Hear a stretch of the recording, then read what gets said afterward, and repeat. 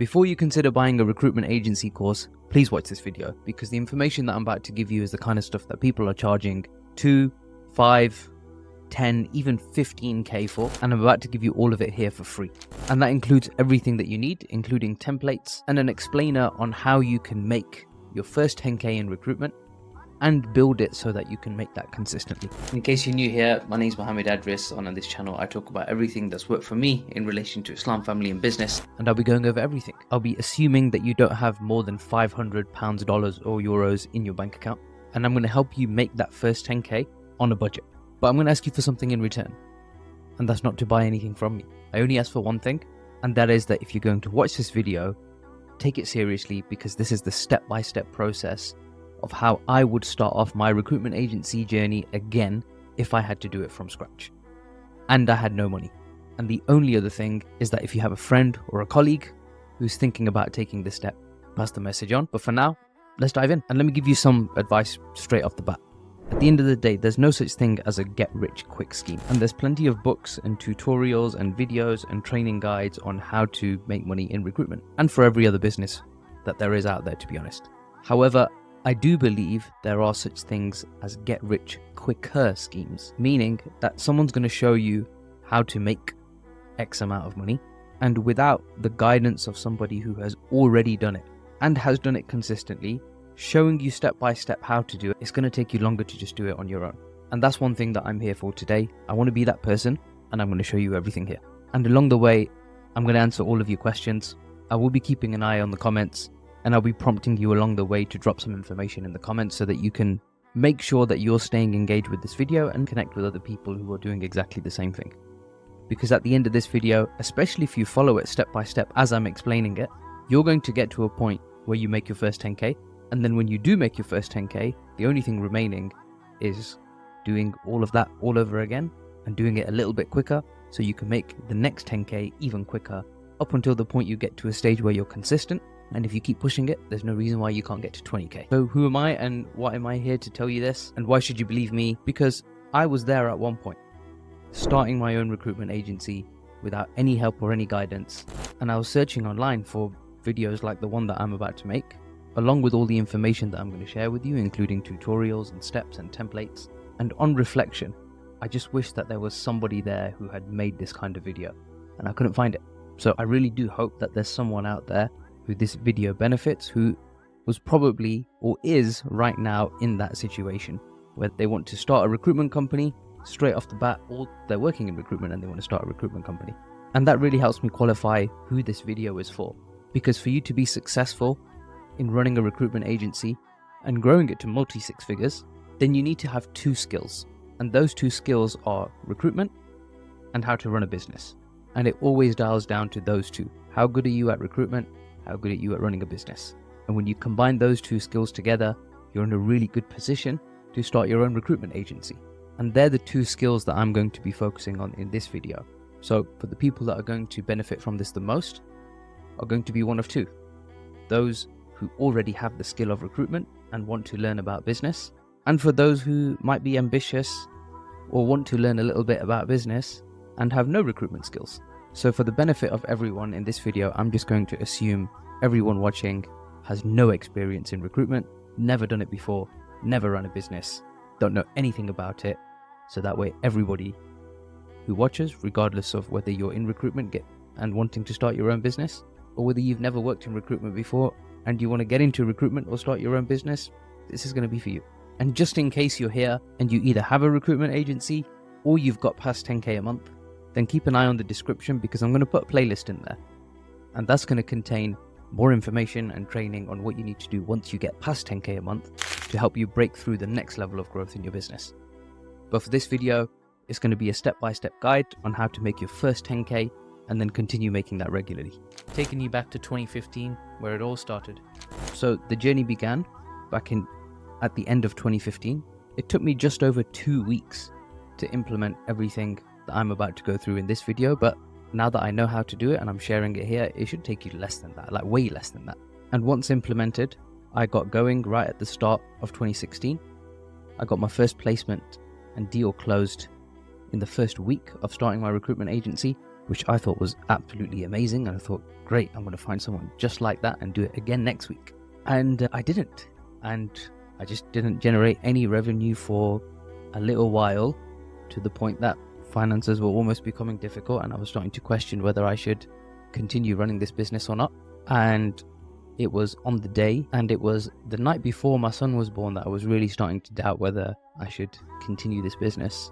And I struggled to sleep that night, and it must have been 4 or 5 o'clock in the morning, having gone to sleep about probably 2 or 3 o'clock, and I get a nudge from my wife saying the baby's on.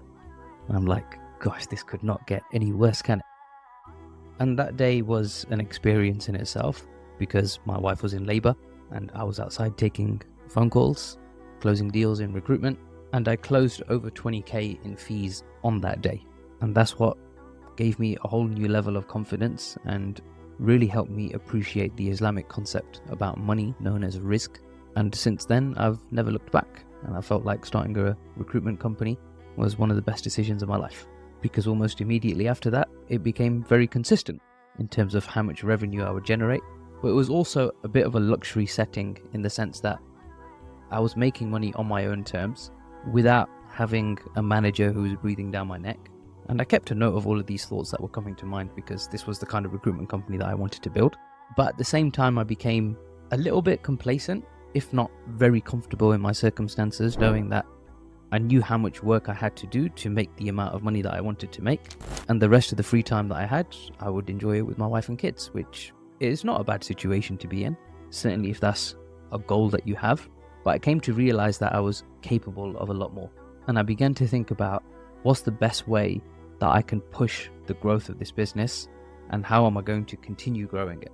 And through the thought processes and making contact with some people that I knew, I eventually met my business partner, which is quite a story in itself. And then off we went. We hit 6 figures in year 1, cracked another load of 6 figures in year 2, and another load of 6 figures in year 3, then another one in the next year before COVID hit. And along the way, we made some hires and fires as well. And it was only during COVID where we came to realize that actually, I think we've been growing the business the wrong way. And I came to realize that there's a slightly different way of growing a recruitment company. And then coming out of COVID, I'd say we bounced and had possibly the fastest period of growth in the next 18-month period, where we hired, if I remember correctly, 6 employees, of which at the time we're recording this video, they're all working with us and happy, so they tell me, except 1, and that's the only resignation I've ever received. So bar 1, I've never had a resignation. And now approaching 10 years in the recruitment space, considering not all recruitment agencies have a great reputation, I can count on one hand how many refunds we've had to give. So that's less than 5 refunds in almost 10 years. And at first I used to think maybe we got lucky, maybe we got away with a few things, but as you get to know me and my business partner and the things that we've been up to in the growth of our business, then it's not down to luck. It's because we've been really diligent in the way that we operate and our processes that we've built in. And I'm excited to share a good chunk of it with you in this video. So a little bit more about me. I don't live a really lavish lifestyle. I don't have a materialistic void that I'm trying to fill. I've driven lots of nice cars. I've been on a lot of airplane flights, and I kind of do my best to live a very simple life, which for some of you, if you haven't already noticed, I'm almost always wearing a black top. And that's only because I don't have to think about what I'm going to wear tomorrow. And considering where I am in life now, I'm no longer in my 20s, and the amount of money that I could possibly make is no longer a really big motive. I'm more interested in how many people I can impact from a few different places. I have a really keen interest in my deen, in Islam, and I spend a lot of time studying Islam and propagating my views, especially if you've seen some of my other videos. And I'm also really invested in my family, including the health and well-being of my family. And considering all of that, that means I don't watch TV, I don't watch football, and my life very much revolves around 3 topics, which is my deen, my family, and my work. So for now, I don't have a humongous motivation to make loads more money compared to what I'm making right now. So let's dive in, and we're going to start right from the very top, which is What is recruitment? What is recruitment? So in case you're completely new and you've never come across recruitment before, then I want to give you some analogies. Think of recruitment a bit like a matchmaking service or a marriage service. You've got the guy and you're going to take a list of all of his red flags that he would absolutely say no to and all of his green flags that he really likes. And then you get the girl and you're going to find out what are all of her red flags and her green flags. And you keep going and you keep finding these people with red flags and green flags until you find two people where the red flags don't clash. And then you think, okay, you know what? This is a match. Let me just see if I can dive in a little bit more. And then you consider some of their green flags. And it may not be that they tick all the green flags for both sides. It's just they get some of them, but they definitely don't get the red flags. And that's when you can turn around and say, hey, I think I've got an idea. You two could work out together. And although that might sound like a really simplified process, that is recruitment. You find a person who's looking for a job and a company that are looking to hire someone like that person. You find out that person's red flags and you find the company's red flags. You put them together and then you manage the relationship until they say, you know what, this is going to work. Let's shake hands and move forward on this deal. And that's where you get paid. And then the question comes about, how do you find these people with their red flags and their green flags? Well, let's go back to the marriage service. What would you do? You go to your local mosque, to your community center, put an ad on Gumtree, go on these dating apps, which I don't recommend.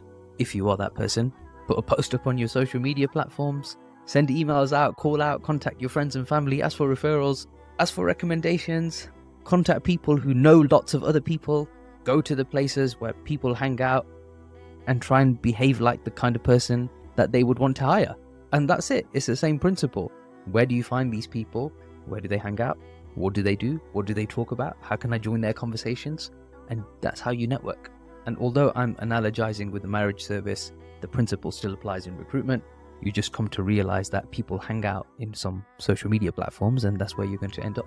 And as you do go through this networking process of making announcements and contacting people through phone, through email, through WhatsApp, text, social media, you eventually find somebody who really, really wants to find them. And they say, you know what, bro, you help me with this and I will pay you 10 grand because I really, really need to fill this void in my life. And in business terms, if I don't fill this job, then I could lose the project.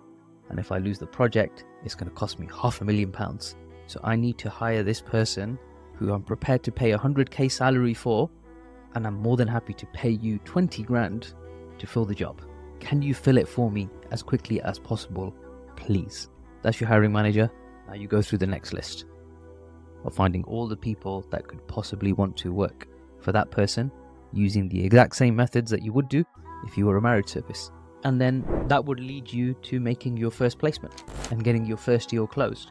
But you have to understand that as you're networking, you might realize that there's 100 guys looking to get married that you know of, and there's only one girl.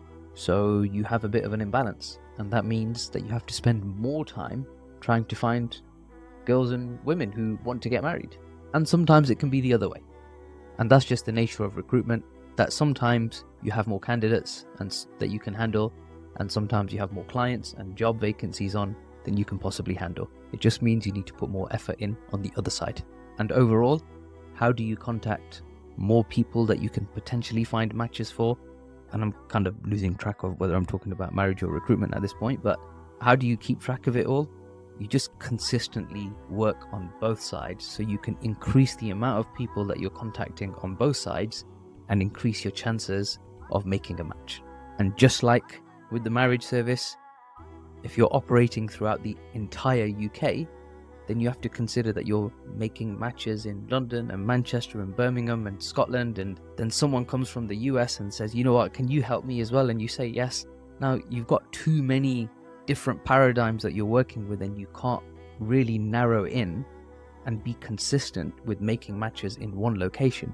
And the same principle applies in recruitment, which is that for you to make a good match and do it consistently and become reputable and have the best reviews in the marketplace and be known in that marketplace and get to a point that if anyone comes into that marketplace, you're the person that you're always going to be recommended to, then for that, you have to become a specialist in your market. So if you are a marriage service provider or someone like that, consider focusing on one location, because it's only going to increase how consistent you become in delivering results. Because people who live in London are going to want jobs in London, and just like people looking for a spouse in London are more than likely to consider somebody else who's living in London as opposed to other parts of the country. That doesn't mean it won't happen, it just means that there's less friction. Just like when someone's changing jobs, doesn't mean that they wouldn't consider a job in Manchester, it's just easier for them to take another job down the road rather than having to relocate to another part of the country or even abroad. My son walked in. Just think about it, careful, I'm recording, yeah? Yes, still recording, just shut the door please. So as much as I've painted that picture all using analogies, that's recruitment. That's how it works. It's not rocket science, but it is hard. And it does require effort, and it requires focus, and it requires determination, because there's a lot of things along the way that can go wrong. And to make sure those things don't happen, there are certain things that you can do to make sure that you're getting things right along the way, which is all of the stuff I'm going to be talking you through throughout this video. So there's a quick little insight into recruitment. Types of recruitment. Let's consider two types of recruitment that exist, and that is permanent recruitment and contract recruitment. And if you do decide to focus in the medical space, then contract recruitment is known as locuming, but for the purpose of simplicity, let's talk about permanent and contract. Permanent is when you are employed directly with a company, and the company has you registered on their books, they payroll you, they give you a wage slip every week or every month, and they deduct all your taxes and they give you your net pay at the end of your payment cycle. And the intention for a company that takes you on a permanent position is that they want to keep you for as long as possible. They don't want you to leave, and the more valuable you are as an employee, then the more likely you are to get pay rises and promotions and get promoted into a more senior level position. If you're not a valuable employee, then you're less likely to get promotions and pay rises, and this is a consistent theme across the entire board. And it's also something that you're going to come across when you are working in recruitment, because you're going to find employees who do really well getting past the first 2 or 3 career steps for themselves, but then they get to a point where they just stay there, and then they keep leaving and changing jobs because they're frustrated because they can't get to the next step in their career, and it's because they're probably not that good at getting to the next step in their career, especially when they've had 10 different employers who have all tried to give the person a promotion and give them the relevant amount of training.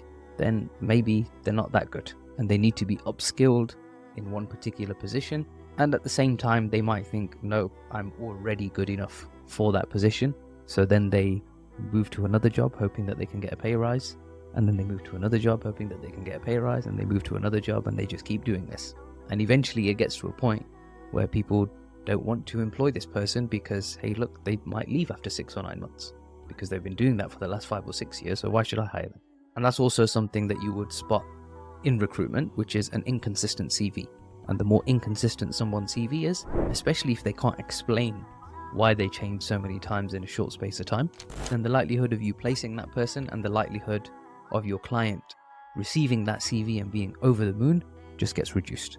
And then it comes down to payments and fees, because the people that you're going to charge are your clients, and these are typically the hiring managers. They run a company of any size. That could be small company, it could be a large company, they could have a long list of benefits, they might not have any benefits, they might be really competitive on their salary range, they might have a less competitive salary offer, and then they might be flexible with where you work from, and that does depend on the kind of job that you might be doing. But some companies prefer you to be in the office 5 times a week, some say 3, and sometimes they say work from anywhere you want in the world.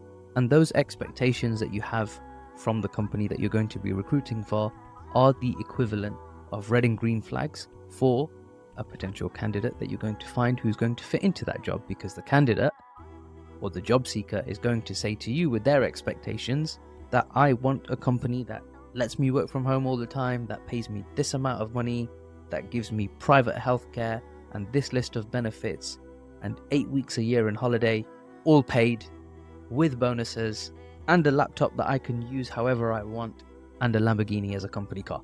Now, depending on the position you're working with, then that might be an unrealistic expectation, but nonetheless, people are not shy of asking for things that are beyond them. And at the same time, those rules also apply with clients. Like some of the companies that you might work with, they're going to give you a requirement to go and hire someone for them, and the salary brackets and range that they give you are going to be below the market rate.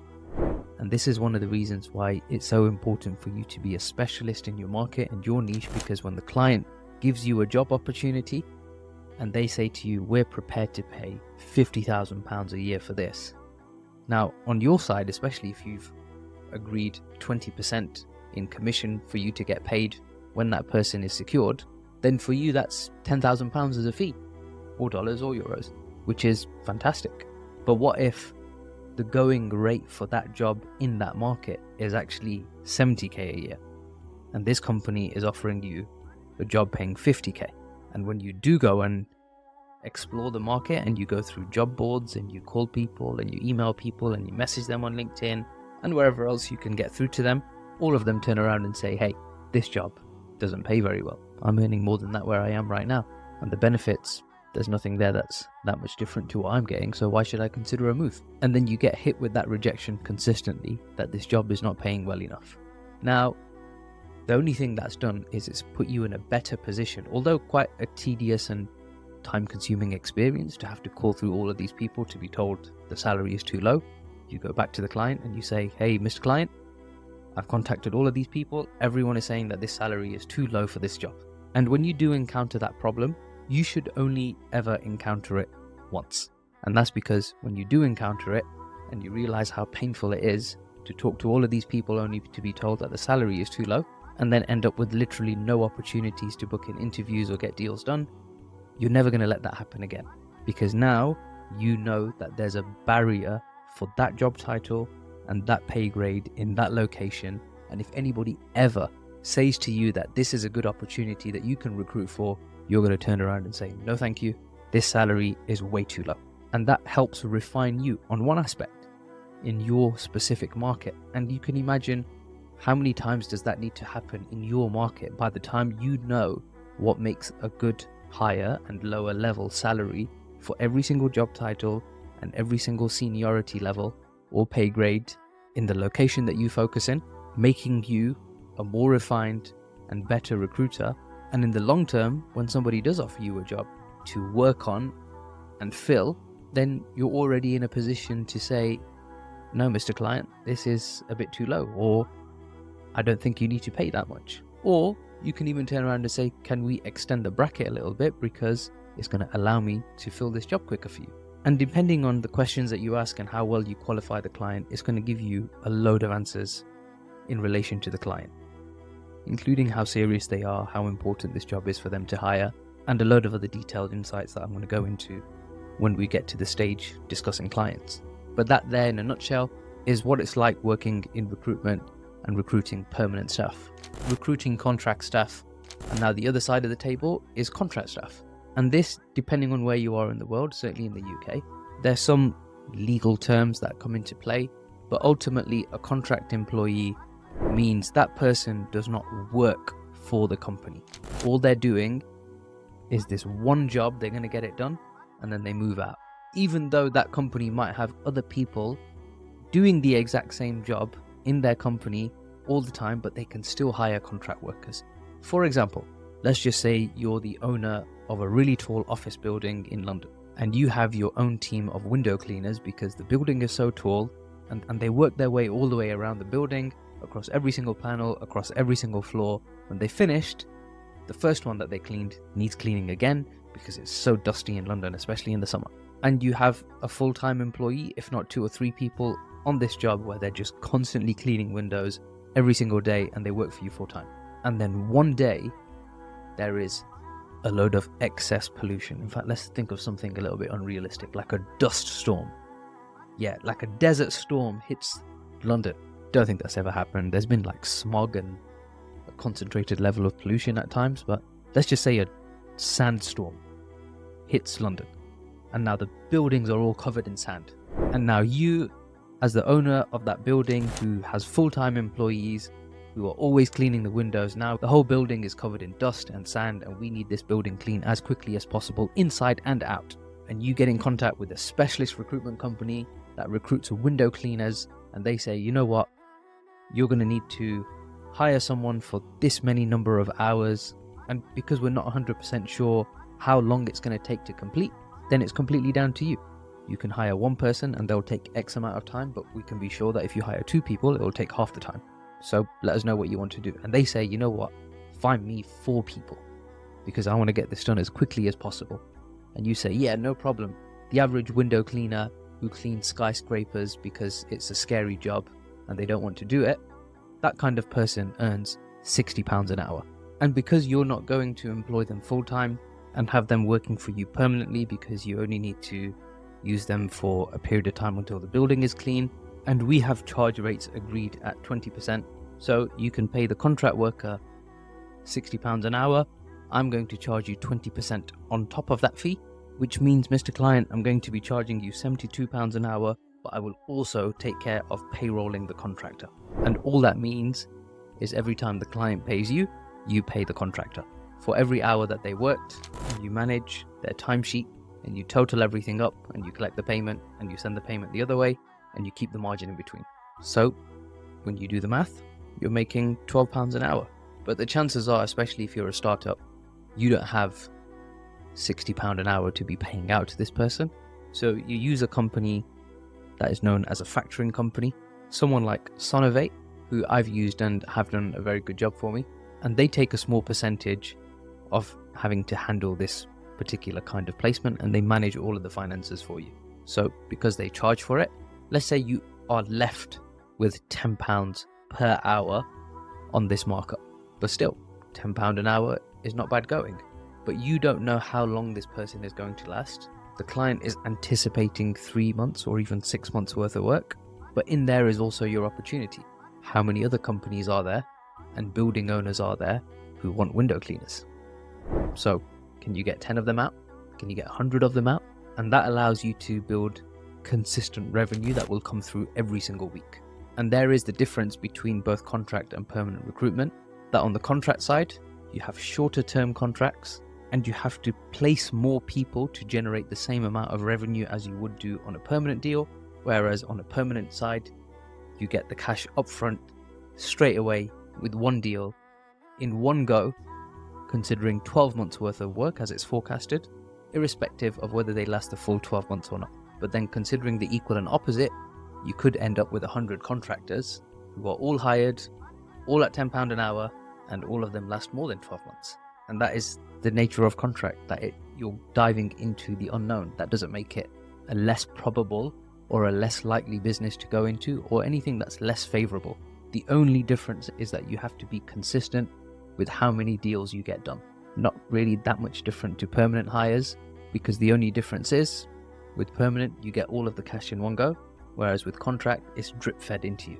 However, with contract, the likelihood of you getting a placement done within 2 weeks and getting paid is very likely and very high, because you're dealing with people on shorter time frames in terms of notice periods, and you're dealing with people who are probably on the lookout for a new job. So the chances of you making a placement really quickly and generating revenue is higher on the contract side, whereas collecting larger sums of money and upfront payments only exist on the permanent side. And certainly at the beginning, you could do both. However, as you become busier, you want to focus on one in particular. And you can choose which one you decide to focus on. When I first started in recruitment, as a trainee, I was focused on permanent. And when I became a consultant, I was a temp recruiter. And at my highest, I think I had 18 or 19 contract workers out, all with a minimum of £5 or £6 per hour. And then later down the line, I became more of a permanent recruiter. And then eventually started my own recruitment agency, getting up to multi-six figures as it is now. So I hope from what I've explained so far, you've already got an insight into what recruitment is and what type of recruitment you could be doing. And you might already have an idea of the type of markets that you want to focus in, because you are favorable towards one because you really like the way one particular market works. If you're into tech, then go into the tech market. If you really like cars, then go into motorsport engineering recruitment. And if you really like jet engines and aeroplanes, then go into aerospace recruitment. But try and pick a market that's really close to you, because if you don't, eventually you're going to get to a point where either you don't like the market and then you want to shift and you have to basically start all again from scratch, or you're going to get to a point where you end up liking the people that you're dealing with and that offsets anything that you don't like about your market. And I'd say in my case, I was that person. I got into a market, I didn't really know what it was about. I didn't really like it, but I began to really like the people, and the more I got to know them and I understood why they liked the market, it made me understand the market in more detail. And then I went on to do my own research to understand the market in more detail, up until the point where I've had clients say to me that they thought I was an engineer at one point. Not because I am qualified as an engineer, because I'm not, only because I understand the market, I understand the technicalities of it, I understand the softwares, I understand the structure of the team, and I suppose it helps in the fact that I have my own business and I understand the structure of teams and organizations, and that allows me to speak to hiring managers about how they structure and organize their team. So now that you have an insight into recruitment and the kind of things that you could get involved in, setting your target. The next thing is being intentional on what you want to do and where you want to take this, and how big do you want this to become? What are the responsibilities involved in the type of business that you're going to get into? And if there is a quicker, easier, and slightly low risk way of gaining the skills that you need, one of them being recruitment, the other one being a business owner, then what is that? And that's what I'm going to go into now. And all this means is that you've got to give it a lot of thought. And hopefully you're getting that from the video so far, that I want to be as methodical as possible and really think through the step-by-step process before we actually do anything, because we want to be crystal clear on what we're aiming for. Pick one of these 4 goals. So effectively, there's 4 different intentions that you can set on what you're going to aim for, all of which are going to be a step in the right direction. The first one, and this is if you don't want to consider starting your own agency and you think it's too risky for you and you can't handle it, you can go and get a job in recruitment. And if you're watching this and you're an experienced recruitment consultant and you've seen my profile on LinkedIn and you work in a market that is either the same or very similar to what we work in, then message me on LinkedIn. It'll be worth us having a conversation. However, if you don't have experience in recruitment, the rest of this video will still be valuable to you, because I'm going to give you a deeper insight into what you'll be doing day to day. So that's one intention you could set. And I think it's worth me saying here, because there seems to be a little bit of a line that's being towed online that you have to start your own business, and if you work for somebody else, you're basically being slaved, and a salary that you get is a drug that they give you to keep you at bay. All the people that say this have employees who work for them, and the people who do probably wouldn't surprise me if they have a really high staff turnover, because that's not true, and I'll explain why. If you fall into the category of the type of recruiter that I'm looking to hire in my business, because we're always trying to hire good recruiters, that is, and you come to the business with a set of skills, or you learn them, you study books and you do courses and you do all of the kind of research that you're doing on YouTube, like the one that you're watching right now, and you understand something that I don't understand, or I haven't been able to implement, or something that is really valuable to my business, guess what? I'm going to promote you and get you to do that for the company. And every time you bring something new to the company, I'll give you another promotion and I'm going to get you to do that for the company as well. Because at the end of the day, me as a business owner, I could go away and research 100 different things that I could implement into the business that are going to help it become better, quicker and faster at everything that it does. But when I have an employee who comes to me and says, "Hey boss, I got this." Try and do an American accent there, probably wasn't very good. But I've got an employee who steps up and says, "You know what, I've figured this thing out. I know it's been on your plate. This is how I think you should fix it. And the reason why I think that's how you should fix it is because I've researched it and I found this guy who has a similar business in another part of the world, and he's written a book about it, and the book is in Japanese, and I've had that book translated into English so I can understand it. And here's the solution. I've managed to find it." That's not a true story, by the way, but I would be so impressed if somebody did that, because they would have gone to all extents to go and find a solution to a problem that we have in the business. But the point being, whenever we're trying to grow, we're always trying to unlock a new phase of growth in our business. And this applies for every single business owner out there. So when you look across all the different companies out there, it's irrelevant how old you are. Everything is about how much impact you give to the business. So my personal view, if you are looking for a career in recruitment and any other job for that instance, become a really valuable employee.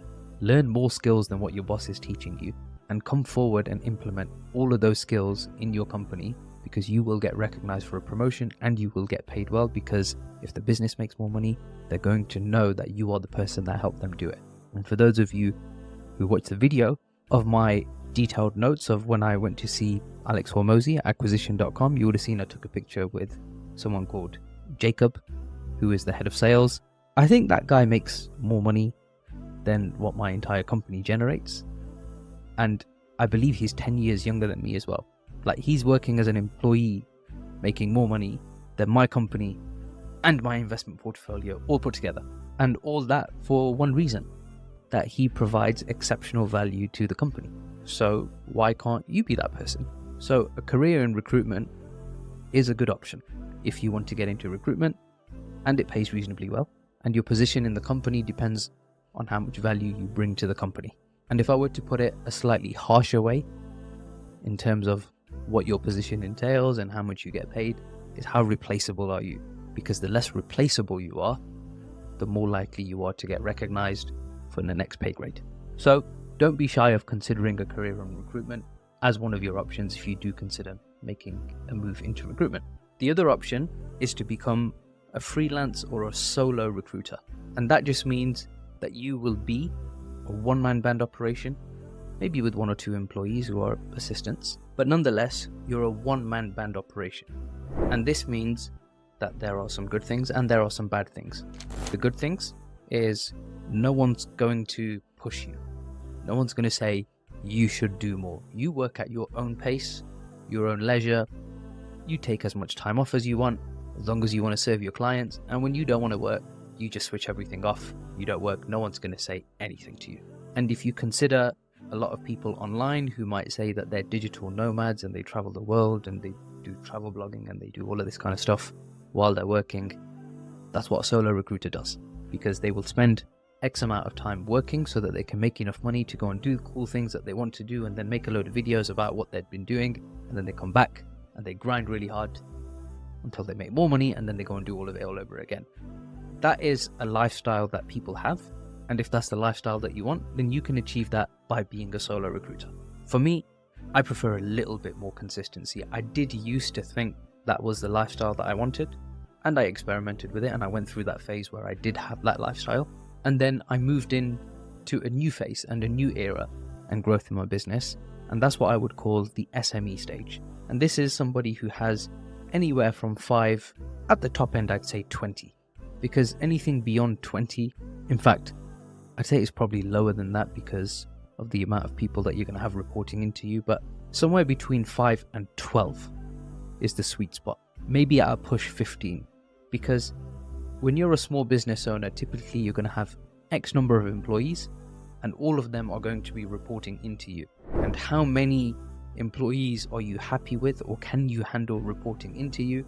Just depends on you as a person. Some people are comfortable with 5 people calling them with problems and fixing them and kind of getting on with it, and other people can't handle 2. And there's other people that are happy to handle 20. But you can imagine the difference mostly depends on your level of stress tolerance and how much time you have in the day. But hey, if you've got the stress tolerance and you don't want to build multiple layers of management, then heck man, go for it. Hire 50 employees who all report into you. If you can manage all of it, go for it. However, I don't know anybody who has 50 direct reports and they still do it really well and they're happy with the job. So I don't encourage you to do that. But the point being, find a sweet spot that works for you, and that's what puts you into the SME category. And the moment you go into hiring layers of management, which is anything over 12 to 15 and beyond that, then you go into what I would refer to as the enterprise category or large business category. I know different companies and people would rate this in different ways depending on headcount and revenue and turnover, but I'm just looking at it purely from a single person's perspective, as in the business owner who started the company and the amount of work that is required for you to get to that stage. And for us, we operate in the SME category. So all of the employees report into either myself or my business partner, and that's exactly how we run the company. Keeping that in mind, we're a multi-6-figure agency. We have a very good reputation. We are the most recommended in our space. We're a lean business where everybody works remotely. We adopt a lot of technology and a lot of automation tools. Everyone in the company benefits from unlimited holidays. Everyone gets a MacBook or an iPhone to work with. And we adopt a work from anywhere policy, so you can literally go anywhere you want in the world. So on reflection, considering a note that I mentioned earlier on, I wanted to build a company that I would want to work for. And if I were younger, starting off my career in recruitment, what would the job look like that I would be really, really happy with? And that's the company that I've built. And that just means that even when it comes to hiring, there's going to be some people who don't want to work for this kind of company. And that's okay. But there's also some people who want to work for the company, and I need to be sure that they're going to be right for us. So I would consult my business partner, we have that conversation, and we hopefully make it work. Ultimately, they're your 4 options when you do consider a career in recruitment. As a recruiter, certainly a first year salary, somewhere between 30 and 50k is reasonable, including bonuses. And as you become a good recruiter, anywhere from 40 to 60 is a good salary. And as you become even more experienced, it is possible to get past the 6-figure mark. And that's just working in recruitment. Although I've heard of stories of people who do so well in year 1 that they are able to take home 6 figures and pay in all the bonuses and commission that they earn. And so far I've met a few people like that, but I've never met anybody who did that in their first year. I just know people who have and do take home more than 6 figures in personal income, and that just means that they're generating somewhere between 400k and $1 million in revenue for their business. And there's only one of them that I know who owns their own business. Their income brackets that I've just mentioned for what is an employed recruiter. For a solo recruiter, just keep in mind that if you're an employee and you're generating 150 grand a year for the company that you work for, then when you become a solo recruiter, because that's going to be the first step in you starting a business, you are not going to be able to generate 150 grand in revenue straight into starting your own business. And that's because when you start your own business, you're no longer a full-time employee working for somebody else, where somebody else takes care of all the business stuff, and anything goes wrong with the website, it's their problem. Emails are down, it's their problem. Phone lines go down, it's their problem. Now, as a solo recruiter, all of those problems are your problem. And that means that you're not able to spend 100% of your full-time working hours as a recruitment consultant purely focusing on generating revenue or doing deals or making placements. What that means is you're going to spend somewhere between 20 and 40% even, depending on what you have in terms of workload, as a business owner.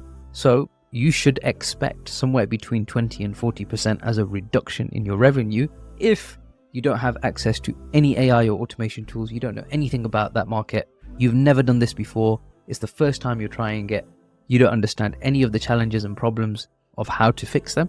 And I'm very sure that if you continue watching the rest of this video, you're going to solve a lot of those problems.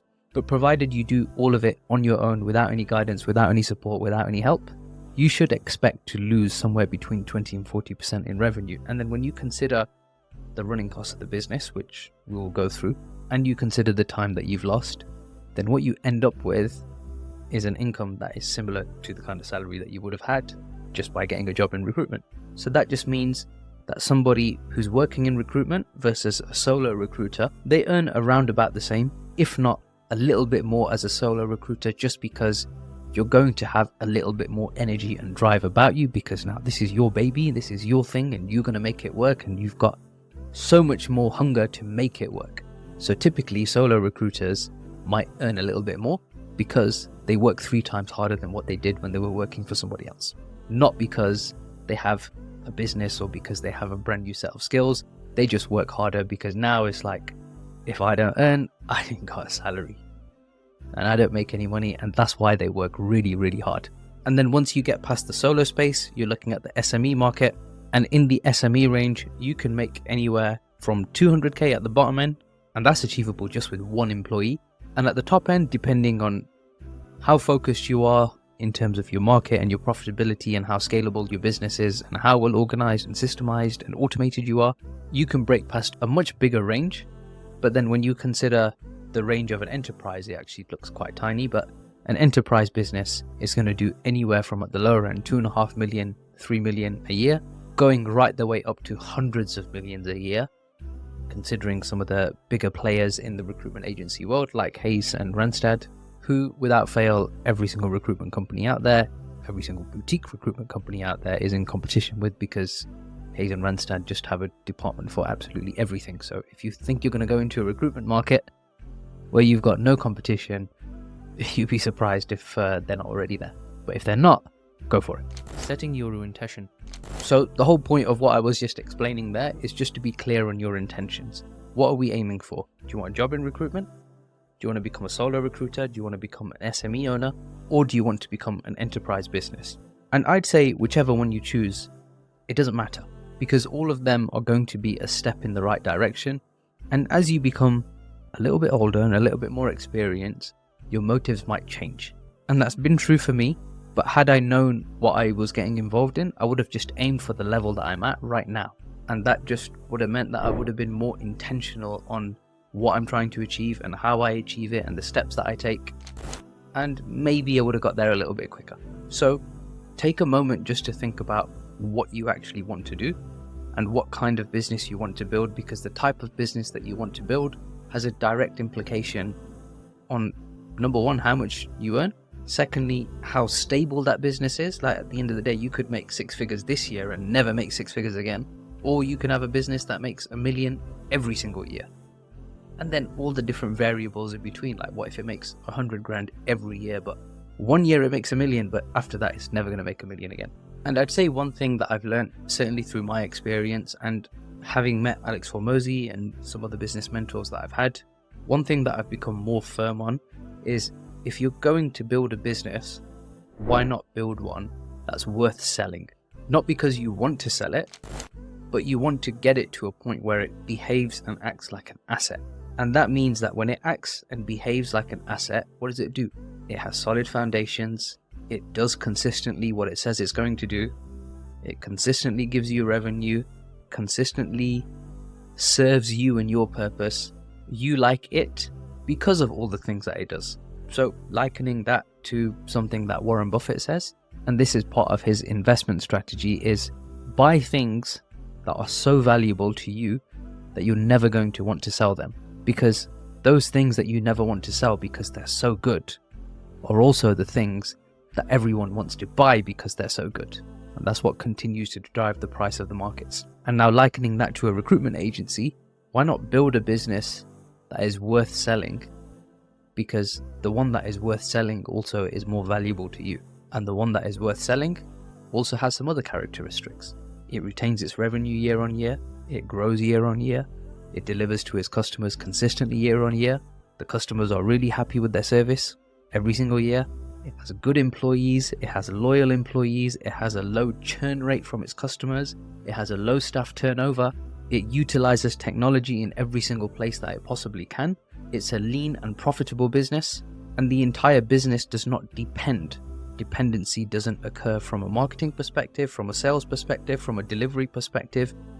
None of those issues exist in this company. And that means that the business will operate without the owner. And when the business operates without the owner and it carries all of these qualities, then that's the kind of business that is valuable in a marketplace. It's also the business that becomes valuable to you. And it's also the business that you could sell. And it's also the business that you like so much you don't want to sell. Interestingly, that's the stage that I'm at with the business that we have, where although some changes took place considering my family circumstances and with my son, I don't work full-time hours. I earn from it. The business is still growing. We have good loyal employees. We have a solid customer base. We have a very happy market. We have a growing market. We've heavily adopted technology, and we're a very lean and profitable business with very low running costs.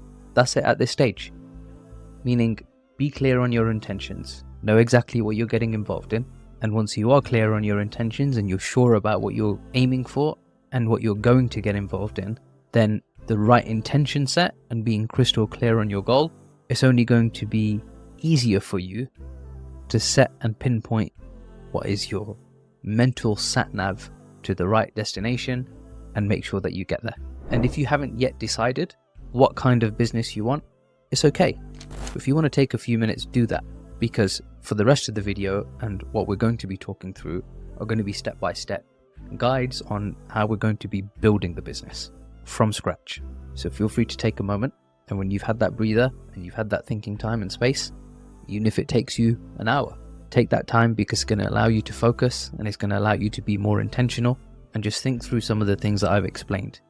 The different types of opportunities, what you're going to be getting involved in, what you could be doing day to day, what your life could look like.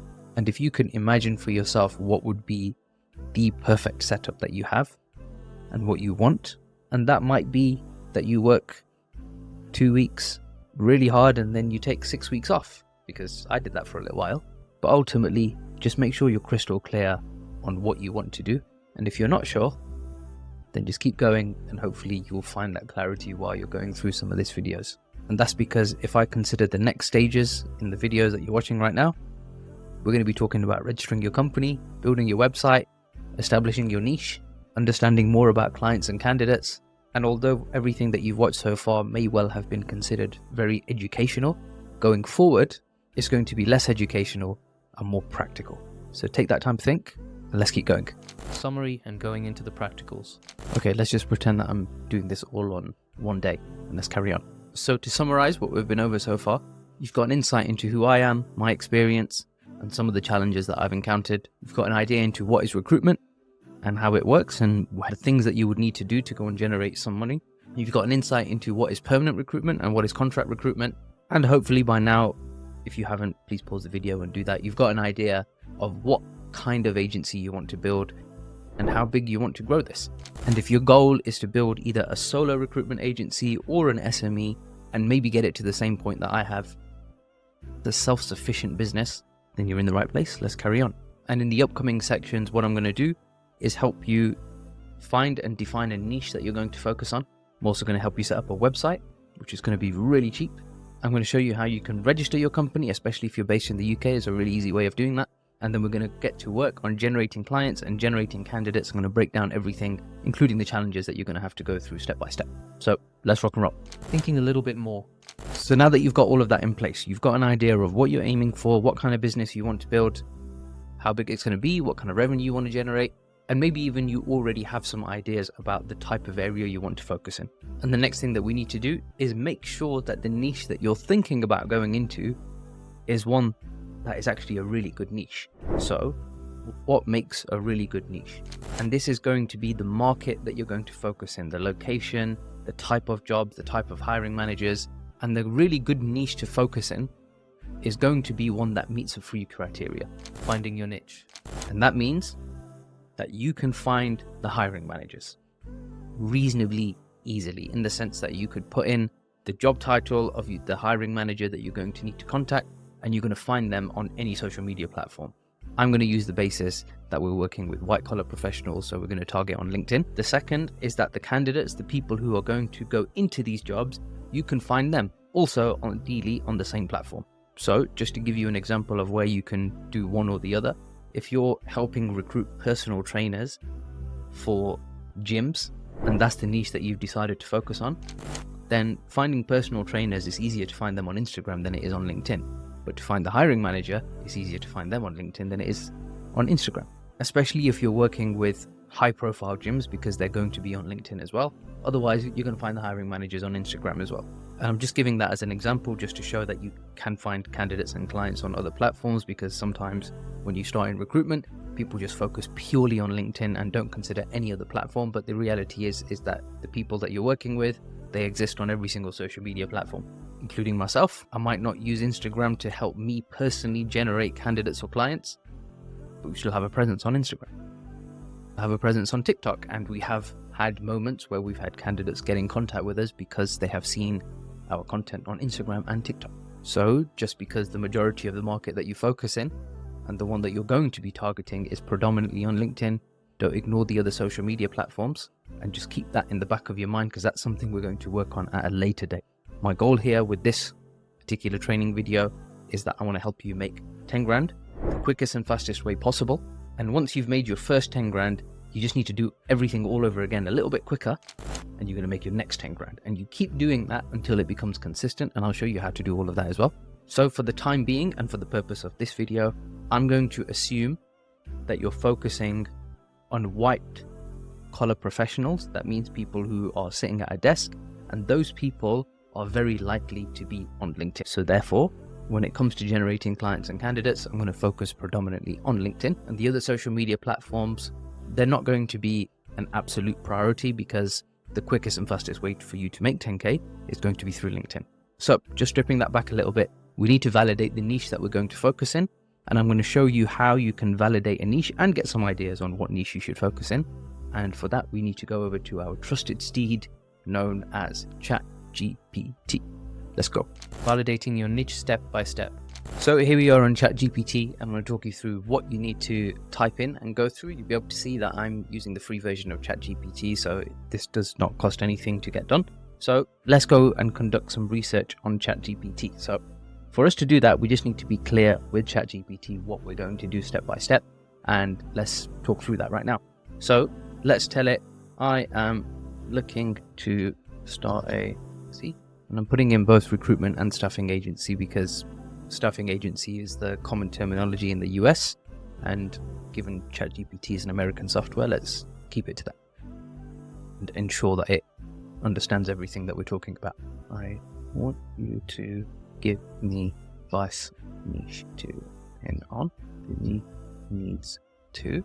So I've just completed my first search on ChatGPT, and you'll be able to see the search here, and this will just give you an idea into some of the things that I would consider if I was starting into a brand new niche.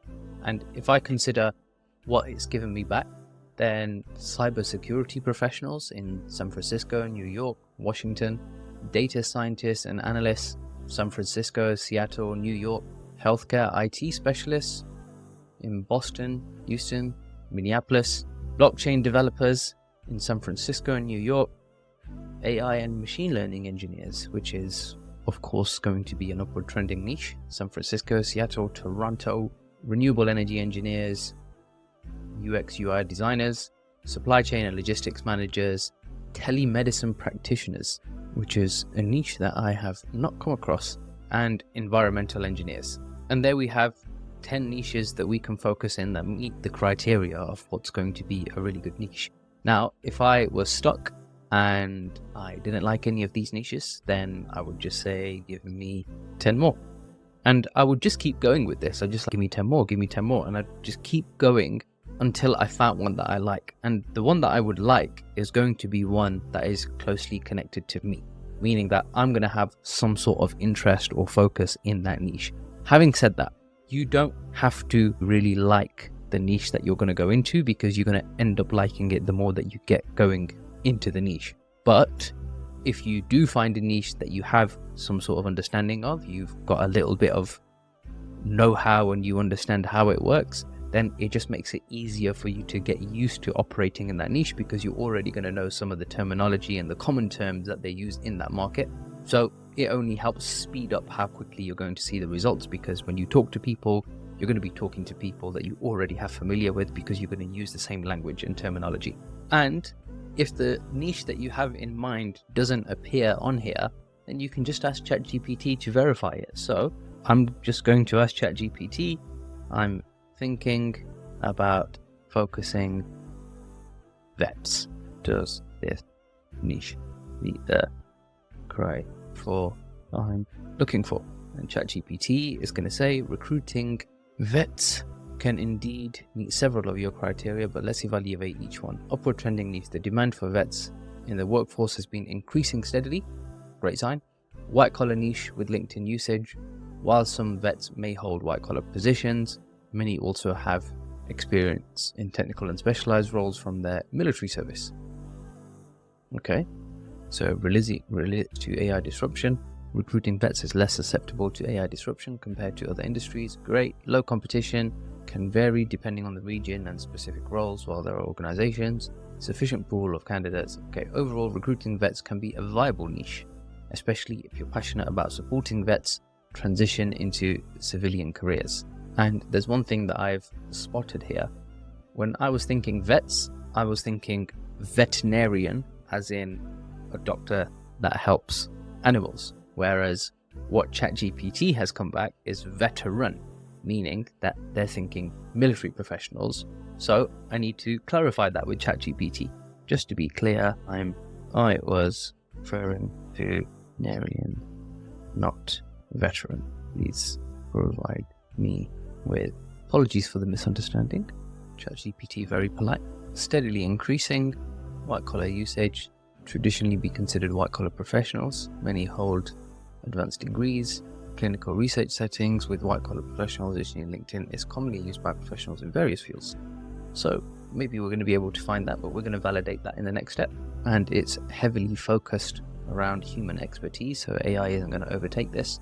The competition varies market to market. There's a sufficient pool of candidates and clients. And overall, recruiting veterinarians can be a promising niche. So let's go into this into a little bit more detail. Give me all sub-niches in the niche. Let's see what specialist areas come under working as a vet. So within vets, you could be a GP vet, you could be a specialty vet, you could be emergency vet, you could be exotic animal vet. What the heck isn't there's this type of vet where you specialize in focusing on horses? You could be a food animal vet, you could be a research vet, a public health vet, a wildlife vet, holistic vet, mobile or rural vet, then a government or regulatory vet. So even just being a vet isn't a vet on its own. There are specialist areas within vet, and I suppose this is likable to most industries, and certainly the case within the medical space. Like, you could be an optometrist, you can be a pharmacist, you can be a general practitioner as a doctor, you could be a specialist doctor, you can be a surgeon, and all of these things operate under the medical field. It's just being a vet is the medical field and space for animals. So when you are considering the niche that you're going to work in, okay, you're going to get some ideas on your niche, but also consider the sub niches that operate within there, because within there you might find that just being, for example, in this case, a wildlife specialist vet meets the criteria for everything that you want. There's 10,000 candidate pool, all the people are on LinkedIn, it's a busy market, it's an upward trending market, and now you're not just a vet specialist, you're an ultra niche wildlife or research or food animal vet specialist. So in order to validate this, we're going to go into it in a little bit more detail. And that means two things. We're going to check for job listings. We're going to check on LinkedIn how many people exist in that market. And the third option is we're also going to confirm the location and be crystal clear on what we're going to focus on. So I'm actually going to do that in reverse order now that I'm thinking about it, because the location makes a huge difference on what market we focus on. Because you can take a like for like market local to you, and I'm assuming you could be like anywhere in the world, maybe even in the UK, maybe in Europe. There could be a market which is one that you want to pay interest in and you want to focus on, but in the UK, in Europe, or wherever you are in the world, locally to you, it's not a busy market. But in the US, it's a humongous market. And I would argue that if you are going to consider it, and certainly I would if I were going through this entire process again, I would focus on the US market right from the get-go. Because in the US market, the recruitment agency world is a little bit different in the sense that people are more welcoming to recruiters, they value recruiters, they pay more for recruiters, and the chances of you building a profitable business in the US compared to the UK is actually significantly higher if your focus is in the US. And this is why for those recruitment companies who are based in the UK, there's a humongous trend in how many are setting up US offices and focusing on the US market, because it's a bigger market, it's a busier market, and literally everything that you could possibly focus on either in Europe and UK combined is a bigger market in America. And they pay you more for it, and they get things done quicker without me trying to sell it to you and divert any ideas that you might have. I would highly recommend that you focus on the US market. Having said that, I do operate a multi-six-figure agency and we focus only in the UK market. So it doesn't mean that it's not possible or focusing in any other location is a bad idea. I would just focus on the US market if I was starting from scratch. I would just go straight there, and that's irrespective of whether I was looking for a job, become a solo recruiter or an enterprise business or an SME type agency. I would just pick the one that works in the US market. So if you are that person who's considering getting a job in recruitment, then I would give favor to companies who work in the US market, especially once you compare the packages and the commission. So let's dive in and see what we can find. So first things first is we're going to go on Indeed. In fact, before we go on Indeed, we're going to search where the jobs exist for this market. And to do that, we're going to conduct a few Google searches. So here I am on Google, and I just literally type in veterinarians, and we type in jobs, and we type in USA, and let's see what comes up. Like, we've got 100 plus jobs listed on Google Jobs. We go to Indeed and it's already come up as a search. There's 6,000 jobs listed there, so that's a busy market. There seems to be another listing here, so 11,000 jobs, and this is what I was looking for, meaning that the reason why I didn't go straight to Indeed is I wanted to see where the listings are. I mean, I automatically think of Indeed because it's one of the biggest job boards in the world, but as I'm scrolling through and I'm looking at what turns up in the Google search results, like we've got Indeed, which is still the biggest, but I'm also getting the vet service, which appears to be a specialist job site just for veterinarian niche, and that's going to give me way more information and data than going on just Indeed. So I'm going to open all of these up in a few tabs. So let's open up the vet service, and let's open up Indeed, and let's also open up LinkedIn. Now LinkedIn has 27,000 veterinarian jobs in the US, and that kind of gives me an indication that LinkedIn is probably going to be a good place. And then you've also got Glassdoor. Niche validation, part 3. So here I am on Google, and I just literally type in veterinarians, and we type in jobs, and we type in USA, and let's see what comes up. Like, we've got 100 plus jobs listed on Google Jobs. We go to Indeed and it's already come up as a search. There's 6,000 jobs listed there, so that's a busy market. There seems to be another listing here, so 11,000 jobs, and this is what I was looking for, meaning that the reason why I didn't go straight to Indeed is I wanted to see where the listings are. I automatically think of Indeed because it's one of the biggest job boards in the world, but as I'm scrolling through and I'm looking at what turns up in the Google search results, like we've got Indeed, which is still the biggest, but I'm also getting the vet service, which appears to be a specialist job site just for veterinarian niche, and that's going to give me way more information and data than going on just Indeed. So I'm going to open all of these up in a few tabs. So let's open up the vet service, and let's open up Indeed, and let's also open up LinkedIn. Now LinkedIn has 27,000 veterinarian jobs in the US, and that kind of gives me an indication that LinkedIn is probably going to be a good place. And then you've also got Glassdoor. Niche validation, part 3. So let's go and dive into this niche in a bit more detail. I'm going to start with the specialist job board that I've come across. So veterinary jobs in the USA. So cardiologist specialist, small animal associate, and as I scroll down, I'm seeing that these guys have a lot of job listings. I'm also looking at the salaries and I'm thinking, okay, a small animal medical doctor in this niche earns between 150 and 200k, and it appears to be quite consistent. You're looking in the 6-figure range for most of the jobs, which is also something that you want to validate, and it's favorable for you in picking the niche that you want, is that the salaries are really high, because when the salaries are really high, you're going to charge a percentage of the salary as part of your recruitment agency fee. So high salaries are a really good sign of the niche that you're going to focus on. So let's keep going. Small animal associate veterinarian job. Okay, salaries are good.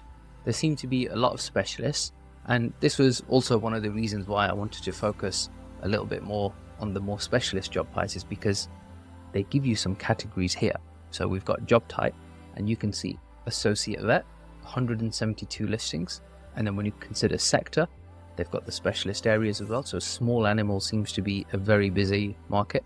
And they've got contract type, almost all of them are permanent jobs, and then you've got location as well.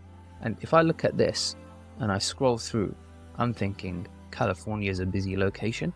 Let's go and see which one is the biggest one.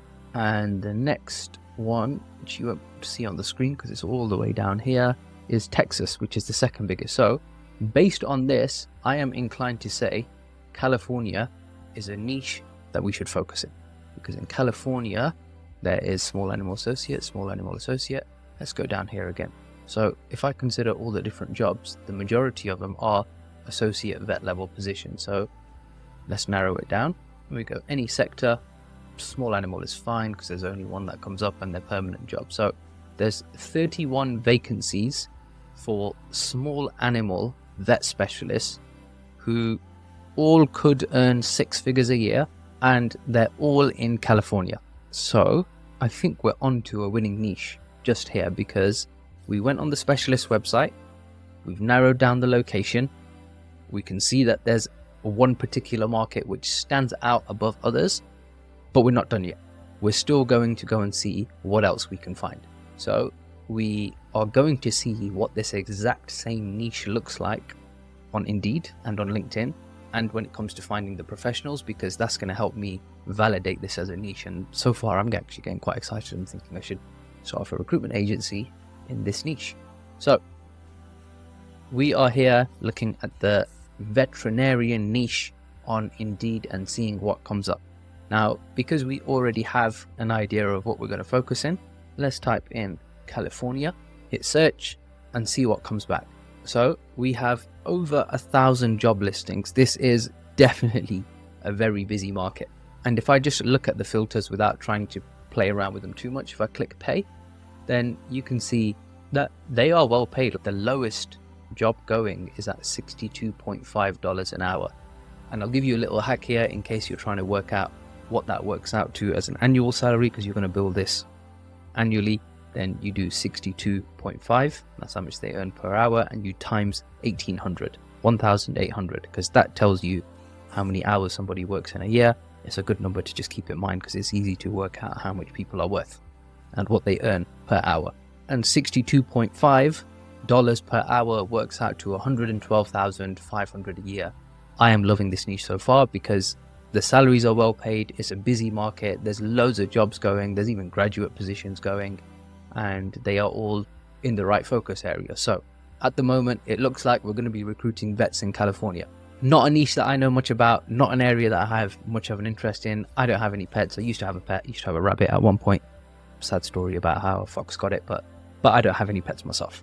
So this is going to be a niche that I see opportunity in from a business perspective, but I don't know too much about this niche. So I'm probably going to call some people who have animals or have contacts with vets just to become familiar with it. But let's just save that for a later stage. But so far I am really enjoying this niche. And just to narrow it down a little bit more, keeping in mind on the previous job board, we found that small animal specialist was the most in demand thing. So veterinarian, and let's type in small animal and hit search on that and see what that gives me. Okay, we have 300 plus job listings. This is still a good niche. And just keeping in mind, we've typed in small animal. Depending on the area that we're in, or even the company that we're trying to work for, they might not have the word small animal specifically listed on their job listing. And that just means that we're going to have to find it by searching in other areas or using some other variations. And to give us an idea, we just scroll through the actual job listing. So I can see small animal in there, see small animal in there, see small animal there, then I see animal technician. And based on that, I'm judging the seniority or pay grade is going to be a little bit lower. So this is a small animal clinical urinary medicine fellow. So this is 100k plus a year job. Animal technician, I'm guessing, is a pay grade. Yeah, you can see the pay is a lot lower on this one. But as I'm scrolling down, for full consideration, applicants should attach their resume and cover letter, initial review date, job summary, director of research. What I was looking for. So required qualifications, they need to have graduated from high school, training equivalent, 2 years experience in animal husbandry, behavioral conditioning. So what I'm getting from this is being an animal technician is not the same as being a junior vet. That's not what this is. An animal technician is the equivalent of a dental assistant or an optics assistant, somebody who helps the vet get their job done. So this doesn't require a degree qualification. It just says graduation from school and an equivalent lab animal tech certification and 2 years animal care experience. So this isn't specifically like a junior vet position. this is an animal technician position, and this is somebody who sits alongside the vet. So this isn't the type of job that we're specializing in. However, this could become a secondary sub-niche later on down the line, but keeping that in mind, let's keep going. So animal care attendant, professor or clinical small animal, part-time kennel attendant, so still working with animals but not a vet position, small animal vet, senior vet.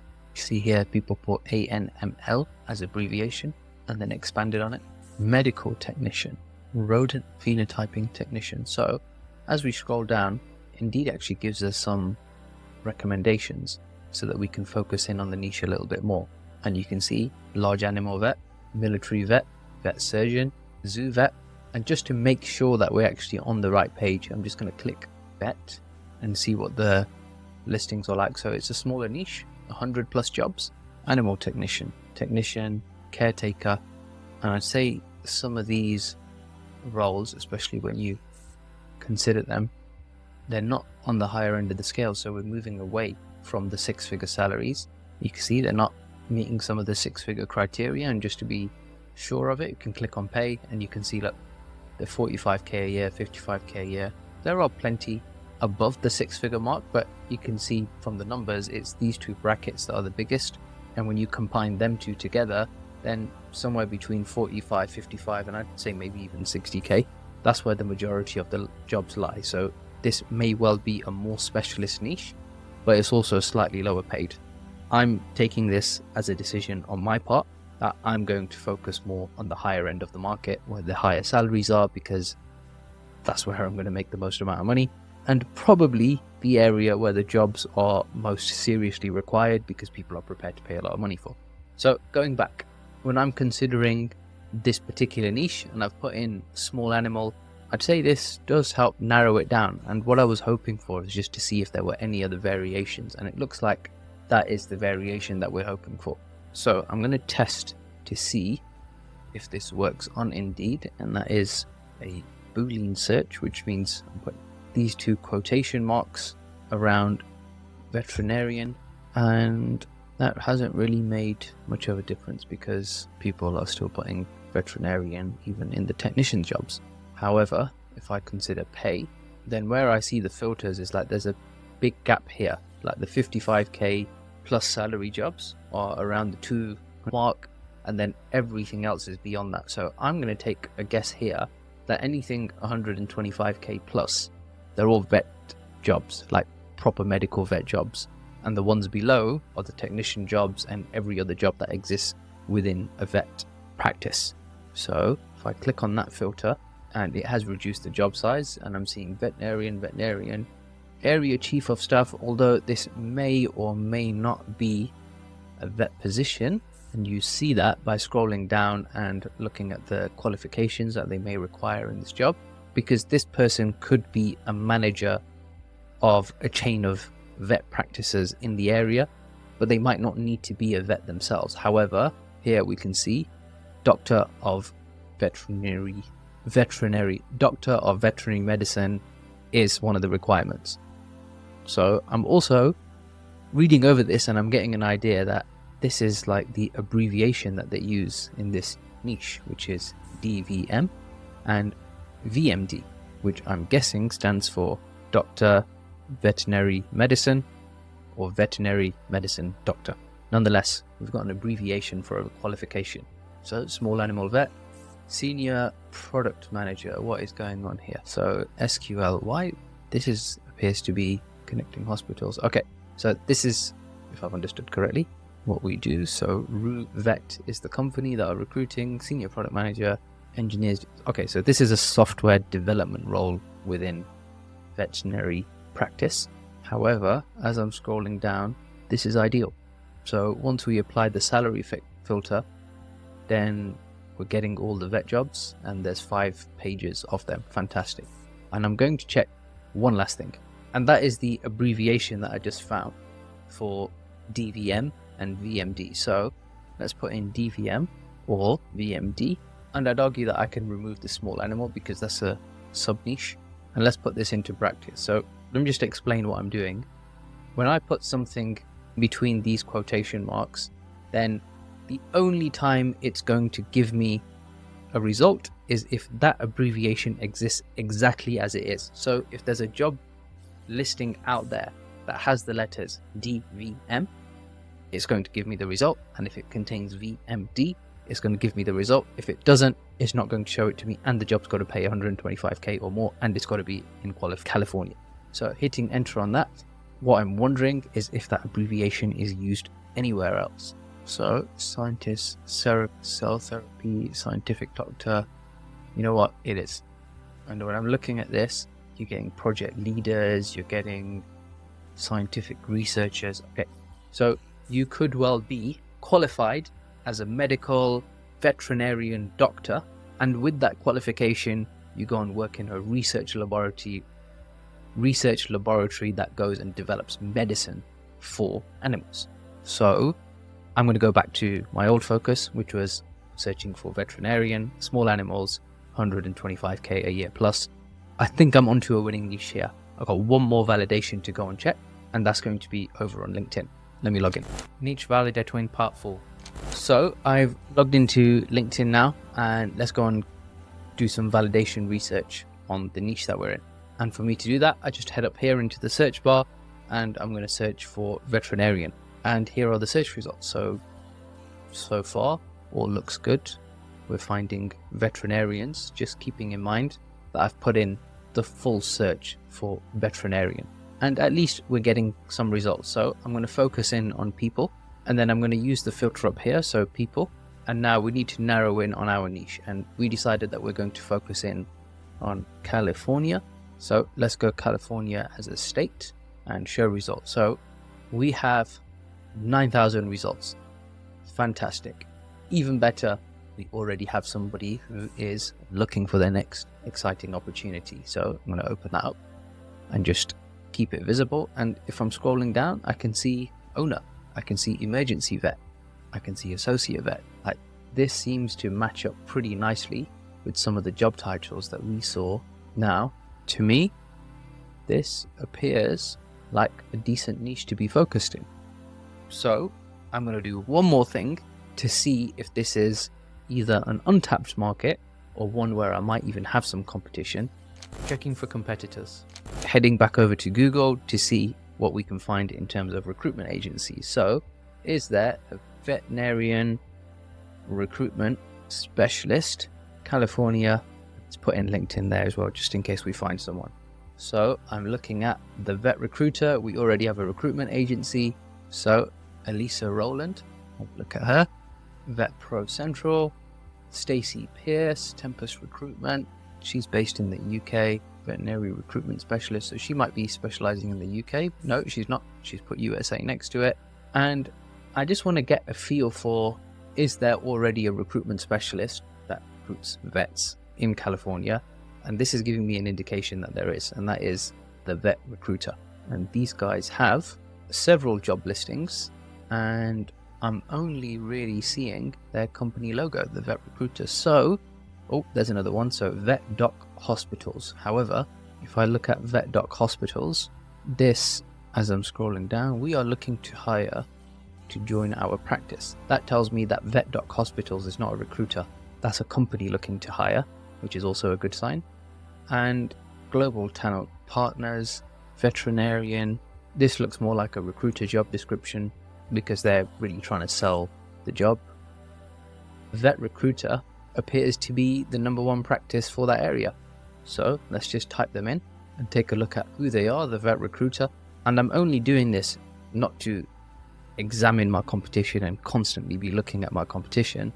I'm doing this just to see what are they doing, because if they exist and they operate in that market and it works for them, then that gives us an idea of what could work for us. And as it stands, because I was only seeing the Vet Recruiter coming up over and over again, that's telling me these guys are just dominating that niche. Like, there's no other competition, there's no other agency that's operating in that space. Maybe they're advertising in other places, but at first glance, and assuming somebody else who might be looking for a job is going to follow the same process of just Google searching what jobs there are in that market, then this is the one that's going to turn up every single time. So let's have a look at the Vet Recruiter.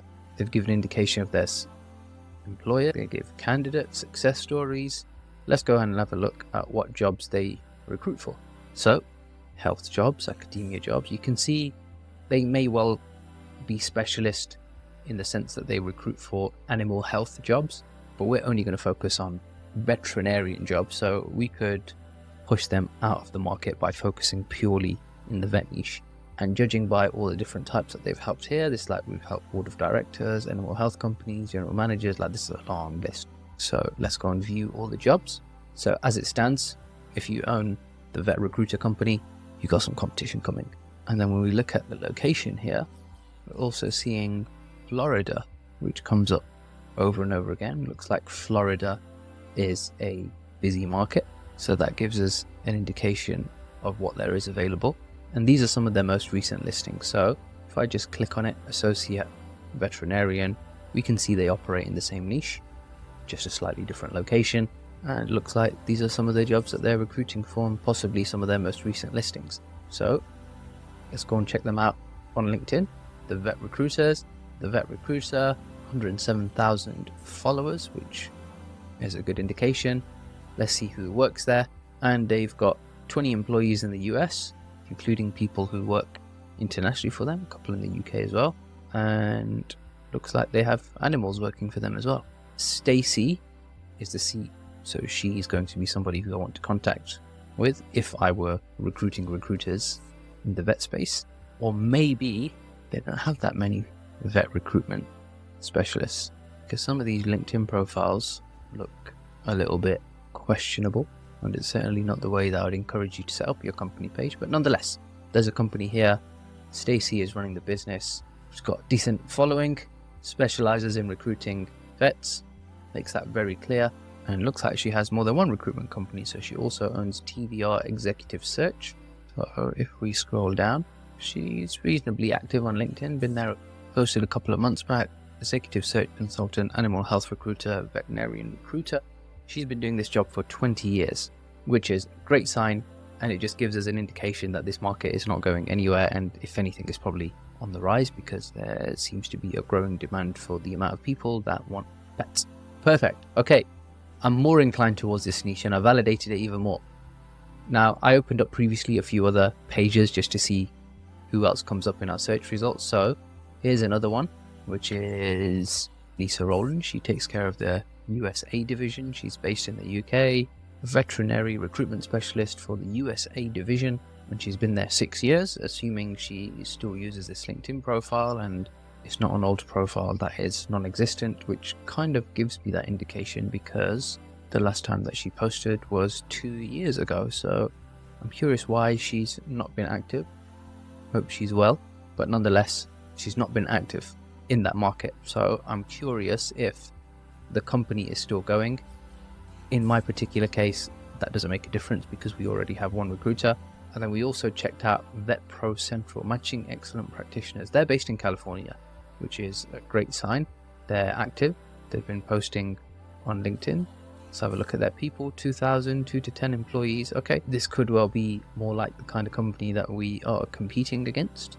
Talent acquisition, matching vet professionals, senior vet recruiter, veterinary recruiter. Okay, fantastic. They recruit vets. This is probably their most junior employee, and there's the operations director. So I'm wondering if the most junior employee is also based in the same area. She's in San Diego and she's a graduate. She hasn't been posting as frequently. It's a remote position for her, so she doesn't actually work there anymore. Looks like she's changed jobs and she just shows that she's still working there. So nonetheless, she was there. She lasted what looks like just under a year and she's moved on, so she's no longer competition.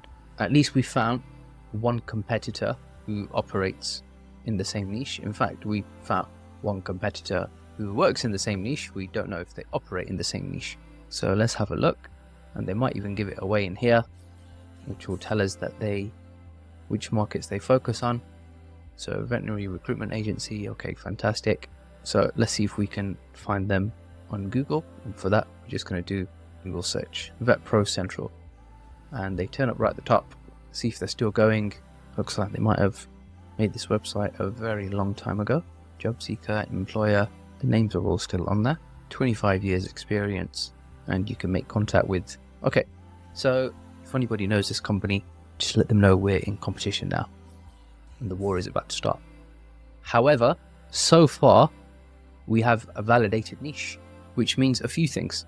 When we went on LinkedIn and we searched in California, there's 9,000 results. In fact, while we're here, I'm going to do this one thing just as a potential side distraction. Let me check first. Niche location. And that just means that I want to show you this map very quickly. Florida is all the way over here. California is all the way over here. And California is quite a big state with two major cities, which is LA and San Francisco. But nonetheless, we have a state here, which is a pretty big place. And depending on how far people have to commute, I'm going to take a wild guess that people living in San Francisco don't want to be commuting to LA to go on work.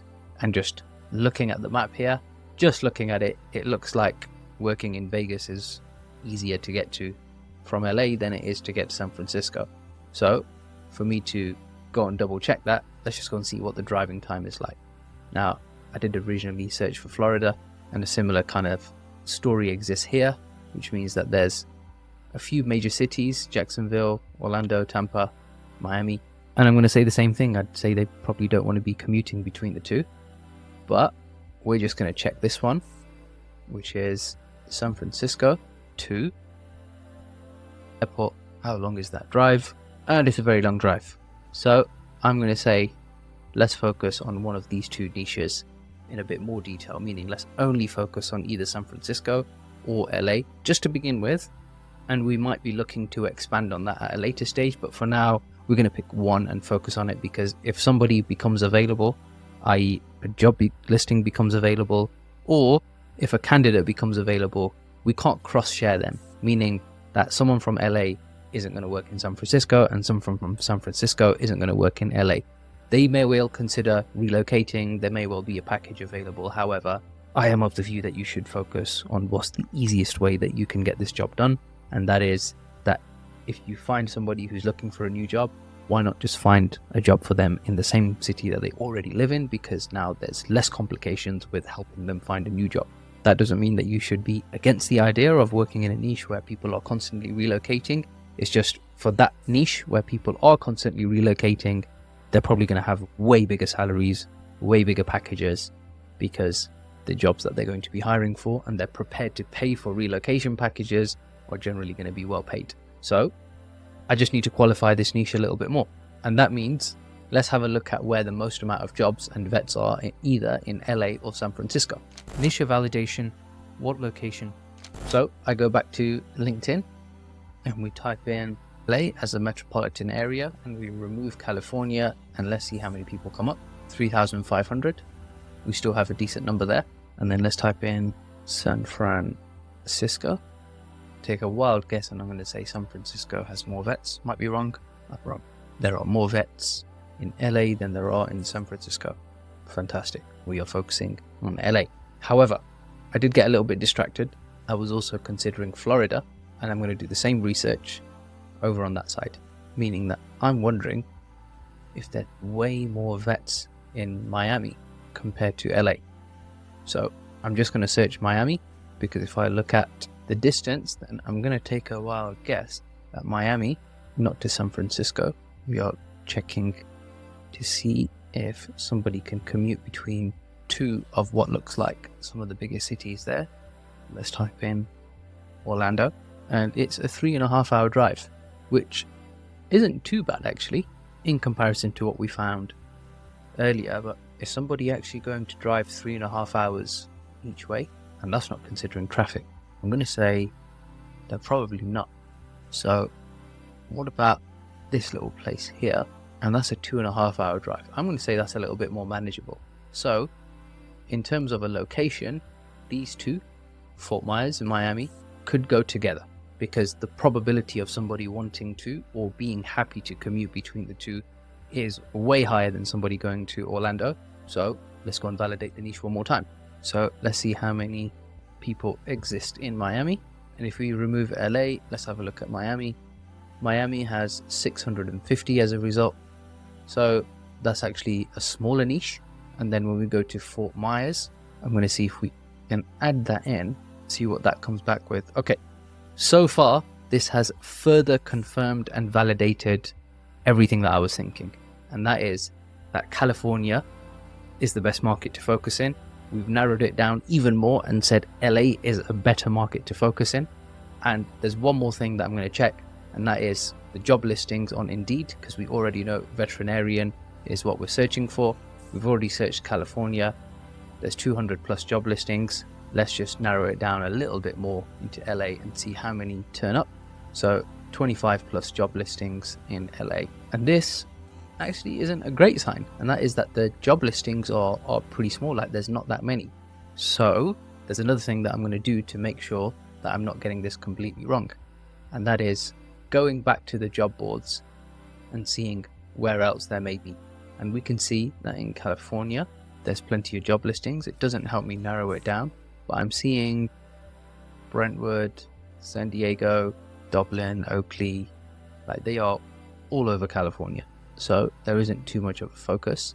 So I'm just going to tap it straight into Google. And now I'm searching for LA jobs in US, and there's 100 plus listings here. Okay, this does help. Let's just see if there's more on. So veterinarian, 40 kilometers of LA. Let's reduce that a little bit more. We're down to 16. There's 276. Okay, we have the listings that we're looking for. And so far, we have a validated niche. And you should be able to see from what I've done here is that I've double checked and triple checked the market. I've considered an alternative one that could be an option. I've seen it all side by side. And now I'm set on California, in particular LA, as being the niche that we're going to focus in. And that is that we've got a load of vet listings. And looking at what I found so far, we found the specialist job board, we checked LinkedIn, we checked Indeed, and it appears that LinkedIn is the most popular place where people advertise, which helps us even more, indicating that if loads of people are advertising on LinkedIn, then that's probably where most of the candidates exist. Fantastic. We found candidates on LinkedIn, we've got a listing of them, we've got a load of job boards, we've got a load of jobs listed, we've managed to find the specialist niche. We found that LA is the busiest market in California. It may well be that we expanded to the rest of the market, but so far we have managed to find a validated niche. And this is what it takes. You have to consider everything. What are the specialist job boards saying? Where are the most amount of listings? Where is the busiest market? What are the job titles? What are the variations in job titles? Can we easily find the people on LinkedIn? Like, are they white collar professionals? Just keeping in mind there may well be a lot of people who are not on LinkedIn, but as long as we get a good chunk of them from LinkedIn who we can target and contact, that's a really good starting point. And that's exactly where we're going to start. So far, we are going to set up a veterinarian specialist recruitment agency, and that's what we're focused on because we have a validated niche. So now that we've got our niche, next step, let's set up our website, set up our LinkedIn profile, register our company. Let's get this show on the road. And if you haven't picked the vet niche, at least you've seen what the step-by-step process is for validating the niche. And you can see I've done this in under an hour, and I've found a niche that I'm validated. It's definitely going to work. We've got competition in there. There's one recruiter that I found who's reasonably focused in that market, and we're going to deep dive in and see what else we can find. So do the same kind of checks for your market. See what you can find. How many candidates are there? Can you find them all on LinkedIn? What are the busiest job boards? Can you find job listings? And if you can find job listings and the salaries are good as well, then guess what? You're onto a winning niche. Let's just say at the lower end, you are recruiting and charging people 17.5%. Then you're looking at 17.5 grand in fees just for one deal. So can you do one a month? And that's without using AI and automation. I'd say you could. And one a month is going to get you well over 180 grand a year in business revenue. So I've got my niche, I've got my focus. Vets, watch out, we're coming for you. Let's go into the next one. Register your company. Okay, so let's make this a little bit more serious. We are going to register your company and get this ball rolling. Now, some people might say that you don't need to register your company just yet. You can set up your website and your social profiles and all of that stuff. The reason why I'm saying register your company right now and get your website sorted is because when you do that, it will make it official for you in your head. Because when you register a company, officially you're now a business owner, especially if it's the first time you're doing it. So this is the website that I recommend. Company is very simple. I've used this countless times for everything that I do. It's only these two packages that you need, which is either the privacy or the comprehensive one. If you have no concern for money, or you like some of the services that are offered in the ultimate package, by all means go for the ultimate package.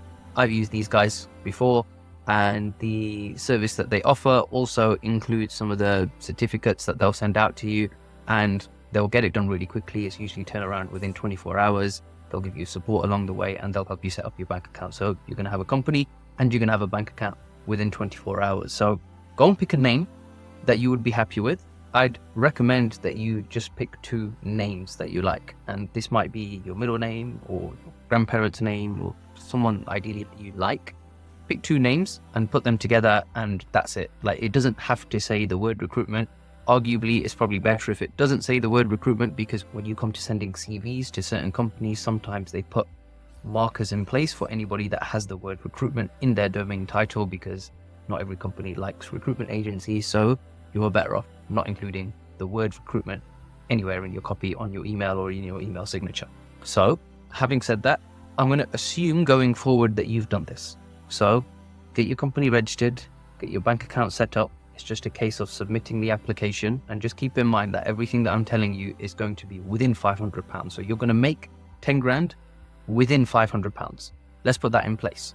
Set up your business, get your company registered, get your bank account sorted. It will make it more official for you if it hasn't already. So get that done, because the next thing we're going to do is we're going to set up your website, and we'll dive into that next.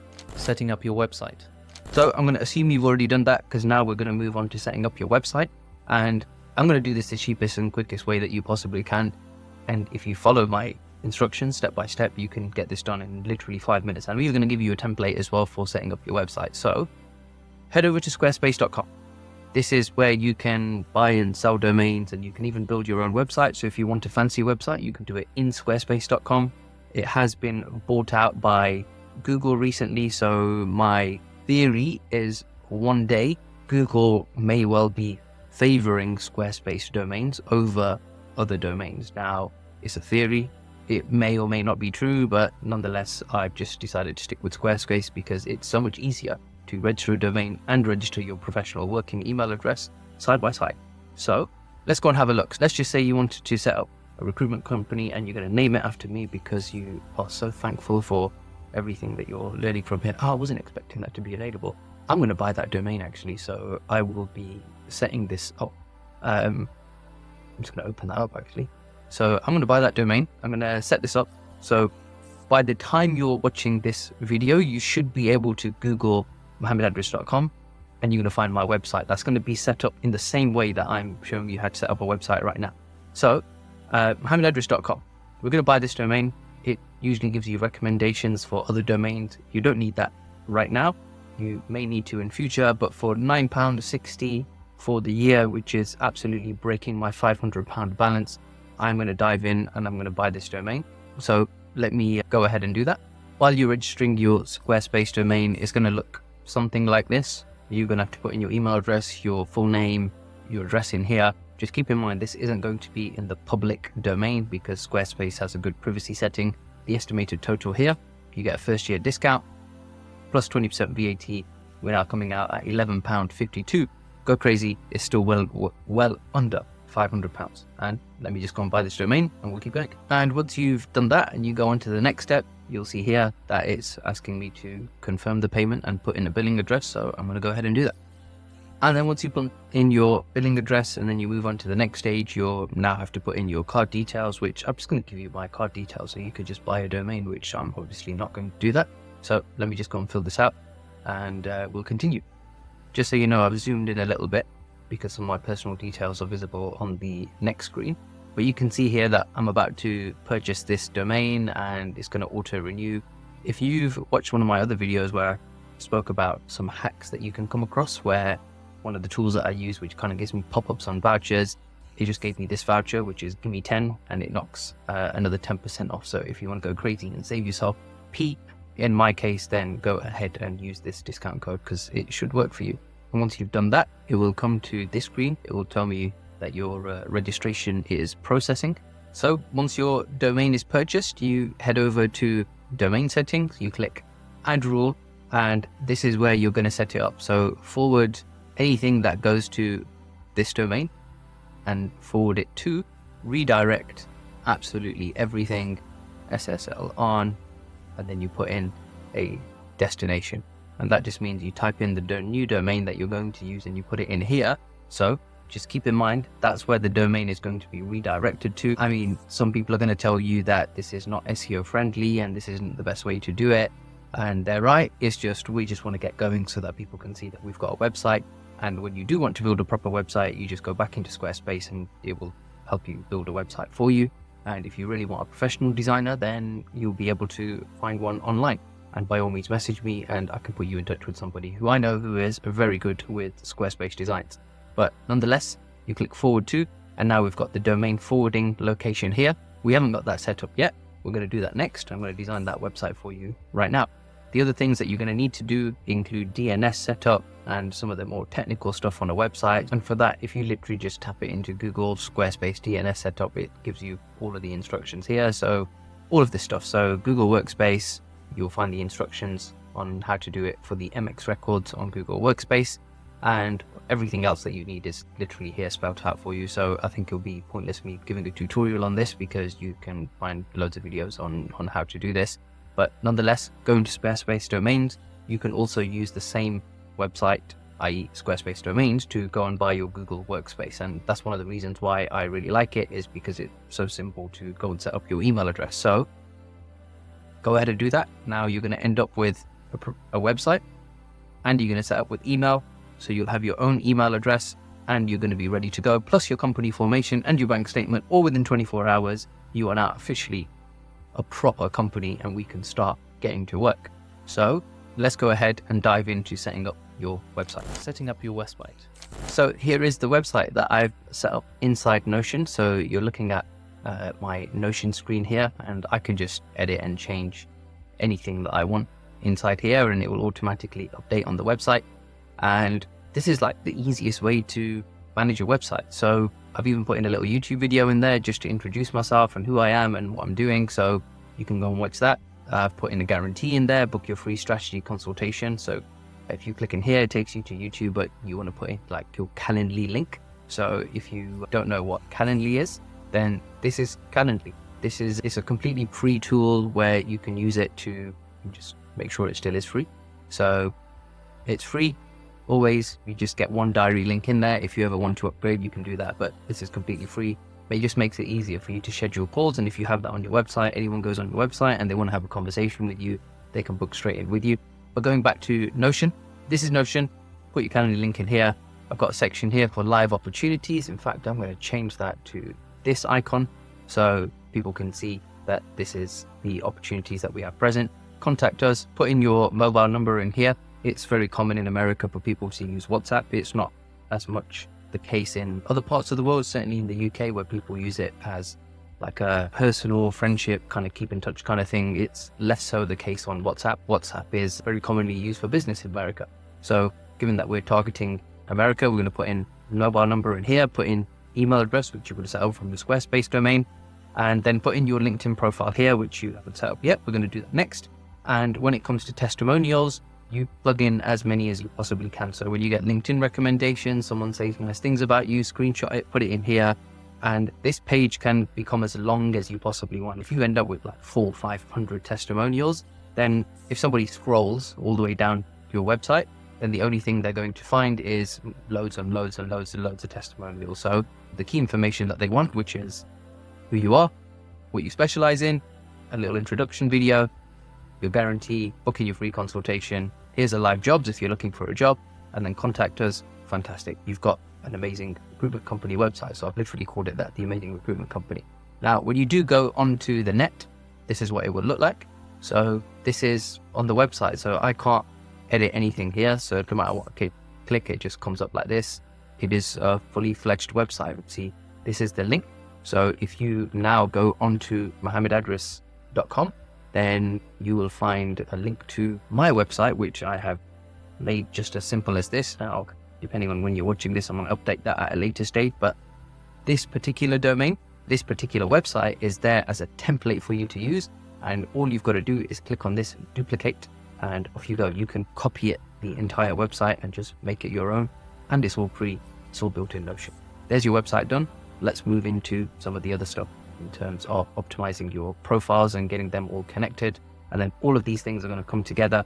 And hopefully if you're following me along, it should feel very real now, especially if you've submitted all your applications and maybe you've already had it back. You've got your business in place, you've got your bank account in place, you've got your email in place, and we've just set up your website, which is the next big thing. And we're about to make it completely official. Next, let's jump on to LinkedIn. Setting you LinkedIn. So here we are. Let's move into LinkedIn and talk you through how to set up your LinkedIn profile. Now, I'm not going to set everything up from scratch.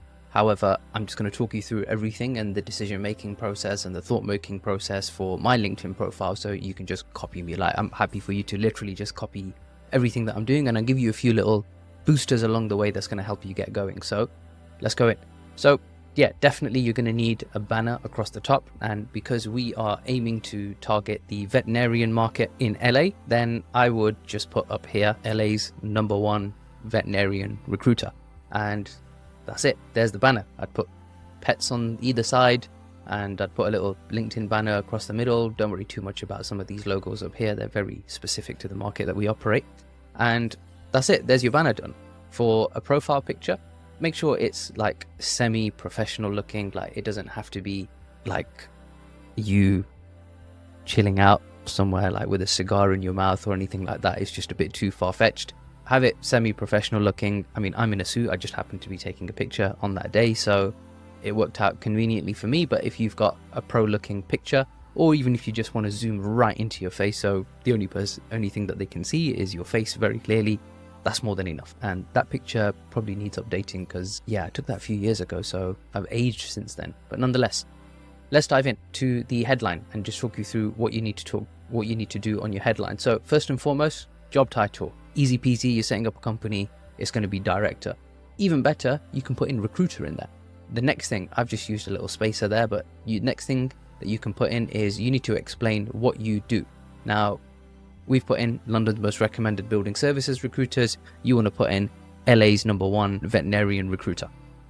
There you go, job done. So you are always going to be either the #1, the leading, and between those two options, you can put that down. It's absolutely fine. You will always be reputable and recognized by that.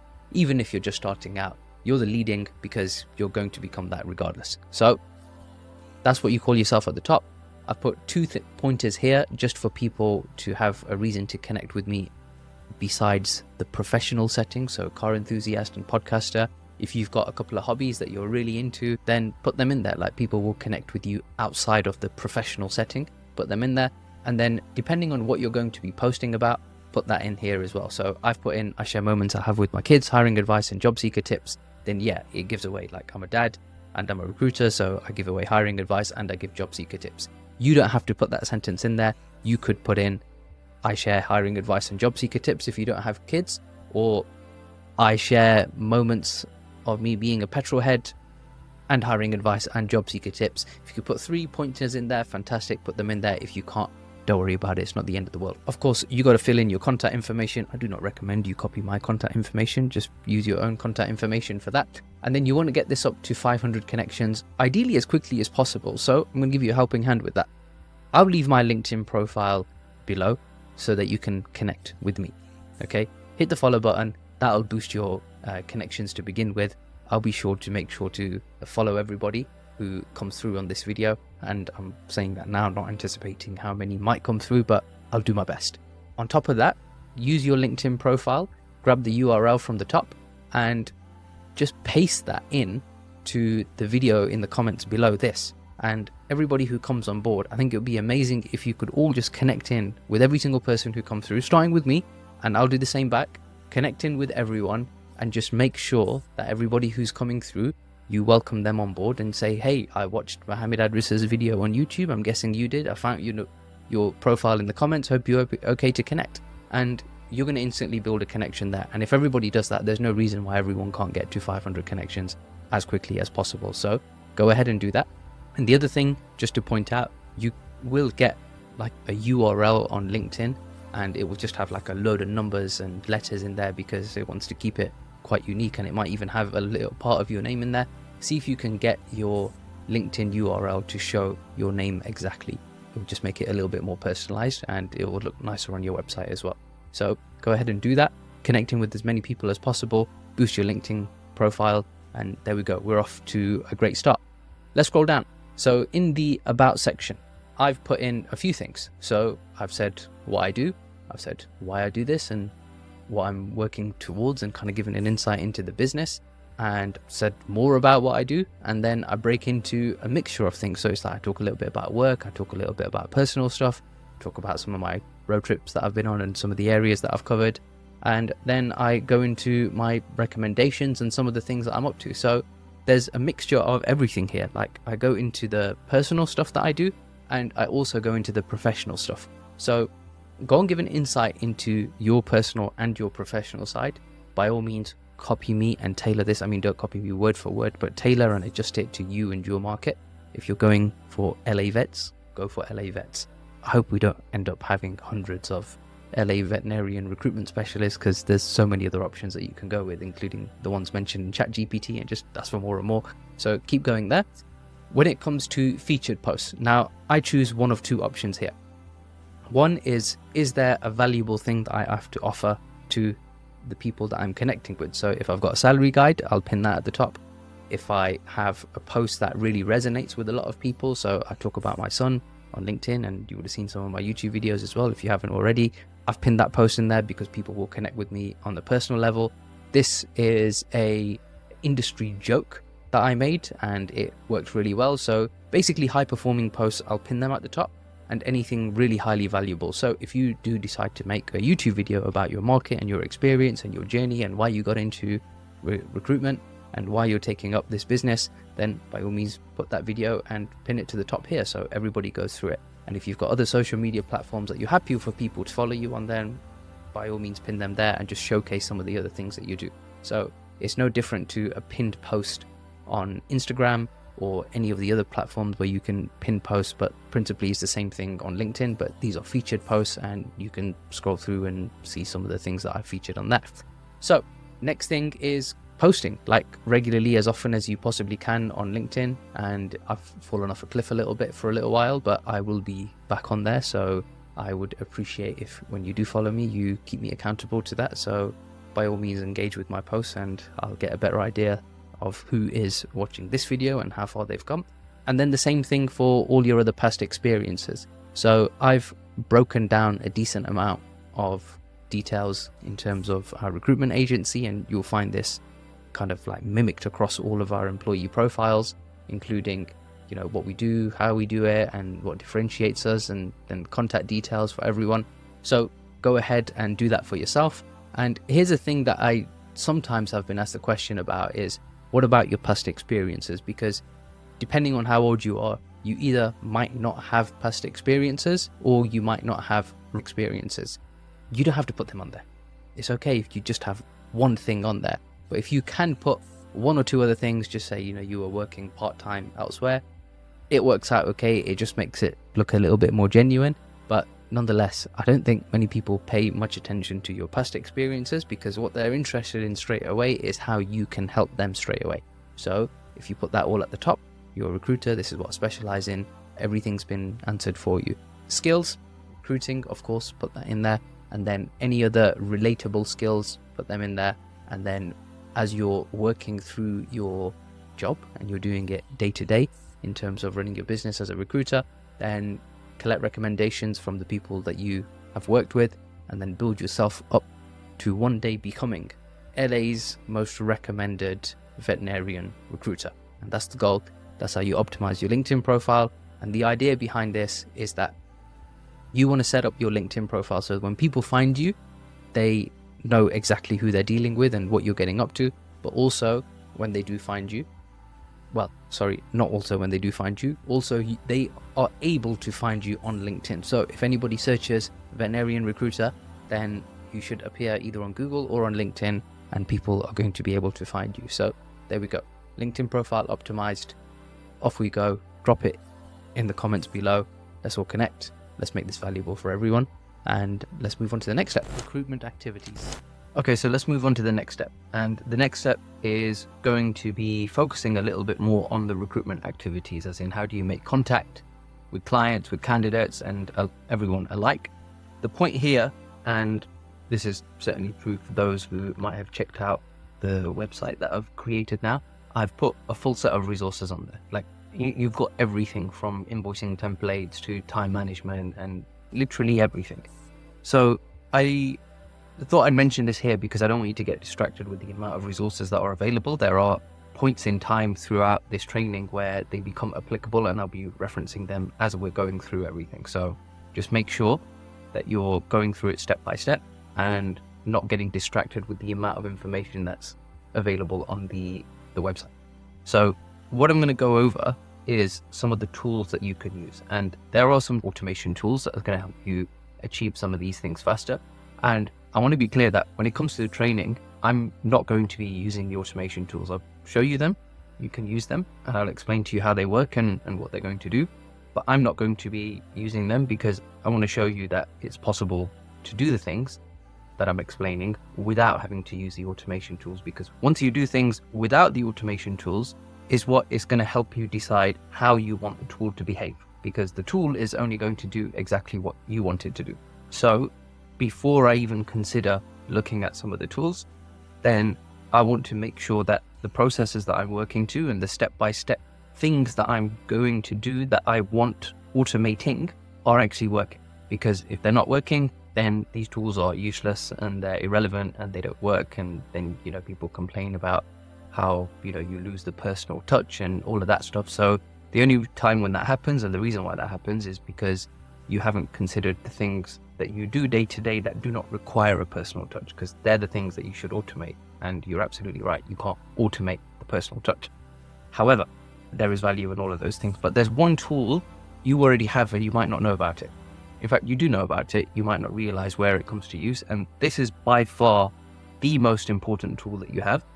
And it's one that you have to use regularly. And if you don't use it, then it's going to stop working. And you just have to constantly use it over and over again, because the more you use it, the better you will become at this job, this opportunity that you're working on, and literally everything else. And that is the one that you have between your ears, your mind. The more you exercise it, the more you train it.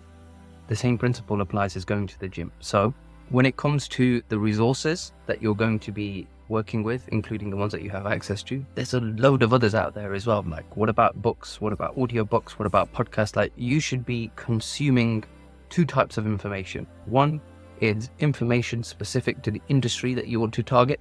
So if you're targeting the veterinarian niche, then you should be reading all about vets and trying to figure out what they do day to day so you can understand it in more detail and get used to the terminology that they use in their market so it becomes familiar to you. And if you're targeting a different niche, go and find all that information. If you want to target, I don't know, automation agencies, let's say you're going to start recruiting sales professionals for automation agencies, like, you need to be studying automation tools. If you want to start recruiting managing directors for banks, then you need to understand everything about how banks work and the financial market. So these are all the things that you've got to consider. So there's two things. One is the market that you specialize in. Research that as much as you can, so you can get an understanding of what are the day-to-day responsibilities of the job titles that you're going to be recruiting. Easy little hack: go into ChatGPT and ask it the questions, it'll give you one. Another little hack: go and check out job descriptions. It literally tells you what the person's day-to-day responsibilities are. Put that into ChatGPT and ask ChatGPT, what does this mean? Explain this to a layperson, and everything will get broken down for you. And it's not difficult to conduct all of this research and find the information that you're looking for. So consume as much information as you can about your market, but also consume as much information as you can about recruitment so you can understand the technicalities within recruitment, but also consume information to the operational and running of a business, because that's what you're going to do throughout this course. Or you might not be, maybe you're just watching it because you want to understand more about recruitment, in which case we'll do more. Now, I want to be clear on here and just remind you of where we started. I'm not here to teach you absolutely everything that you need to do to build a business all the way up to multiple six figures. I'm here to help you make your first 10K and your next 10K and show you how you can make 10K on your own and continue to do that as often and as quickly and as fast as you possibly can, so that you can become consistent and hit that 120k, 100k a year mark. So be a really good starting point to help build your confidence in the next stages of your growth. Having said that, so far we've already covered a lot. You should have your website sorted, you should have your company registered, or at least the application complete, you should have a bank account, and you would have already done some research into your niche, and you will know what niche you want to focus in, and you're going to have your LinkedIn profile set up and optimized. That you are as good as ready to go. I'm assuming you already have a mobile phone if you're not watching this on a mobile phone, but I'm assuming you already have a mobile phone, so it's not an additional expense. Even if it is, you can get a mobile phone and use it just for calls and nothing else. Even though if you are targeting the US market, you do most things through WhatsApp. So the next two sections that I'm going to go over are going to be focused around both clients and candidates. So you can understand how the relationship works between both, how you can close them, how you can get them to agree to really good terms. And I'm going to give you some negotiation tactics along the way as well. So the next two sections, I think it'd be a good idea to watch all of it before you actually put it into practice and how it goes into play. But for now, let's dive in and see what the client story is all about and how you find it. Contacting clients. So we're at the stage now where we're looking at clients and the clients that we're going to focus on and the clients that we're going to work with. Now, I'm not going to front load you with all of the information that you need. I'm going to just talk you through step by step. We're going to do one thing at a time, and we're going to focus on that one thing, because dealing with clients and candidates for that instance is not complicated. It's actually really simple. You just got to genuinely care for the person and just make sure that you find a viable solution, and just accept that you're not planning on conning this person. So you're just there asking questions just to see if you can figure out if this is going to work or not. I'll save that for a later date, but I want to give you this one principle to begin with. If you are feeling nervous about your first client call, or your first 10 client calls, or even your first 20 client calls, it might be because you only have 10, 15 or 20 client calls or meetings booked in, because you're going to need a client who agrees to using your service and you pay them, so that you can then go ahead and deliver them the service that they want, which is to find the person that they want to hire. And to help you build that confidence, you have to understand that that comes from experience and confidence in the market. So the more clients you speak to, the more confident you're going to become. But also keeping in mind that your confidence also comes from how many meetings and how many client leads you have. Because if you have 5 client meetings in a month, then yeah, you're going to be thinking, gosh, I've got to close 1 or 2 of these, otherwise I'm not going to get a new client on board. However, if you've got 20 or 50, then you're not going to have that problem, because you're going to be thinking, well, I got all these coming through, then I'll just take another one. If I lose one, no problem, I'll just take on the next one. And you build your confidence by doing that. So to start off with, I'm going to start with how do you find clients? Then I'm going to move into how you contact them, a step-by-step process. And then I'm going to talk you through what you've got to do when you get onto the call with them and how you're going to handle them. And just keeping in mind, everything has to be completely transparent and principled, because if you're thinking you're going to do something like you're going to strike this deal, take a load of money from them, and then have like no repercussions or anything like that at all, then that's just bad business. Like, you're not going to be able to build trust, you're not going to build confidence. And certainly for me as a Muslim, it's like I can't operate like that. If I give my client a guarantee and that's what I'm working to, then I'm sticking to that. I've got to be principled about that. So let's dive in on how you're going to find a load of client leads. Contacting clients. So we're at the stage now where we're looking at clients and the clients that we're going to focus on and the clients that we're going to work with. Now, I'm not going to front load you with all of the information that you need. I'm going to just talk you through step by step. We're going to do one thing at a time, and we're going to focus on that one thing, because dealing with clients and candidates for that instance is not complicated. It's actually really simple. You just got to genuinely care for the person and just make sure that you find a viable solution, and just accept that you're not planning on conning this person. So you're just there asking questions just to see if you can figure out if this is going to work or not. I'll save that for a later date, but I want to give you this one principle to begin with. If you are feeling nervous about your first client call, or your first 10 client calls, or even your first 20 client calls, it might be because you only have 10, 15 or 20 client calls or meetings booked in, because you're going to need a client who agrees to using your service so that you can then go ahead and deliver them the service that they want, which is to find the person that they want to hire. And to help you build that confidence, you have to understand that that comes from experience and confidence in the market. So the more clients you speak to, the more confident you're going to become. But also keeping in mind that your confidence also comes from how many meetings and how many client leads you have. Because if you have 5 client meetings in a month, then yeah, you're going to be thinking, gosh, I've got to close 1 or 2 of these, otherwise I'm not going to get a new client on board. However, if you've got 20 or 50, then you're not going to have that problem, because you're going to be thinking, I got all these coming through, then I'll just take another one. If I lose one, no problem, I'll just take on the next one. And you build your confidence by doing that. So to start off with, I'm going to start with how do you find clients? Then I'm going to move into how you contact them, a step-by-step process. And then I'm going to talk you through what you've got to do when you get onto the call with them and how you're going to handle them. And just keeping in mind, everything has to be completely transparent and principled, because if you're thinking you're going to do something like you're going to strike this deal, take a load of money from them, and then have no repercussions or anything like that at all, then that's just bad business. Like, you're not going to be able to build trust, you're not going to build confidence. And certainly for me as a Muslim, I can't operate like that. If I give my client a guarantee and that's what I'm working to, then I'm sticking to that. I've got to be principled about that. So let's dive in on how you're going to find a load of client leads. Finding client leads, sharing my screen with you, and all I've done is I've put in my niche, which is veterinarian, and then I've just put jobs in, and then the location that I'm focusing in. So if you're focusing on a different niche, put in niche, jobs in, location. Just Google it. And Google's going to give you a load of results which are going to be super helpful. And the first thing that it's going to give you is the Google search results. So this is Google jobs listing. It works similar to Indeed. It's just Google are now competing with Indeed because they're competing with absolutely everyone. Open up that tab. You also find Indeed. Let's open up that tab. LinkedIn, you open up that tab. Glassdoor is an up and coming one as well. We'll open up that tab. And then as you're scrolling down, you realize actually that there's a more specialist job board, which is the AVMA. Let's open up that one.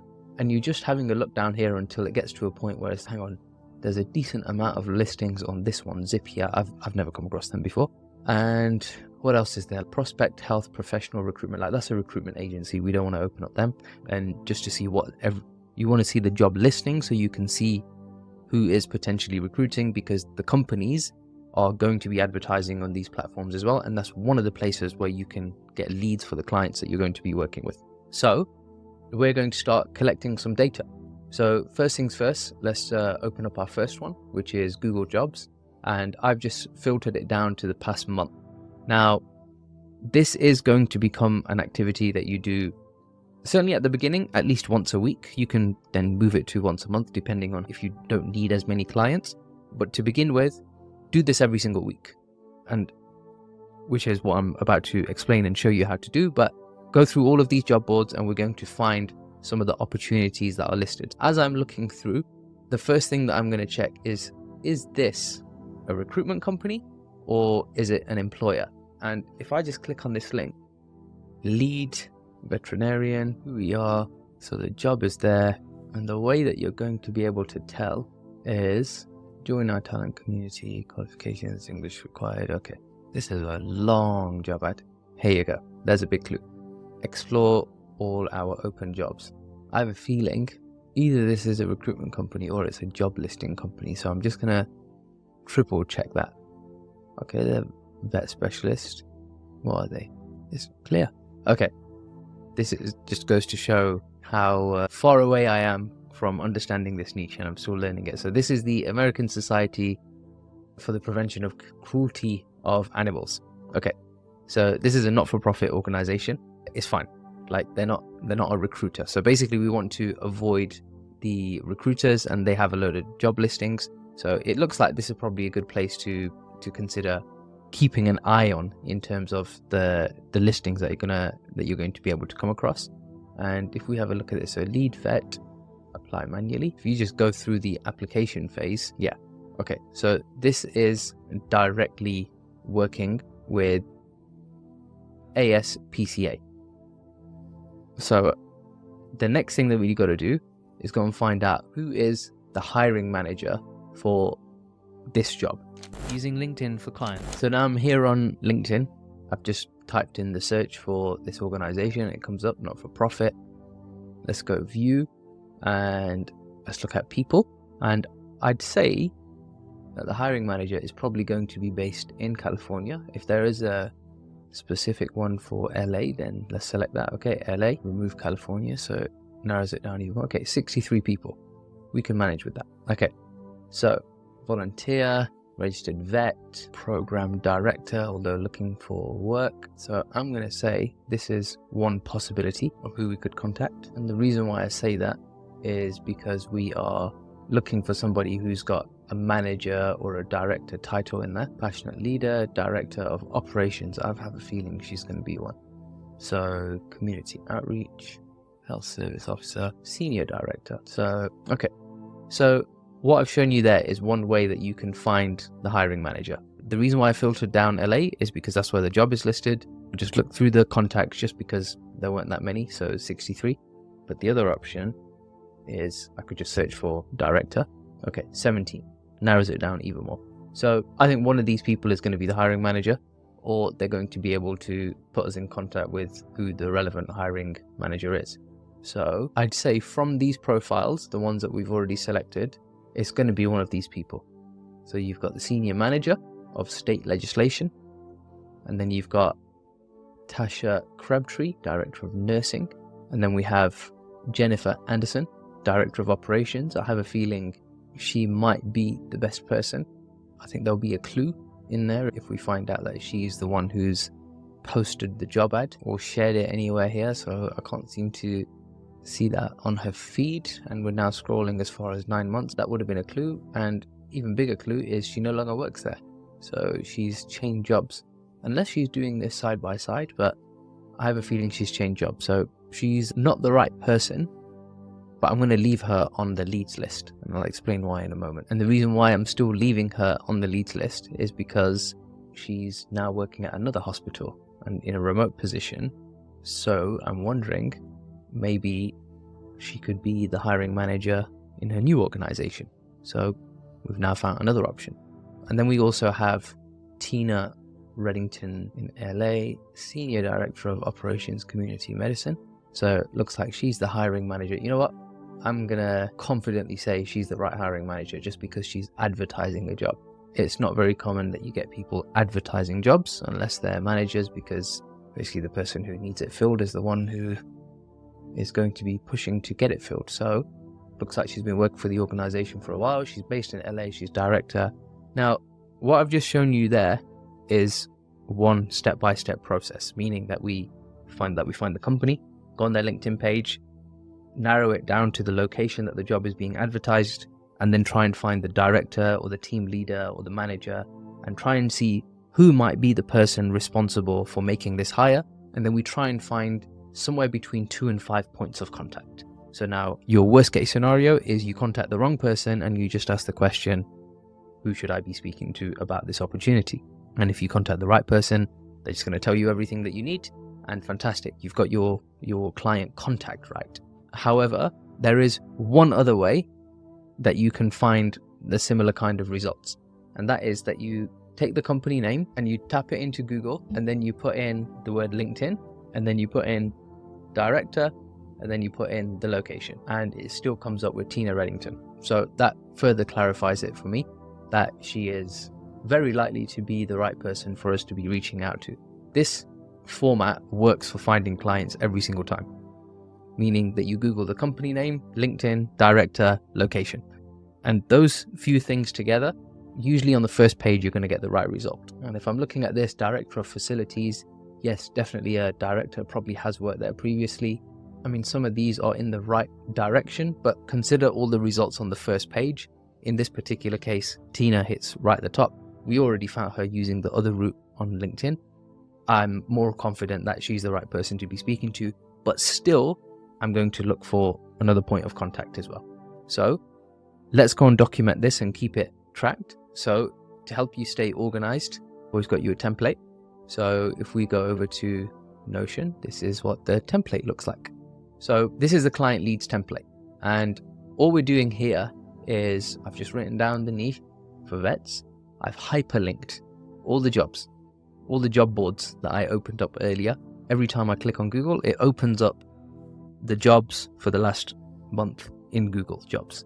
So every time I click on it, it's going to sort it by the most recent listings. And I'm going to do this exact same process, meaning that we're going to have a look at the actual job listing. And I can tell you it's lead vet in LA for ASPCA. And we're going to put that inside here, lead. So lead vet, LA, then company name is ASPC. Fantastic. We've got one lead and we click on here, and then I've given you a load of other information you can complete. So we already have Tina's LinkedIn profile. So let's put that inside LinkedIn URL. I think Tina is the best point of contact. So Tina Reddington. We don't have an email address yet, but I'm going to show you a cool way of how to find that. We don't have a phone number just yet, and we already have a job link as well. So let's keep that on file by adding it inside Notion. Company name, new website, and that's where we're starting. So we've got Tina, and she is what I think is going to be the best point of contact to target. And I'm deliberately using everything in Notion because it's going to help you stay ultra organized, and you can just copy me and my templates. But we also found a few others. So if we close down Tina, we also have Jennifer Anderson. And in this case, because it's the same client as in the company, I'm just going to add her LinkedIn profile here. I'll make a note there, second contact. And if you remember, she's the one who's potentially left, but nonetheless, we're going to leave her in there.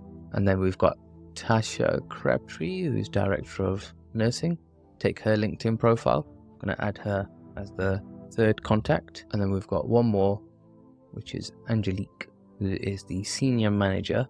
And we can see she's never actually posted, so I'm wondering if this is an old profile. But nonetheless, we've got another one, fourth contact. Now, given that we're already on a roll, then I wonder if we can find somebody who works in HR. So we click people. I'm going to try two different search terms. One is recruitment. If anybody has the job title or the word recruitment in their title and they're based in California. And the answer is no. So talent acquisition, facilities manager. Okay, it looks like they have a talent acquisition team, which is absolutely fine. Final one is just type in HR, common abbreviation. HR director, got quite a few. Talent acquisition. So Erin keeps turning up, so I feel like we should add Erin in there as well. Business workday. Okay, can't seem to find somebody besides the first two who are directors of HR. So I'm going to say these two would be a good one. So Cheryl Bucci, if I'm saying the right name. She's going to be the next point of contact. Looks like we're getting quite a few. And then the other one, I think it would be worth adding Erin in there just because she's Director of Talent Acquisition. Okay, fantastic. They appear to be a decent sized company. So just keep in mind that if it is a big company, it could mean that you get more opportunities with them. So we have so far found one, Tina, who we think is the best bet. We also have 2, 3, 4, 5, and 6 options to get in contact. But nonetheless, we have a lead, and this is somebody that we're going to chase and follow and find out if we can help them and if we are the best people to help them as well. So that's one client job lead. And that's why this is going to be a regular occurrence. Now, in the demonstration that I've given you while I'm explaining and talking, is taken the best part of maybe 10 or 12 minutes, something like that. But just keep in mind that when you're doing this task, it's going to take you the first time a little bit longer, but after that, a little bit quicker. So as good practice, one of the things that you want to be doing is just making sure you're spending at least an hour a day doing this particular activity, which is making sure that all the jobs that come through are the right ones for you. Now, that's where you're going to start because you need loads of leads and then you've got loads of opportunities to contact people. And if you've got more time to do more, like 2-3 hours, by all means do it, because the more leads you have, the more clients you're going to be able to get in contact with. The more clients you get in contact with, the more opportunities you're going to have, the more likely you are to make some money. So at this stage, because we are at the lead generation stage, especially if this is you starting your agency from scratch and you're literally copying me step by step, then just go through all the job boards, all the listings, find all of the companies, all of the hiring managers, find somewhere between 3 and 5 different options that you can contact, and just list them all here in Notion. Like you should end up with somewhere close to 50, if not 100, that you can possibly contact. And the principle is exactly the same as what I've just demonstrated for you. So if I go back to the job board, then this is one. If we scroll down, I already know this is a hospital, so Relief Vet. There's another one. So who's the hiring manager for VCA Animal Hospital? Let's Google it. Direct LA. Oh, I didn't put in LinkedIn. So I'm going to say Brian's an option. Brian's a hiring manager. Dana might be hiring manager. Then we can put in talent acquisition. I'm only putting that in there because there you go. They've got a talent acquisition manager because we've seen that in the previous company. So maybe this is a common thing in the veterinarian niche that they have talent acquisition managers. So we've already found 2. So Brian, say he could be somebody that we get in contact with. Worst case scenario, he's not, and he might point you in the right direction. So Brian's an option. Looks like he's some sort of aviation fan. And then we also found Kelly, who is on my way to starting a small farm, but nonetheless at the talent acquisition manager at VCA Animal Hospitals, works in a remote position, been there just over 3 years. So I think should be somebody who we can get in contact with. So now same process again. Let's list out all of these people inside Notion. Now I'm not going to do all of that for you right now because I've shown you how to do one, but we just keep going through, and it looks like Google Jobs is a decent place to look. Interestingly here, veterinarian small animal practice, San Francisco, you will work, job description, here you go. Usually when you see exciting opportunity, it's a recruiter. So we don't want to be targeting other recruitment agencies because there are competition. You're going to find out while you're either looking at these jobs or you go to apply for the job. So don't bother putting them on your lead list. Let's just move on to the next one. Veterinarian DVM. Let's have a look. Great benefits. I have a feeling this is a recruiter. Let's check again just because it's listed on LinkedIn. They are veterinarian DVM. There you go. Staffing and recruiting. That gives it away. So this is a recruitment agency, full-time vet. Exceptional opportunity. Yeah, I'm sure it is. I'll be giving some training as part of this to help you with writing good job adverts as well. But yeah, that's a recruitment company that's advertising that. Eventually, as you go through this list, you're going to start becoming familiar with the company names and the logos, and you can just start skipping them. So multi-site veterinarian leader, LA, California. Let's have a look. Just click apply. It seems to be a quick and easy way of finding out. So multi-site vet practice lead. We trust our doctor partners. I'm sure you do. Okay, I think this is a company just because of the way that it's written, and it looks like they've put in here the people that they're working for. Well, sorry, people who are working for them. They've decided to put it inside here. We don't want to search keywords. Let's just go into here. Yeah, it's the same company. So VCA Animal Hospital. Like while I was scrolling through, you might have spotted it before I did, but okay, this is another job listing. Maybe it is the same points of contact that you're able to find as the other job listing, in which case that works in your favor, because when you do make contact with the company, you can say, hey, look, I've checked out everything that you're doing and I can see you're recruiting and you've got all of these job listings. How are you getting on? And it only validates and confirms the niche that we're focusing in, which is, in my case, the veterinarian niche, that there's loads of jobs and the companies that we're recruiting for, they have more than one opportunity. It just means that it's a busy market and it's growing. So we're going to keep going. And same again, look, we already know the vet recruiter, and it looks like from what I can see here, and that's, I'm just scrolling down, looks like Google is refreshing it quite a bit. And this is just, we're only at day 8, so I've organized this by date posted. We're only by day 8. This looks like a very busy niche. So just keep going through this and keep pulling up as many leads as you possibly can, and then go and do the exact same thing on Indeed. Like you're going to find the company. We can see Better Vet is a company, and I've set this to since your last visit. But if I take that out, there's 200 job listings here under veterinarian. So you keep going. And given the industry that you focus in and the niche that you focus in, you might need to change this search a little bit And I'd argue that if I just searched for vet, it's probably going to come up, more listings, but the chances are there's going to be other people that come into this search, such as veterinarian assistant, and that's not a niche. That's not part of the niche that we focus in. Having said that, it might become that at a later date, but just start with one. Let's just consider one job title, one location, and if you realize, hey, this is not big enough or not busy enough, or we're not making enough money, or we're not enough clients, then you can also start looking at vet assistants or vet technicians, as we've already know they're called, or animal lab technicians. As we go by and as we dive into this niche, we're going to find that more and more companies are going to hire for other job titles. So just be mindful of it. We're just starting with one, because if you can have one job title in one location, it's so much easier to recruit there, especially considering that they're high salaries. Then the chances of you making good money are very high, in which case you might not need, as a solo recruiter anyway, to go into more job titles and more locations. However, having that variation does help, because when you do win on a client, they're probably going to ask you, can you help out with some of these opportunities? And that is what's going to enable the next phase of your growth. So going through Indeed, and we can do the exact same thing that I've just described on Google, which is go through there, find the best point of contact, put it into Notion. We do the same thing on LinkedIn, go through all the jobs, ignore the recruiters, just find the opportunities. And I'd say even some of these where they are remote positions, include them in there, because now it's irrelevant what location they're in. Any vet will take a remote position. So if they're in California or if they're in another part of the country, who cares?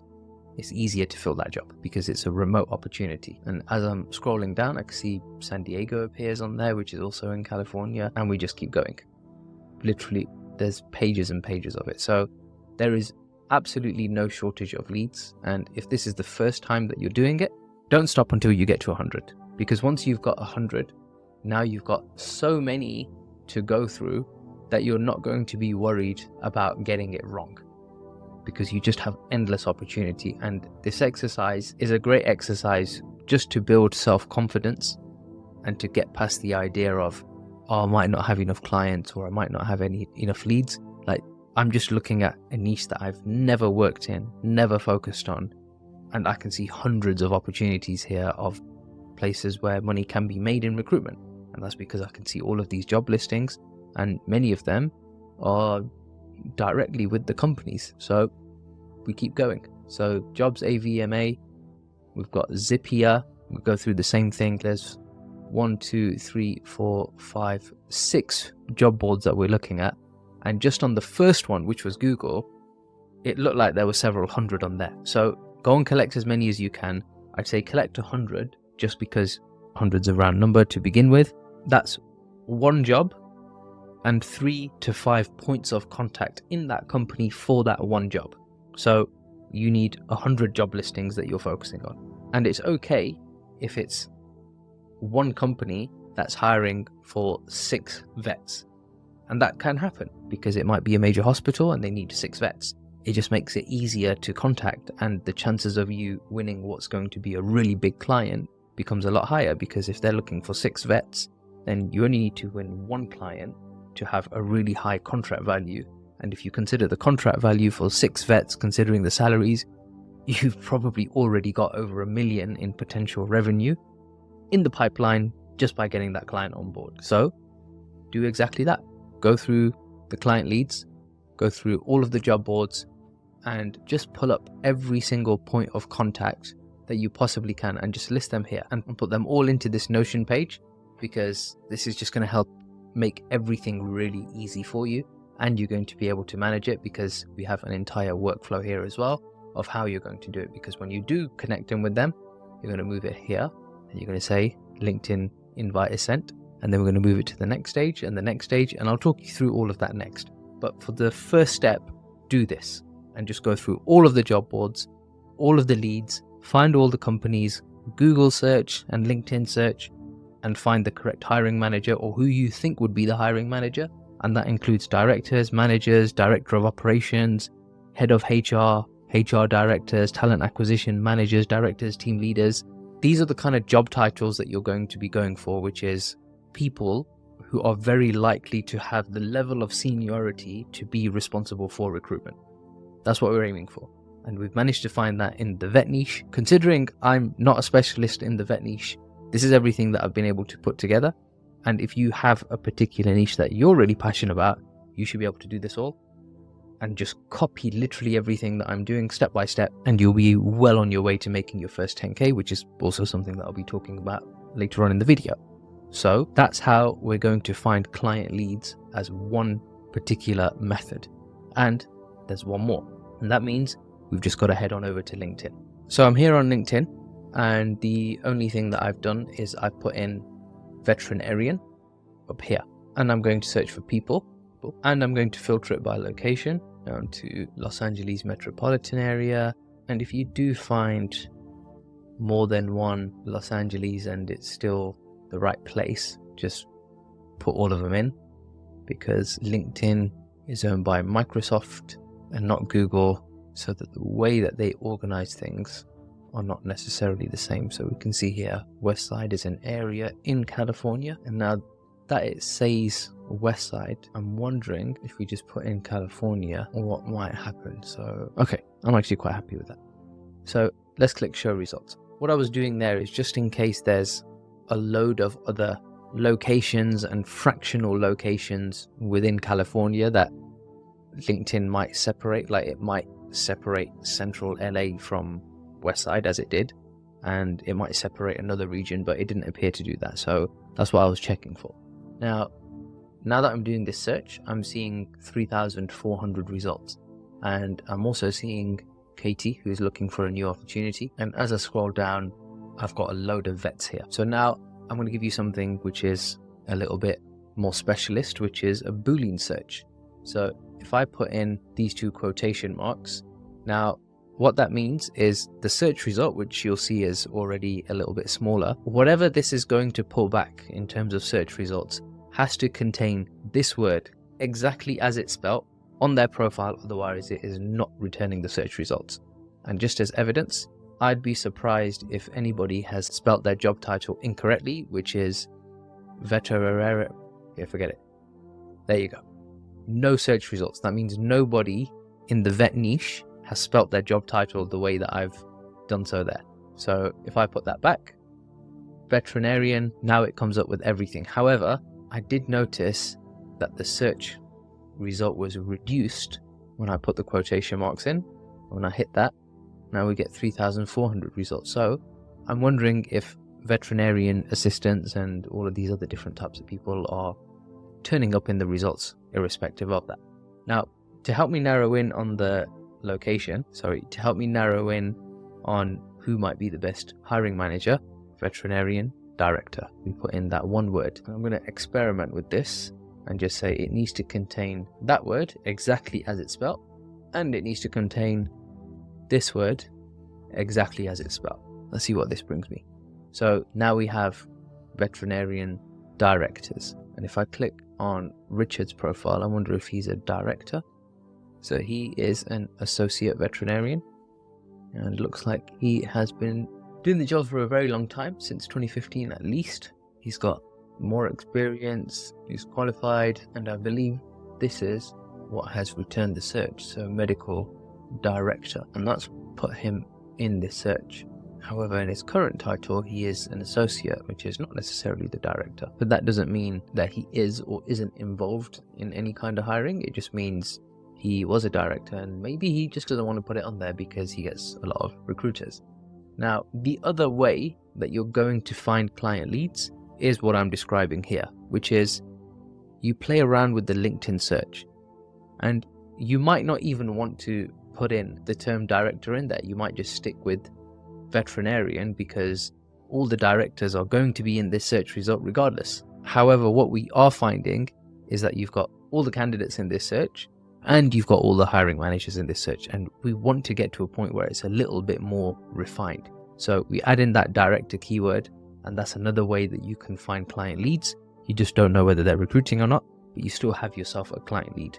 My personal view, and this is how I do it myself, is I don't separate between clients and candidates. I just have my list, which is just like what you're looking at here, and I take this LinkedIn search string right at the top, and I would just work through the entire list. And that means connecting in with both clients and with candidates, introducing myself every single time, saying, this is what I do. Don't worry, I'm going to give you templates. You just introduce yourself saying, this is what I do. This is what I can help out with. Do you need my help at all at the moment? So I'll be giving you that template in a moment. You've got two ways of getting leads now. One is going through your connections on LinkedIn, and that's by building a search like this. And at the top of the screen, which you might not be able to see until I drag it down, but there's the search bar here. So all you've got to do is take this LinkedIn search string, copy it, and keep that safe. And where you're going to keep that safe, also on Notion, we're going to look at the candidates page. And I'm going to explain this a little bit later, but let's put in the LinkedIn search. So now we have the LinkedIn search saved here on the candidates page.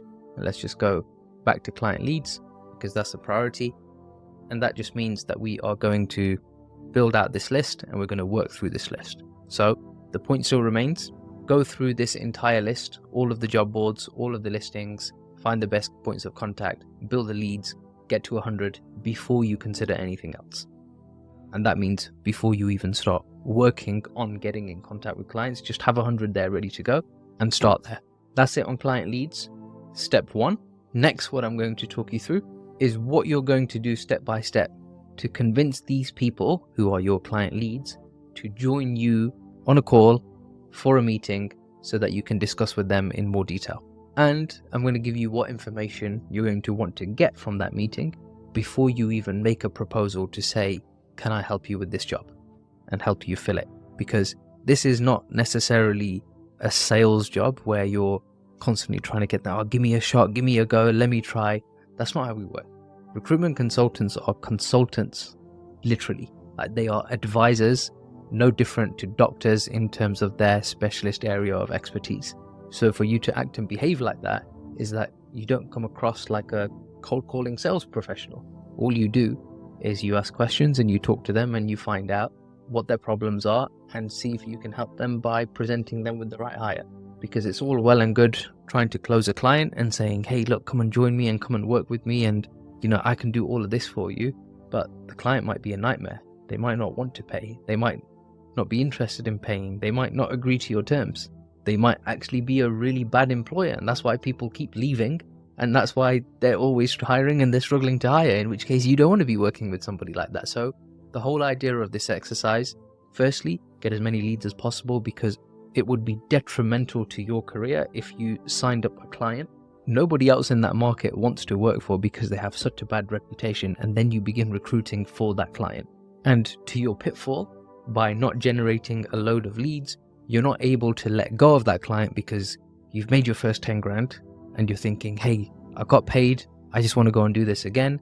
And the only thing that's going to happen is you'll then transition to what appears to be a really good marketplace into a diminishing marketplace where people will just begin to know you as the person who gets terrible jobs. And you'll never become LA's most recommended vet recruiter. So I'm going to go for a quick break. You won't know that because I'm just going to hit pause on the record. I want to get back. I'm going to talk you through how you manage client leads and work them through this step-by-step process that you're seeing on Notion, and how you get them to a point where you can get a meeting booked and how that all is managed. So working client leads. Okay, I'm back, and I'm in the UK, so got to wear a fleece because it's getting cold for some reason, even though we're in spring. Okay, so we're here now. I'm going to assume that you've gone through all of the job leads. I'm going to assume that you've gone through all of the job boards and you've got a long list here, at least 100 in terms of job leads, not contact leads, job leads. So now that you've got a list of job leads, this is the process. Like, you're going to put in a message on LinkedIn, you're going to send them an email, and you're going to put in a phone call. Those three things in that order as well. So once you do send them a message, you move it to here. When you send them an email, you move the card to here. When you send them a phone call, or you make that phone call, you move it to here. And then guess what? You're going to repeat the process. And you're just going to go through this 3-step process like that. So every single person in here, because you're going to end up with 100 people on the lead list, you move them here. So you should end up with somewhere between 20 and 30 moving across, certainly in the first few days, because LinkedIn has connection limits, like how many you can send. So to start off with, keep it limited to around 20 a day for the first week. After that, you start to increase it. I believe the connection limit sits somewhere between 50 and 75, but they might change it and they're always changing it. So for the time being, make sure you send them a connection. So before you can basically send them a connection invite, before you can actually send them a message on LinkedIn, you have to be connected with them. So get that done. And then once you've done that, you're then going to send them an email. So all you have to do is open up the card, and then you're going to have their LinkedIn profile here and up here. And we need to be able to send them an email. In fact, I should clarify that when you do send the LinkedIn invite, you do not include a message. You don't say, hi, this is what I'm trying to do, or this is what I'm trying to help you out with, or whatever. You just leave it completely blank. Because when you connect in with them, and provided you follow the steps on how to set up your LinkedIn profile, which I explained earlier, then when you do connect in with them, they're going to be able to see what you specialize in and what you do anyway. So you don't need to explain yourself all over again. And that's the idea of having a fully optimized LinkedIn profile, that when someone sees your profile, they know exactly what you do and you don't have to explain yourself. So just send them a completely blank LinkedIn invite, and then we're going to move on to the next step of hunting down their email address. So I'm going to open up Tina's LinkedIn profile, and we know Tina is her full name. So I'm going to copy that. But before I do anything else, I'm going to check one thing, and that's here, contact information. And she doesn't have her email listed. So I'm going to scroll down her page just in case she's got it written anywhere here. And in Tina's case, she doesn't have it written anywhere. So I can't really shortcut or bypass that process. So now there's another way to find her email address. And that is by going onto the company website. So I type that into Google. We go onto the company website, and then I open up the Hunter Chrome extension. Lo and behold, it already has 300 email addresses that I can possibly find. And you can see, like, I'm using the free version here. And given that it's providing us the email pattern, meaning that the majority of the email addresses seem to follow that pattern. Even though we consider this one, it doesn't. It's Sherry R. Whereas the other one are first name dot last name. So it's going to be one of those emails. Just to confirm, click up here, find name, and then paste in Tina's name, which I copied over from her LinkedIn profile, and there we go. We've got her email address here. So copy that, we can copy that. And a little hack that I can give you here is that if you don't click this link where it says copied, then you can see here it's used up one of my searches. So if you don't actually copy it and you just type it out straight into Notion, then it doesn't recognize that you've conducted a search. So you can use this pretty much endlessly. So then I just go back over to Notion and I can paste in her email address in here. So I've got Tina's email address. Now I can do the same thing for Jennifer, and I will just put her email address by editing the comment, and I just put her email address here. So let's try again, and let's type in Jennifer Anderson. There we go. We've got her email address as well. So Jennifer.Anderson, just a point to note, it looks like Hunter have changed their policy, so it's every time you search for their name. So the principle still applies. Just scroll through here and see if the name is listed. If it's not listed, no problem. As long as you've got the format of the email address, you can find her email address. And now we're going to add Jennifer and her email address here. Okay, so I've got that. Now I'm not going to do exactly the same thing for all of them, but if you go into the tools folder, I'm going to leave a few very similar email finder tools that have a Chrome extension, and you'll be able to find email addresses on there. So you shouldn't have a problem finding professional email addresses. For those of you considering the legislative perspective, certainly if you're in the UK or EU on what email addresses you can use, then that rule applies to personal email addresses and not business email addresses. So we're going to end up with 5 email addresses and 5 LinkedIn profiles and 5 new connections. So we've got the email, and then the next step is phone call, and that's it. You literally send a blank message, you follow up with an email, and then you put in a phone call. And the email and the phone call script are near enough identically the same, with one thing that's different on a phone call, which is that if you're talking to the client on the phone and they say, yes, we're interested, let's keep going, then that jumps from phone call to meeting booked to a potential client in one very quick moment. So it's very possible, especially if they are very seriously looking and interested in a potential new hire and interested in engaging with you, especially if they already have engaged with other people. So I'm going to provide you with a few scripts just to make sure that you're all fully set and ready to go. And those scripts, I'm going to make them available in another section in Notion. Scripts for clients. So here's the Notion page template that I've provided and put on there right at the top. LinkedIn connection message, keep it blank. I've put in together 5 email templates that you're going to use to follow up, 5 LinkedIn message templates. I'm going to talk you through what the phone call would look like when you do make the phone call initially, and correct my spelling while I'm at it, and if you contact the client, what the conversation is going to look like. So I'll talk you through each one. So that's one straightforward. When you do send the email, you're going to do it in the other order, in which case I should move LinkedIn messages. So your first LinkedIn message is going to be super simple. Hi, first name, is the insert job title position still open? By the way, and then put in a personalization. So this means that you mention something very specific that you can reference from the profile and the information that you have. So you have the LinkedIn profile, you can go on that website, they might be on other social media platforms. Make it personalized to them.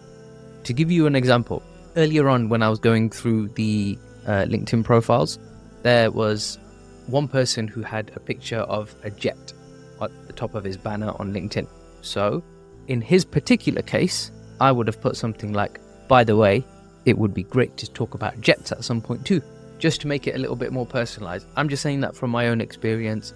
I've had people connect with me on LinkedIn because they've read through my profile and found that I talk about cars, and they just said, hey Mohammed, always a pleasure connecting with a fellow petrolhead. Whenever I get that message, I just connect with them because I really appreciate that they've taken the time to read through my LinkedIn profile. So that's going to be your personalization and your first message. Super sweet, super simple, no extended thank you, hi, been trying to get in contact with you, none of that.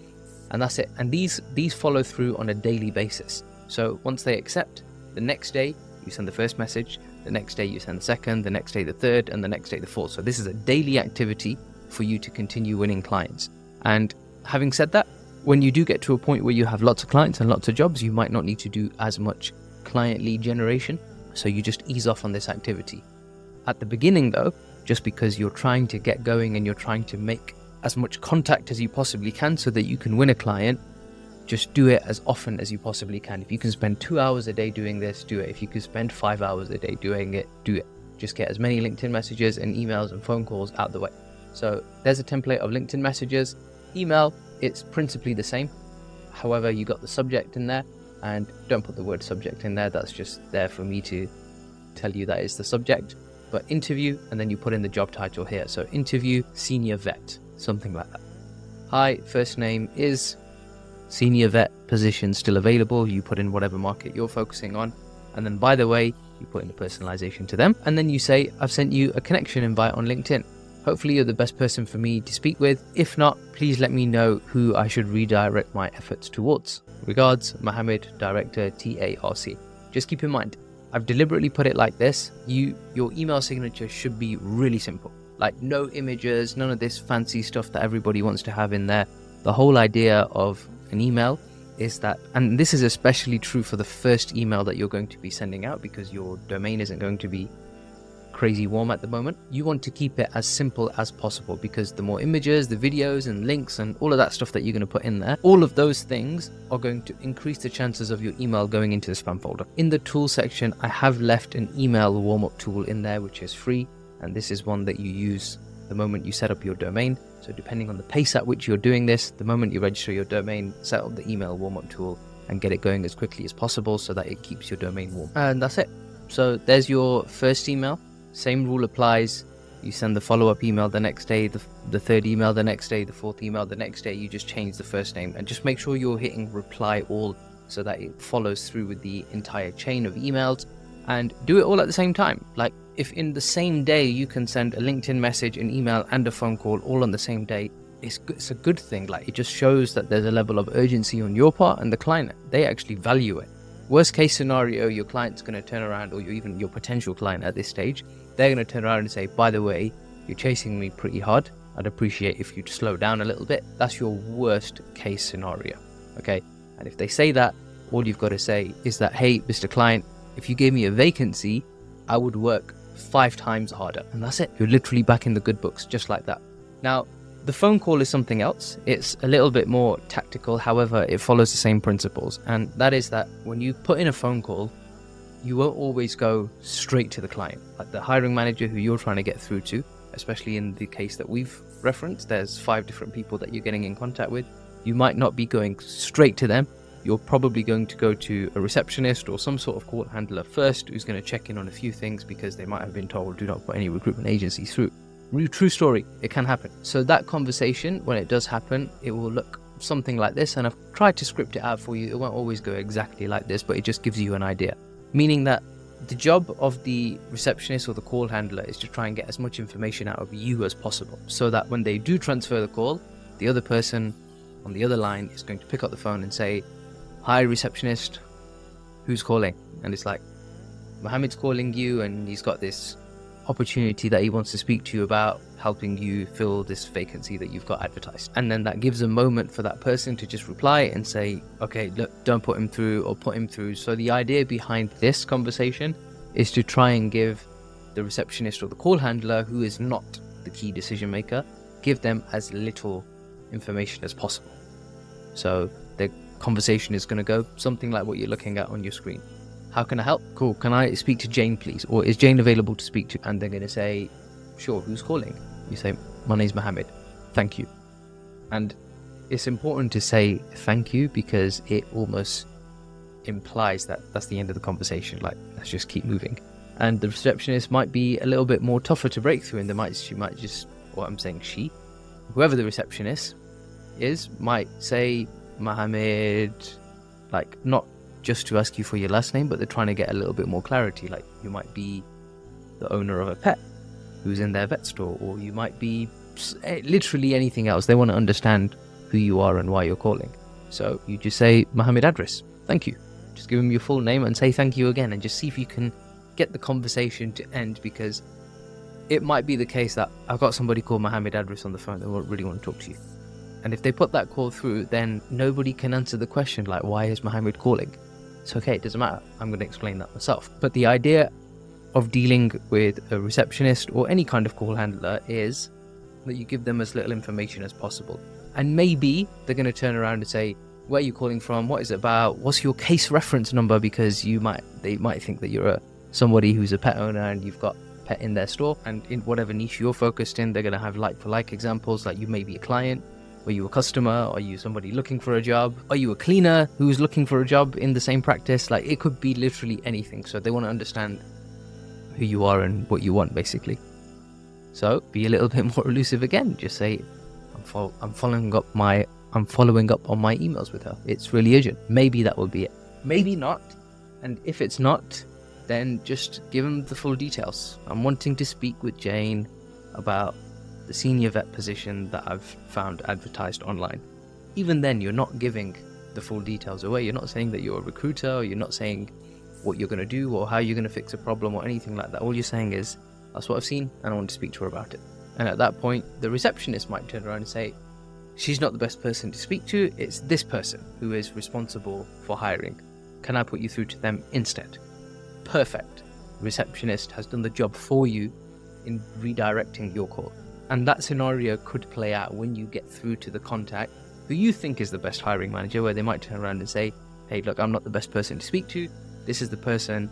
And you just say, is it okay if I ask you for you to introduce them? Or would you prefer is it okay for you to introduce me to them? Or would you prefer I take their email address and I'll make contact with them direct? Let them choose.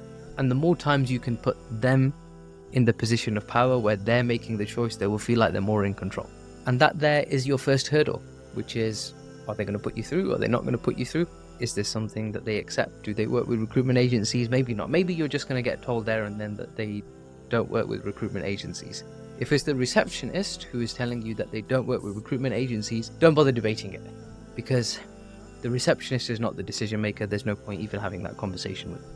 You're either going to continue hitting this stumbling block, but you just got to keep trying.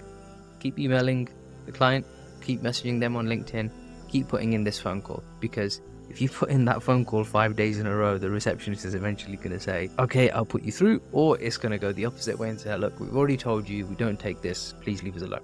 Something like that. And it may well be easy for you to assume that this isn't going to work out. However, you just don't know what's going on inside that practice. Like, it may well be that they have this opportunity and now they just received another resignation, and that just means it's become really urgent. So if you call the receptionist on that day, then they're probably going to say, actually, yeah, we are quite desperately looking because I've just heard the managers talk, I'm going to put you straight through. Everything depends on timing. There's so many other variables outside it. Just don't stop calling. So the call, you can continue doing endlessly. The emails and the LinkedIn messages, send those 5, give it a break for a month, try again, because the chances are, if they haven't filled the job, it's going to reappear in your lead list when you're looking through Google Jobs, LinkedIn Jobs, and all the other sites that I've mentioned. And when it does, it re-enters your campaign. You go through the entire process all over again. And that's it from a phone call perspective. Now, with one more situation that could occur, which is that you might actually get through to the client. And if you get through to the client, there's a few phases to this conversation. And it will go something like this. Hi, Jane, John, whatever the person's name is. I've seen the job that you've advertised for. Mention the job title. Is it still available? And do you have a few minutes to speak about it? And if they say yes, you continue with the rest of this. If they say no, then you just arrange a time. Say, okay, when can I call you back? Can I call you later today? Nope. What about tomorrow? Nope. Try and get the next available time. The soonest one compared to the time and date of the conversation you're having right now. So just try and get it as quickly as possible. I'd argue that a Zoom call or a Teams call or Google Meets call is better than a phone call, because when you are able to see someone visually, you're able to get a little bit more out of them. So it might work out better for you to just sit with them on a Teams or a Zoom call. Just make sure you've tidied up your background, or you've got a background filter applied, make it look professional, and go in for it. And if you are going down the retained route for recruitment, if you don't know what that is, I'll explain it in a moment, then I'd argue that an online meeting is going to be preferred. Like, it'd be much better to say, when can I arrange this meeting with you? And then you continue. Now, I've put down some key questions here. You don't have to ask these questions exactly as they are. You can reword it and play around with it, because sometimes the conversation is flowing and it's much better for you to just go with the flow of the conversation rather than you pausing and stopping and thinking like, what about this question? The reason why I've put these questions here is because I want you to get an idea for the information that you need. How long has the position been vacant for? Has it reduced your patient intake? What you're asking there is, what problems has this caused? And the third one is, are you committed to finding a solution to this? And that's it, because maybe they're looking to grow and this isn't their number one priority at the moment. Maybe they've not had any problems with intake because they've just switched to a digital online model and people are really happy with it. Anything can happen, and you've just got to confirm for them that what you're about to provide and the problem that they're facing is, this is urgent, it's a serious problem, we definitely need it fixed. Because if it's not urgent and it's not serious, you're not going to get taken seriously or get treated with any level of urgency, in which case it's probably a bit of a red flag in the job. And even if you do decide to go and work on the job, can you just imagine agreeing with this client to work on the job and then do all of the service delivery in terms of contacting clients and getting CVs and getting them interested, and you put all the profiles across and they just say, oh no, it's not that urgent, can we wait until next month?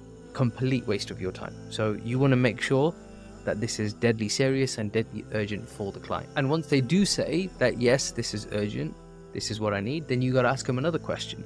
And I've generated this question by using ChatGPT and Google, just did a little bit of research, and I found out that on average, vet practices make somewhere between 600 and $1 million a year in revenue that they generate per vet.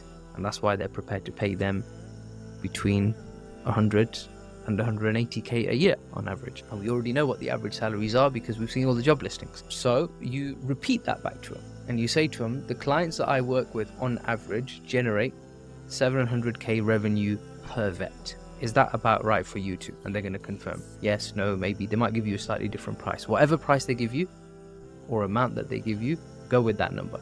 And then you can say to them, look, I have a few more questions to ask. I just want to make sure that I can help you.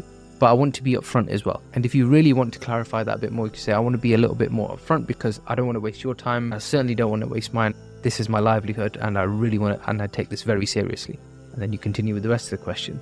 And if I think I can help, I'll propose to you a solution on how I can help. Is that okay? And they're going to say, okay. Just keeping in mind that you could have an objection at any moment in time, but let's assume we've not got it at this moment. We just carry on for now. And then you say it back to them and you just say, so there's 700k or whatever number they gave you. They might give you 500, they might give you $1 million. You just say, so there's 700k on the table, meaning that they could either make 700k or they could lose 700k depending on whether they hire this position or whether they don't fill the position that is now vacant. And then you carry on. I haven't said how, but if I could solve this problem, would it be unreasonable if I asked to be paid around about 5% of that 700k for me to fix this problem within 30 days? And then you go silent. You just gotta wait, because 5% of 700k doesn't seem like a bad deal. But when you tell them it's 35 grand, which they're probably going to be working out on their calculator, now it depends on a number of things. Are you experienced? What kind of recruitment agency are you? Are you specialist? Like, can you tell me a bit more about the agency? Tell me about the work that you do. Tell me about the clients that you've helped. Tell me about the testimonials that you have. All of this stuff comes into it. All of these questions come in at this point. And they might even turn around and say, well, we don't work with recruitment agencies. And if they say you don't work with recruitment agencies, you say, oh, I'm sorry, I thought the position was urgent. It's like, well, it is urgent. I was like, so do you want to get it filled or do you not want to get it filled? Because does it matter whether it comes through a recruitment agency or you get them directly? I mean, I appreciate there's a fee attached to it, but if the position is urgent and there's 700 grand on the table, then why would you not do it? And this whole objection handling scenario, I think, is complicated more than what it actually is. All you have to do, simply put, is think like a 4-year-old. And what that means is when a 4-year-old says to you, can you get me sweets? And you say no, they start to debate with you. And they'll say, but why? I've been a good person. Good boy, good girl, whatever. I've been very good. I've been well behaved. I've learned to use the toilet on my own. I didn't disturb you in the morning. And they give you all the reasons and they pull out all the stops and it's like, oh my gosh. And then even when you do give them a response, it's like, but why? Okay. The point is that you need to understand. And when you go into 4-year-old mode, all you're doing is you're trying to understand, like, this doesn't make sense. Like, just think about it the other way around. Someone is saying to you, give me 35 grand and I'll give you back 700. Like, if that was the deal, I'd be like, how many times can we do this? Because that's pretty good ROI, yeah? So, what's the difference? Is it they lack confidence in the service? Is it they lack confidence in me? Like, do you not trust me? Do you not like me? Like, what is it? Like, I don't understand why this might sound like a bad deal for you, because I'm going to help you make 700,000 and I only want 5% of it. Is that not a good deal? Is that a bad deal? What does a good deal look like to you then? And when you go into this 4-year-old kind of thinking, you're able to think of the questions yourself. And you've got to keep this in mind. You are there to serve the client and you have their best interests at heart. You are not scamming them. You're not going to rob them. If you have agreed to a refund, you're going to give them a refund. You're going to contractually fulfill all of your contractual obligations as much as they're going to fulfill them back to you. So if you are working with the best interests of your client at your heart and you're not going to screw them over and you're going to get everything done properly, then what do you have to worry about? There's nothing to be concerned about, and that's it. You just handle whatever questions they have. Like, an objection isn't necessarily them saying no, it's just them saying, this is a reason why I would say no. And you just say, well, that reason isn't really valid because of this. And you explain it away. That's it. It's not complicated. And then once they finish all of their questions, you can just confirm back to them, just say, is it okay if we continue with the understanding of the job? And then you tell them, my plan would be to contact all of these people, do all of these checks that are mentioned in the script that you're looking at on the screen, and then you go in and dive more into the company. What's the culture like? What's the pay like? Benefits? Just keep in mind all of these things. As you become more and more experienced, you'll be able to give them feedback on. Meaning they might say, we do this as team company culture. You can turn around and say, well, by the way, some of these clients that I work with are doing this stuff for their company culture. That might help you. Just gives you more and more buy-in. If they propose to you a salary, like we already know that they're around the 6-figure mark. Imagine they say, oh, we want to pay 60k. You can instantly turn around and say, Mr. Client, from what I've seen other jobs being advertised, they're all advertising around the 120k mark, and that's at the lower end. I'm going to struggle to find someone for you at 60k. What are the other benefits? Find out all the information that you possibly can, and then you repeat it back to them. So just want to make sure this is the culture fit, this is the pay, this is the benefits, it's a serious problem for you, it's going to cost you 700k. Have I missed out any other information? And you're still deadly serious about getting this fixed? Yes, I am. Okay, then I've got 2 ways that I can solve it, meaning I've already told you I'm going to be able to solve this, and I've explained how I'm going to do it, but there's 2 ways that I can collect a payment here, and they usually get a little bit more serious at this point, and you'll turn around and say, well, given that 5% of 700k is 35 grand, I would be happy to agree to that as a fixed fee if you are. Is there any reason why you would object? They're going to say yes or no. And they might turn around and say, oh, look, we have worked with recruitment agencies and they usually charge this percentage, whatever it is. Let them come out with it. Whatever they come out with is completely down to you. Do you agree to the same rates that they are? I wouldn't. I would just turn around and say, well, these are the rates that I work to. And if you, especially if they've told you that they've had bad experience with recruitment agencies, you can say, well, that's the fee that they charge for bad experiences. It's like, you don't want a bad experience, do you? There we go. We can now win a contingency model recruitment deal because it's paid on performance. The other option is that you can offer a retainer and you can pitch it in a certain way. What I believe would be the most sensible way to do it is you just say there's 35 grand that I would charge you, but that just means I have to do all of the work and I don't get paid until the person starts with you. And that's when I'll be sending the invoice. The other option is I charge you half that, 17,500. But I also collect a $2,000, pound, euro, wherever you're working in the world, $2,000 non-refundable deposit, and that means that I will work on your vacancy and absolutely nothing else, meaning that I will have to turn work away and I will do my absolute best and not take on any other work until I have your position filled. Which one would you prefer? And that there is the moment that the client might agree, in which case you send over an invoice and you take the deposit. If they say, no, I would prefer you to just charge me on performance, then fine, you can go down that route. The other option is that they might say, oh, the recruitment agencies that we work with, they usually charge us 15 or 16%, and you can dive in a little bit more, meaning that you might turn around and say, what are their refunds like? How long do they take? How long do they allow you to make the payment? And they'll say, oh, it's 30 days, and they give me a full refund for 1 month. And all you've got to do is go a little bit higher, 17, 18, even 20%, and say, what if I give you a full refund for 3 months? So I guarantee the placement. How does that sound? You get a higher fee, and you get that your worst case scenario, you end up going with what they're proposing. However, throughout this entire process, what you've definitely done for sure is you've got a client, high paying job, good opportunity for you to work on. And if you've made it this far and you've had this conversation, and whether you completed that conversation either on Teams or Zoom or over the phone, whichever way around, congratulations, got your first client. Now go and get another one. So let's move in to the next phase. Quick recap. Having said all of that, very quickly, in the template section, got terms of business, candidate call questions, which I'm going to move on to next, and then the client script. So this is your LinkedIn messages, your emails, the call template that I just talked you through, and I've added in a couple of additional training videos in there from YouTube, which I found really, really valuable, and the invoice template. So if you're going to go down the contingency route, or you're going to go down the route of doing retained search, then you've got a template for both of them, and by all means adjust them and play around with them. I've highlighted some of the sections what you can play around with and what you can adjust and what are negotiable. So you are ready to go from a client perspective. A small request. So if you're still here, then you're probably enjoying the video, and I would appreciate if you just quickly tap on that like button, because it would really, really help me out. So I'd really appreciate that. It would mean the absolute world to me. So go ahead and do that, and let's continue.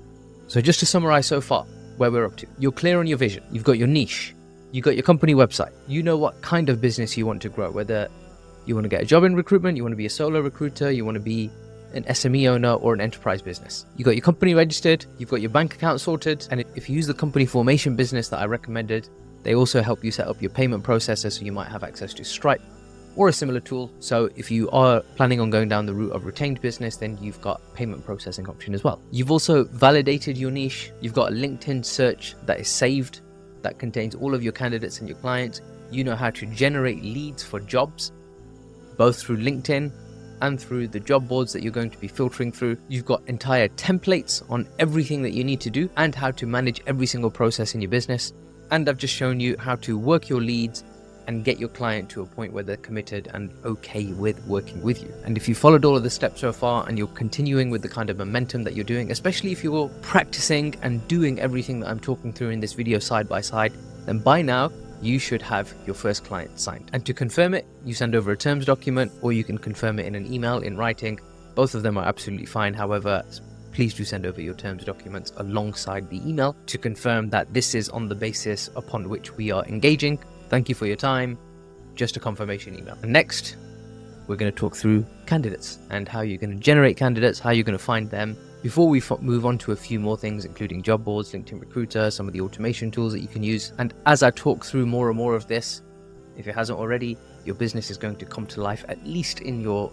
And I suppose if you've made it this far, my absolute goal, if I haven't already said it, is to make sure you make your first 10K. And if you make your first 10K, I'd argue that the amount of time, energy, and investment you've put into this video, not the rest of the stuff, which is all totaling up to under £500, dollars or euros, then at the end of this process, if you make your 10K, when you make that first 10, you would have made all of your money back, hopefully within your first month. And if you don't make it in your first month, you'll make it in your second month. As long as you keep up the momentum of all of the activities that I've described. So keep it all up. Let's keep going. We're moving into candidates.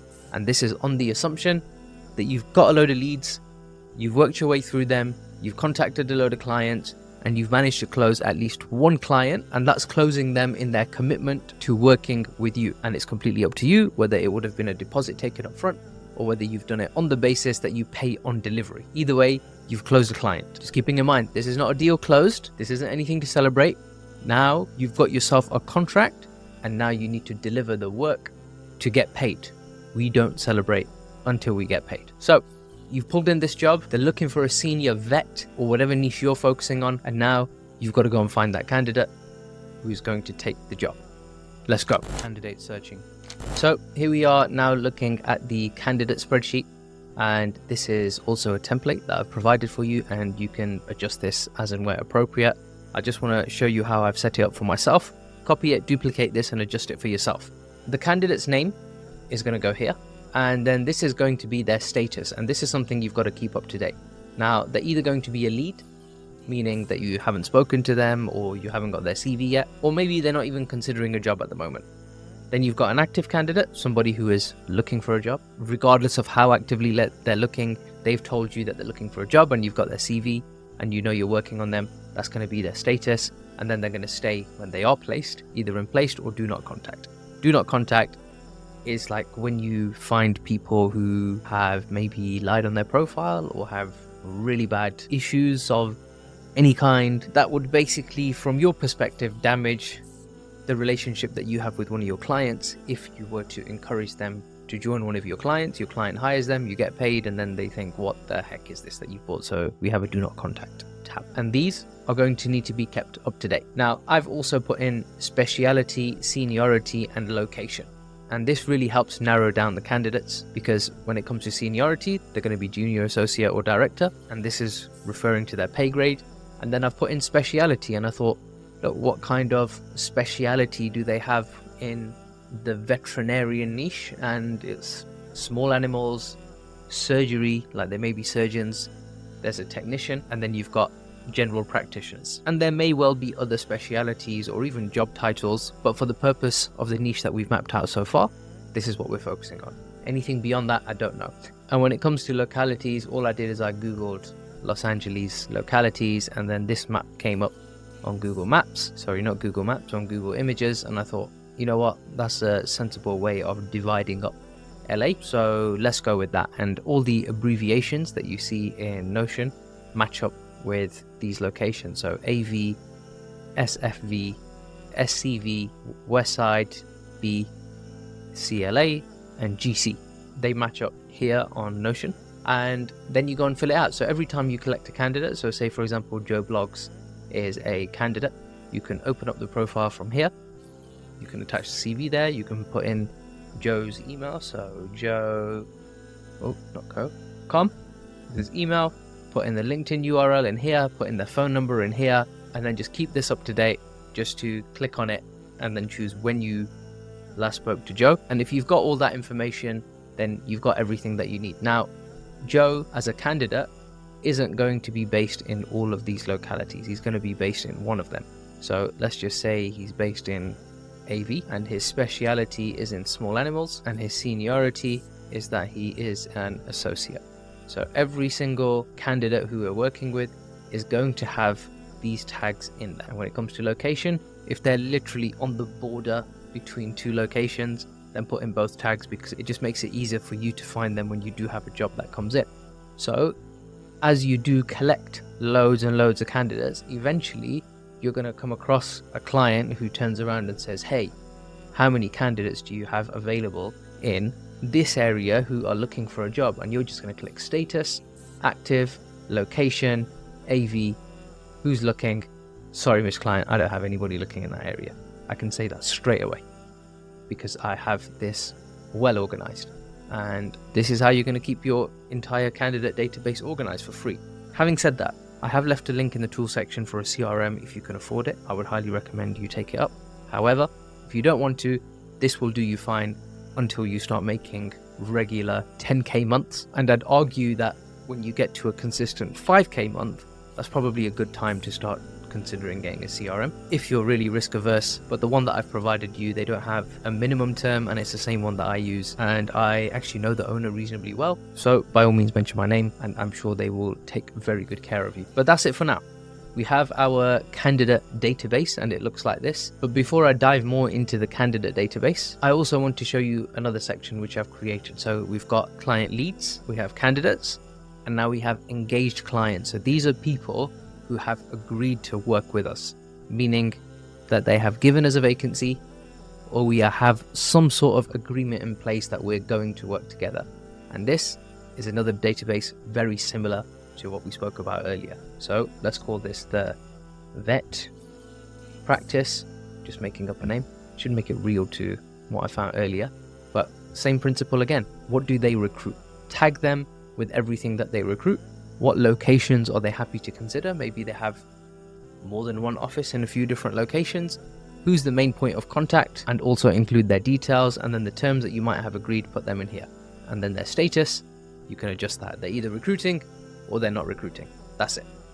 So if you ever want to pull up which companies are looking, then guess what? You go to status, you filter it by all the companies that are recruiting, and as it stands, we haven't got anybody who's recruiting. But nonetheless, you get the idea.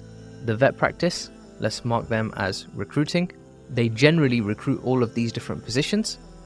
Got terms agreed, email, and as you're going along and you're having conversations, and the same applies to candidates and leads, you can just make notes along here every single time. So spoke to the client, they are fantastic, just made a note in there, and that's it. You keep it engaged and you keep it maintained just like that. Now, just a point to note, and this should stand out to you if it hasn't already, the things that they recruit and the locations that they're in also match up with the candidate, meaning that the speciality items, all of these, match up with what they recruit.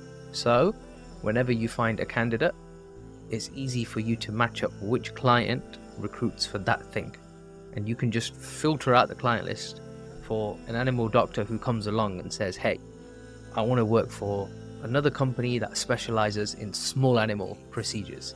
And you go onto your engaged client list and you filter it by small animal speciality, and there you go. You got a full list, and you can just reel off the names. I just say, I got one in this location, I got one in this location, I got one in this location. These guys are recruiting, these guys are not recruiting.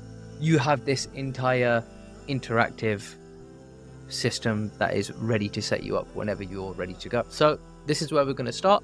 Now, the principle of working with clients applies here as well, meaning it's all about volume, because if you have one candidate and you're really, really desperate to get a deal done, then you become more stressed out and agitated why this isn't moving. However, if you have a long list and a load of candidates that you're talking to and you're engaged with and you keep going through them, then it only increases your confidence, because you're thinking, heck, if I lose this one, then I've got 100 others to go through. So, same principle as when you're collecting client leads, collect candidate leads. And in the long term, as you go along, Your candidates are going to become more and more familiar with you as your clients will become more and more familiar with you, and making those matches and getting those deals done only gets quicker and faster every single time. So just think about it. You spoke to this client, they gave you a vacancy, you deliver to them, and that candidate you found through this system that I'm sharing here, and then eventually you mark them as placed. Fantastic, you did a job, and it's amazing. And now that same client calls you back 2 weeks later and say, hey, Mohammed, you did an amazing job last time. I really enjoyed working with you. I really appreciate your honesty and transparency in the way that you work. We're actually growing and we need 2 more. Can you help us find them? Amazing. You've got 2 more contracts, and if you're charging 35k, that's 70k in contract value without you lifting a finger, just because you did a good damn job. So make sure you're honest and forthright in your approach, because the client has hired you to make sure you get a really good job done for them. And when you do a really good job for them, they will remember you. And I'm going to go into some other ways that you can maintain regular contact with your clients and your candidates so that they remember you more consistently. But nonetheless, you've got an infrastructure here. So let's dive in. First things first, we're going over to LinkedIn to go and generate some candidates. Interestingly enough, you might remember earlier on from the video, I already have the LinkedIn search here. So I'm just going to click on this link, and there we go. Veterinarian search is filtered right at the top. The location is already sorted. We've already got the people, 3,400 people. And we do exactly the same thing. First, we look at Katie, and I can straight away see she is looking for a new role. And I'm just going to send her a connection invite. Send without note now. And it looks like she's a freelancer. Locuming is the word used in the medical space. I'm not sure if it's the case in the US just yet. But we have a veterinarian in Katie looking for a new role. So let's take her LinkedIn URL and let's add her to our candidate database. So it's Katie. She is a lead. Put in her LinkedIn URL in there. And by looking at her LinkedIn profile, veterinarian driven, both animals and other people come from history or looking into small animal medicine, but I remain enthusiastic and open to many opportunities of veterinary. My sparklights. Why? Ever inquisitive. Fantastic. So in her case, I would tag her in terms of speciality. I put both small animal and GP because it looks like she would consider both. However, by the time I do get to speak to her, she might tell me she only wants to work with small animals, in which case, absolutely fine. Now, I'm going to go and check if we have an email address for her. I have a feeling we don't. I'm going to check contact. No, we don't. So, at the moment, she remains just as a lead because she's in our market. We've sent her a connection invite, and when we do find out where she lives, we can take it from there. And at the moment, because she's literally just put in Orange County, and if I actually Google that, then that's the area. And when you consider this map that we were looking at earlier in terms of how LA is divided, I've come to realize that Orange County is basically this area here, and it's not necessarily visible in what I was looking at. So in this particular case, I'm going to add it in. So OC as an area, let's add that in and add in that as a tag. Seniority, we know she's an associate, and that is it. We have sent connection request in. Job done. That's where we're starting. So now we have our first lead filled out as a candidate. That's the first one done. And for the benefit of future reference, I've just added in the area map here so that as and when anybody who we hire joins, we can always do it. And the easy part is in the top right up here, you're going to be able to see the share button. When you do hire people, you just click share and you add them to the page, and they'll be able to take care of it for you as well. And you can change the permission settings for every single person in the team as well, so they can't do more than what they have access to doing. But nonetheless, we have the starting point of our future database. Joe Blogs is in there, Katie Raymond is in there, and now let's go back onto LinkedIn and see who our next target is, which is Rochelle, who likes to be called Rushi. And from here you can see she used to be a technician and then went into becoming a vet herself, and it looks like she went and got a qualification as well, which she completed in 2019, which is also the same time she finished this position. So she must have qualified and then went to go and get a proper position. Fantastic. She also worked for Mission Motorsports and Oakley. So Rushi, let's send you a connection invite. You click connect and you let that run. Let's have a look again. Any contact information? No. We're going to grab her LinkedIn URL and keep tabs of Rushi on our database. And the same thing applies to her location. We don't have a code for it. And this is something that will be continuous. Now, I would encourage you to match up the location specifications with whatever you find on LinkedIn. It just makes it so much easier to go and find the same people. Something I realized. So, just a really upfront and honest thing that I'm doing here, which would help refine me as a recruiter in this niche, is that when I first mapped out the market and I considered the maps of all the locations and the tags that I would put in, at first, I just took some random sheet and decided to put it in there. However, now that I'm doing this, I've come to realize actually I'm better off using the location tags that are on LinkedIn as they are, especially if they give me a very specific location. That doesn't mean I'm going to get rid of any of these. I'm keeping all of them. But as I'm going along, I'm going to keep adding these in, and I'm going to slowly become more and more familiar with these locations. Now, I've abbreviated all of them. If you find it easier to put the whole thing on there, you make it as easy as you possibly can for yourself. And then when it comes to seniority, I'm going to put her down as senior. Last spoken, we have not spoken yet, and we have LinkedIn. But amazing. There's the start to our candidate database. We keep adding it in, and we keep building up the list, and we keep adding more and more people to it. And the same principle applies for clients, meaning that we pull up as many leads as we possibly can. We add them all into this database. So make a copy of all of these boards, create your own database, add in as many candidates as you can. As you're adding them in, connecting with them on LinkedIn, because that's going to open up a channel of communication for you with them. Where we're up to so far. Okay, so right now, you know how to organize everything from a client and candidate perspective. And if you haven't already figured it out, then you've got to understand that working with both clients and with candidates is literally as simple as getting to know a person and understanding what their motives are, what are they interested in, what they like, what they don't like about their current job, about their future employer, about their past employees, about their past employers. And you can practice this even with friends and family and just say, look, tell me about your job. Like, just learn more about them. What are you happy with? What don't you like?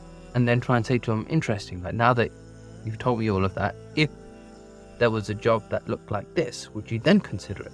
And when they say yes, then you've got yourself a practice run on what it means to be a recruiter and what it means to understand what people's motives are. And there's no harm in you practicing that with friends and family. So by all means, go and do that. And if they do say no, then you can turn around and say, well, you've told me you've got these problems and you would like it if you would get rid of them. And you've already described to me what your ideal situation would look like. So why are you saying no to that?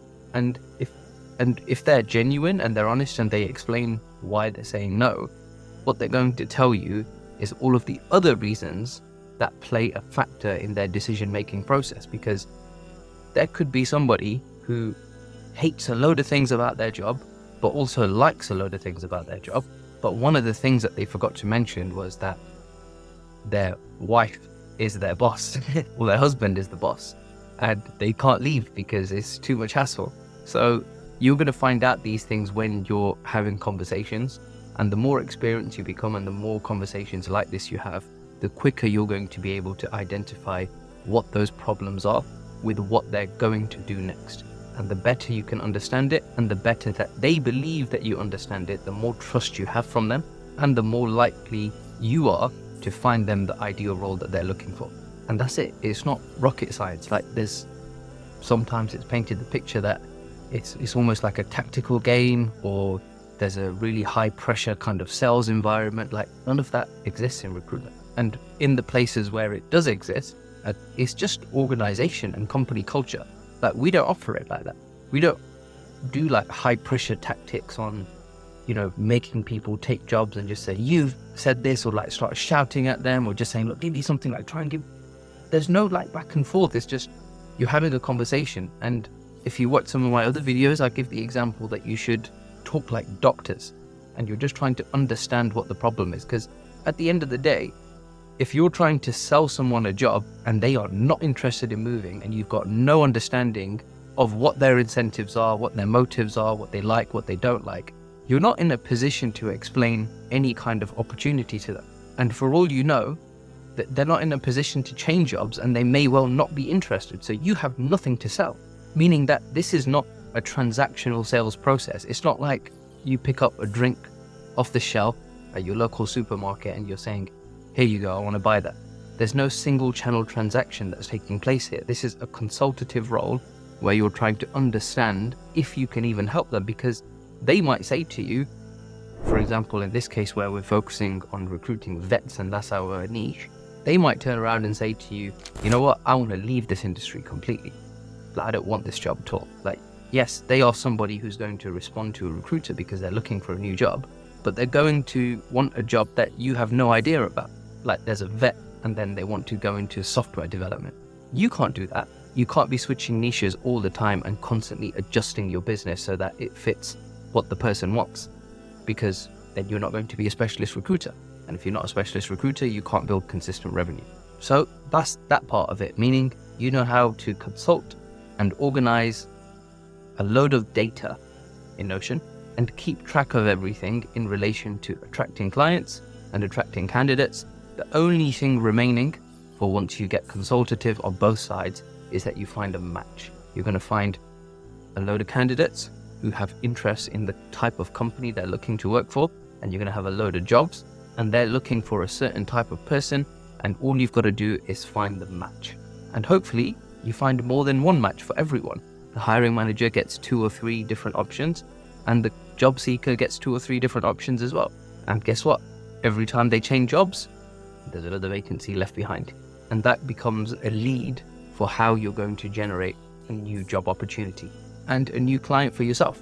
And I'll be going into that and a few other things in a little bit more detail, so just stay with me, because later on I'm going to build you out step-by-step workflows on what you've got to do every time you get a candidate, every time you get a job, and how you can get more out of each candidate and each client that you're working with. So I think it's worth touching on job boards at this point, because job boards are another way that you can generate candidates. These are places where people advertise jobs. If you're in the UK, there's popular job boards like CV Library and Monster, and Indeed is more like a global one. But ultimately, the job boards that you're going to be focusing on are the ones that you found earlier on, where you Google search the job opportunities for your niche, and that's where you found the majority of the applicants. So if you want to use a job board, guess what? You contact them, they're going to give you a price. Most of these job boards usually give you a free trial so you can see what's on their database. And every job board has 2 sections, meaning one is, here are all the people that have uploaded their CV and are looking for a new opportunity. Keep in mind, sometimes people upload it and then they forget about it, so it could be months old. You'll be able to see that on the job board. And the other way is that you list the job ad on their website, and that generates more traffic and more applicants that way. And when they do apply, they just come straight into your inbox. You go through all the applications, you find the ones that are good, pick up the phone to them, email them, text them, and you follow the exact same candidate consultation process that I discussed earlier, where you're literally getting to understand why you're looking, what you're looking for, what do you like about your job, why have you decided to put your CV on here, and all of these things come into it. Just keep in mind that the candidates that you do get through job boards are very likely to be working with other recruiters. So you might have some time constraints in how quickly you've got to get to work on this. So the question arises, how many job boards should you focus on? Start with one and see if you can get the results that you want. I do recommend at the beginning, especially if you're starting from scratch and if you can afford it, go and take out a license with one job board, search for the type of people that you're looking for. It works exactly the same like Boolean searches and how you run searches on Google, and go through all the profiles, as many as you possibly can, download all of their CVs and put them on your database. Because at some point in future, if not now, they're going to become potential candidates because they're the right type of people that you want to be working with. And when you do run those searches, you'll also be able to set up alerts on some job boards, meaning that when somebody uploads their CV to the job board and they match the criteria for what you've set an alert for, you'll just get a notification straight into your email inbox saying, this person has uploaded their CV and they match up with your search criteria, so go ahead and get in contact with them. And it's the exact same thing. You just get in contact with them, you consult them, try and find out what their motives are, and then you go through. And then the question arises, how many job boards should you go with? Start with one. If you find that it's working well and you realize that it's a good investment and return on investment for you, then you go and get another one and you keep going. And eventually, and I say eventually, this will take several years before you get to that point, provided you stay in the niche, eventually you're going to get to a point where the majority of people looking for jobs and the clients that are working with you and the jobs that you get in, they just come straight to you, meaning that you've built so many good client relationships that they just keep coming back to you and saying, hey, can you fill this job for me? And can you fill this job for me? And you don't need to do business development anymore. And then the job seekers, because you've helped so many people and everyone says nice things about you and they recommend their friends, you now no longer need job boards. And we're in that position because we don't use job boards and we don't pay for the expensive LinkedIn recruiter license. We do have premium accounts. That's for a different reason. It's not because we need to contact loads of candidates, because we carried out a market mapping exercise and we realized that around 95% of our entire market is already in our database, meaning that we have direct communication with 95% of our market. And I suppose, talking of LinkedIn Recruiter, the reason why you would take out a premium license is the same reason why you would take out a job board, meaning that you're paying to have access to more people than what you can get in contact with through the limited restrictions on LinkedIn. So if you're having a really good run and you're constantly hitting the limit on LinkedIn of how many connections you can send out and how many messages you can send out, you've made some money. Or if money is not an issue, take out the LinkedIn Recruiter license, because you're going to get a certain amount of credit so that you can send messages to people who you are not connected with. And if you're focusing on your niche, you can handpick who you send messages to, just like you can handpick who you send connections to. And when they reply, they may be interested, they may not be interested. And all you do from there is get them on a call, or they might ask you for a job description, and basically follow the exact same candidate process as you would do if the person was generated through a normal LinkedIn connection. Job boards, premium accounts, all of these things are just a way for you to pay to get more of what you're already doing. And you're going to find that to be true in most cases, that whenever you are trying to do more work, that's literally it. Like, you're looking for more leads, you're looking for more candidates, and you're paying for a service to get more of what you're already doing. But if you are starting new, I'd say stick with the free stuff.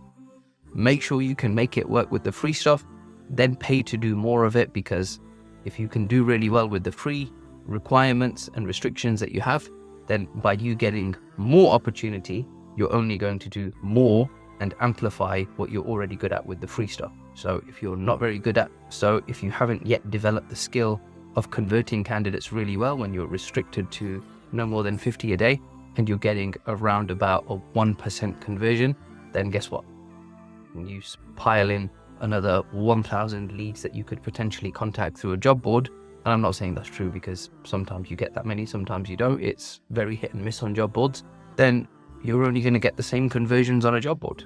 However, in my experience, what I found is that LinkedIn is probably the best place to invest a lot of your money, because if you're working with white collar professionals, people who sit at a desk, either at home or in an office, then a lot of them are going to be on LinkedIn, especially if it's a degree qualified profession, because LinkedIn push themselves quite a bit back universities. So given that we're focusing on how you generate more candidates and more clients and potentially considering paid services, let me talk to you about one of the most underrated ways that you can generate both clients and candidates without paying for additional services.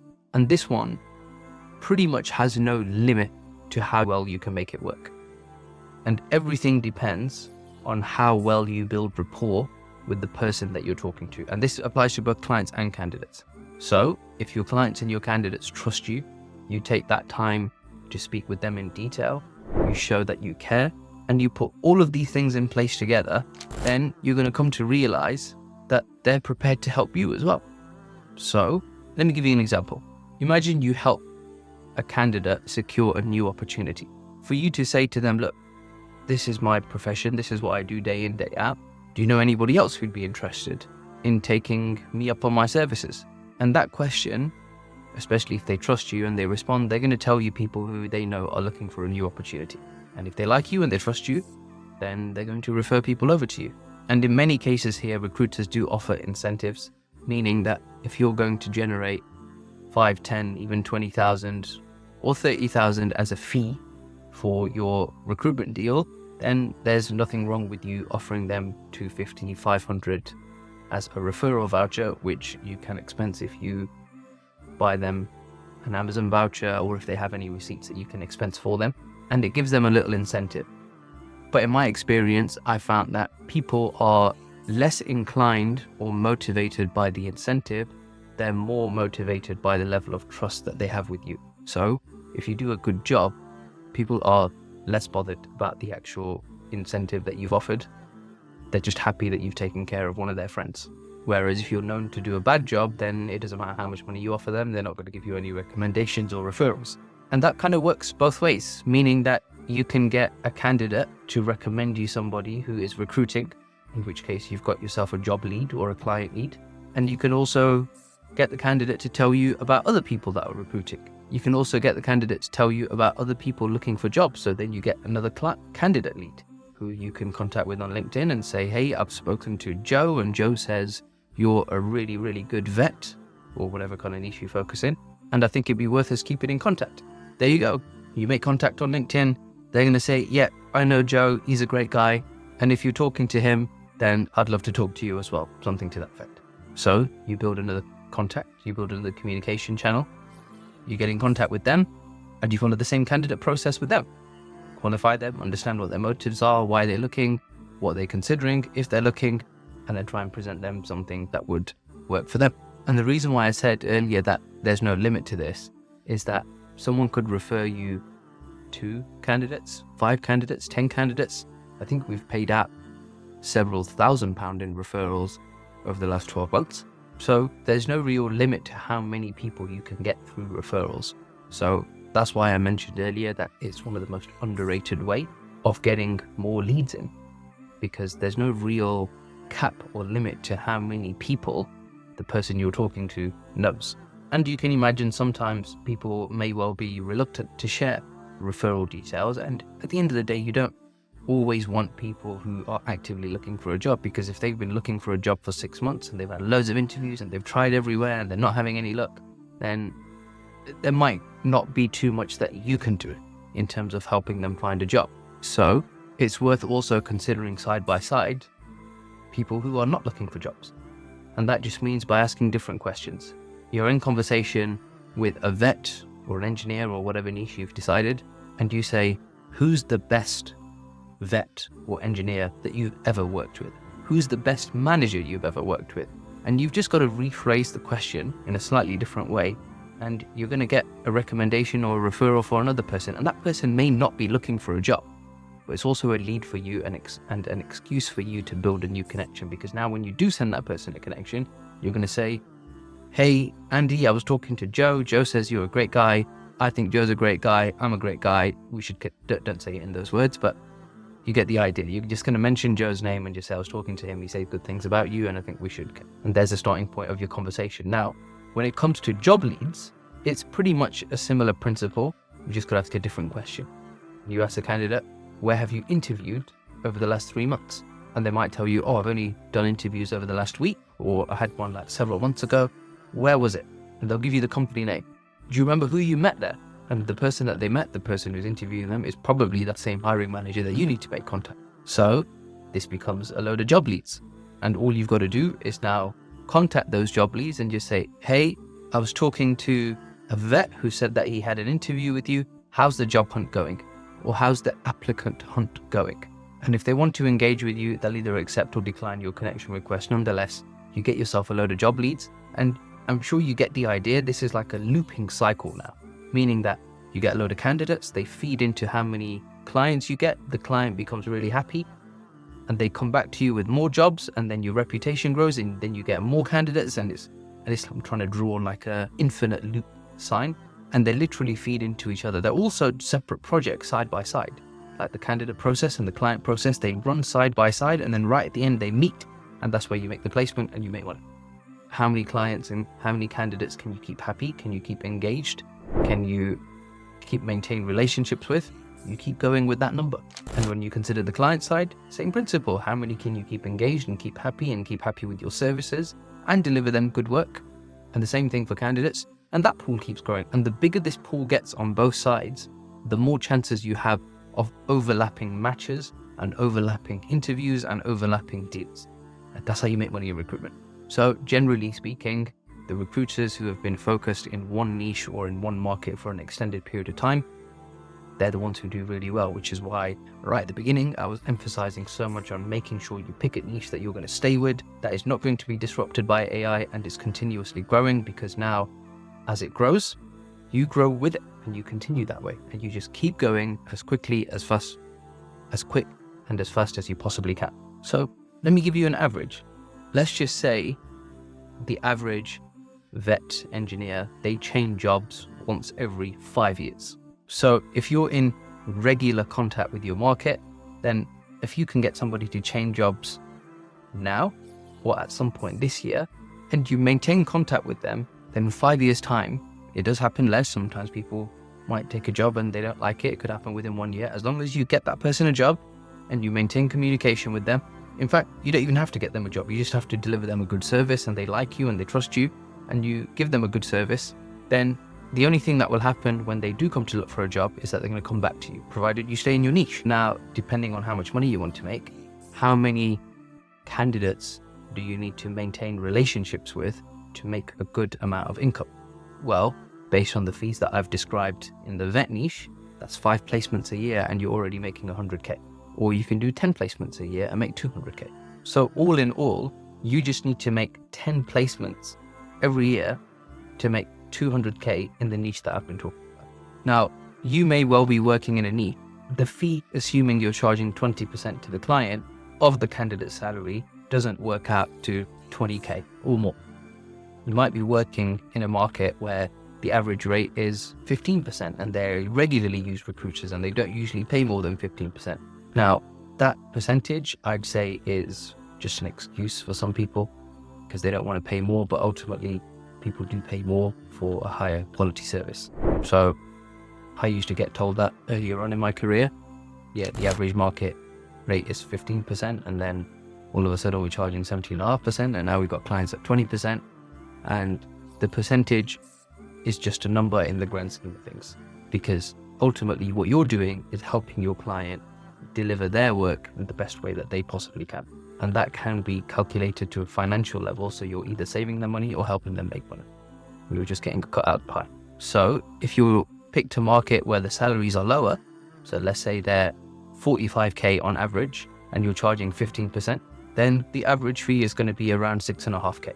And if you do 10 of them in a year, you're going to make 67.5K a year in revenue. So now the way that you're going to make more than that is by doing more volume, get more candidates and more clients. So let's just say you double it, 20 placements.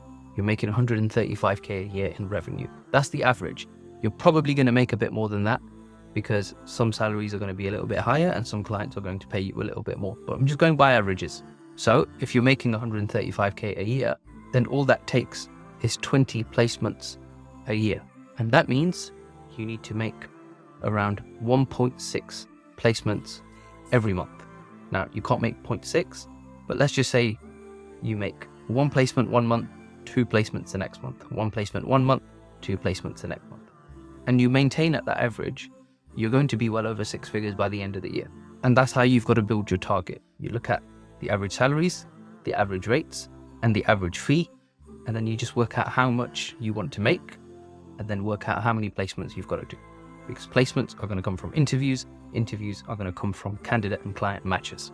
And just to reiterate the point that I mentioned earlier as well, the higher end of the market is always better. So if you can focus more on recruiting the senior level in terms of the seniority of the position, it usually works out a little bit better because you're always going to be charging somewhere between 15 and 25%.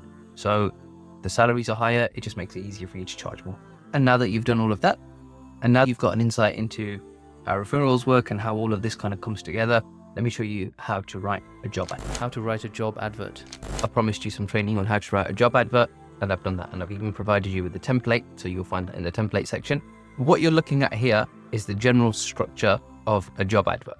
And that means that you put a job title right at the top, and then you also put in the best benefit that you can offer to the person right next to it.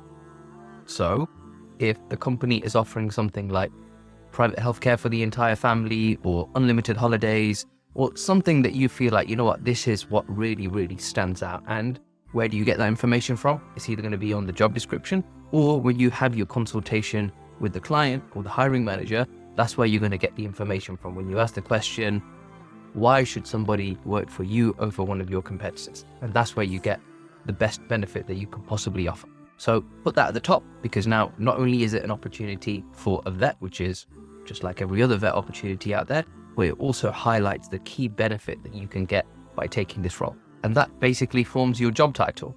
Then you've got to put some other information in there, including salary, if you've got a job ID or a reference number that you want to refer to. So when you do look at your list of live jobs, you can create a unique reference number so that when somebody does call, and this is assuming you've got a load of jobs on, now it's easier for you to identify which job they're referring to. So you can just say, what's the job ID? So I know which one I'm looking at.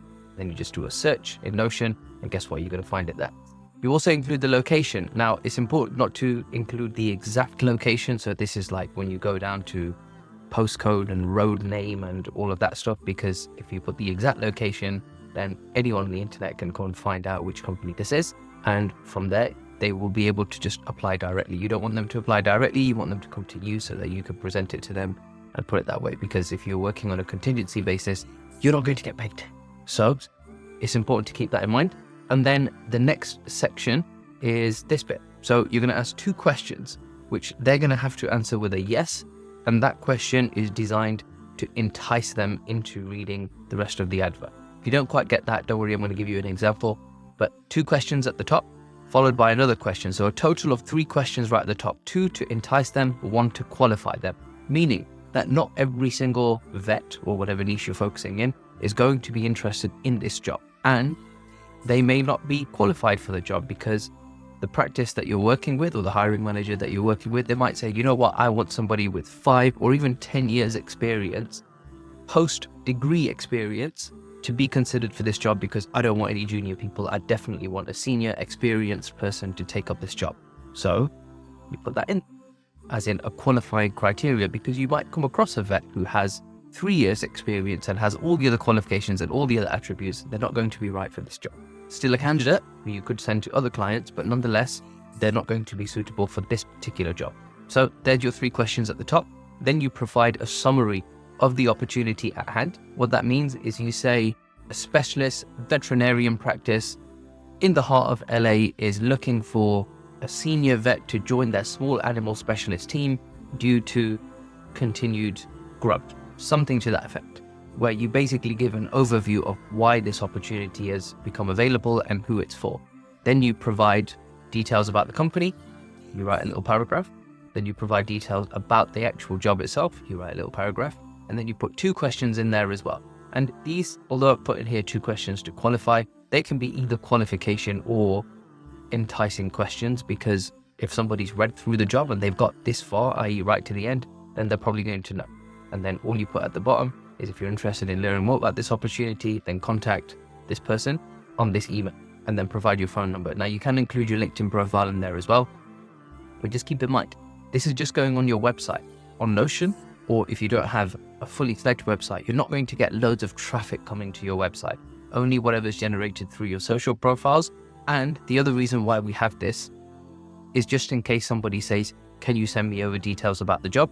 Now you have something that you can send to them. And it gives them at least some answers to some of the questions that they may have about the opportunity.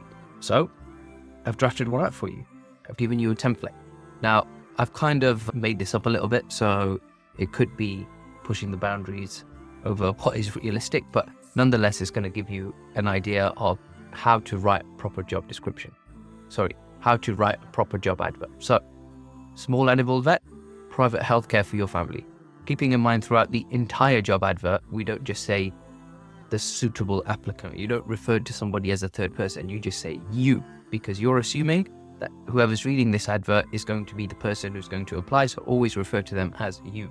Following the template that I mentioned earlier, the salary and the location, 3 questions, a summary of the opportunity, details about the company, the role, 3 questions. Would you like to learn more about this opportunity? Contact Mohammed on my made-up email address or mobile number. And as I said, you can put in your LinkedIn profile in there as well. This is just in case somebody says to you, can you send me details about the job? And as your company grows and people become more informed and aware of the opportunities that you have, then this is also a page that you're going to want to build out so that you can showcase some of the opportunities that you're working on.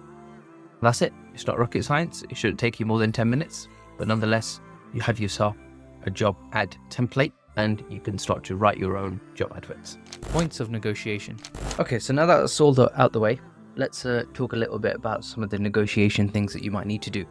And this is for both clients and for candidates, meaning that there's going to be moments in time where you have to try and encourage them to expand the boundaries on their search parameters. So I'll break that down for you.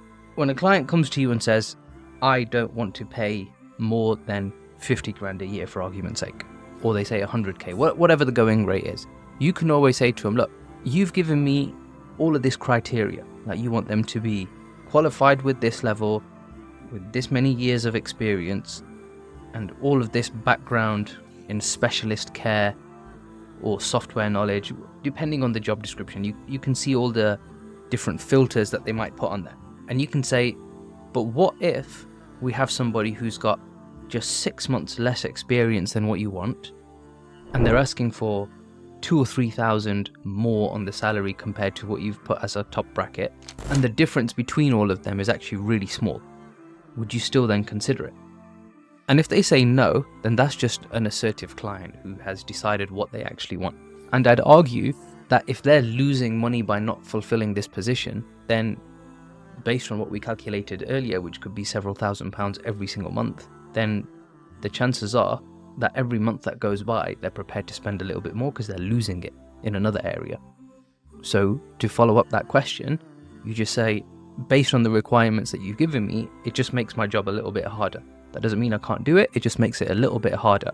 So I want you to be aware that it could take me longer to fill this job than what it would do for one where there was a little bit of flexibility on some of these items. Now, you've already told me that this is costing you this amount every single month.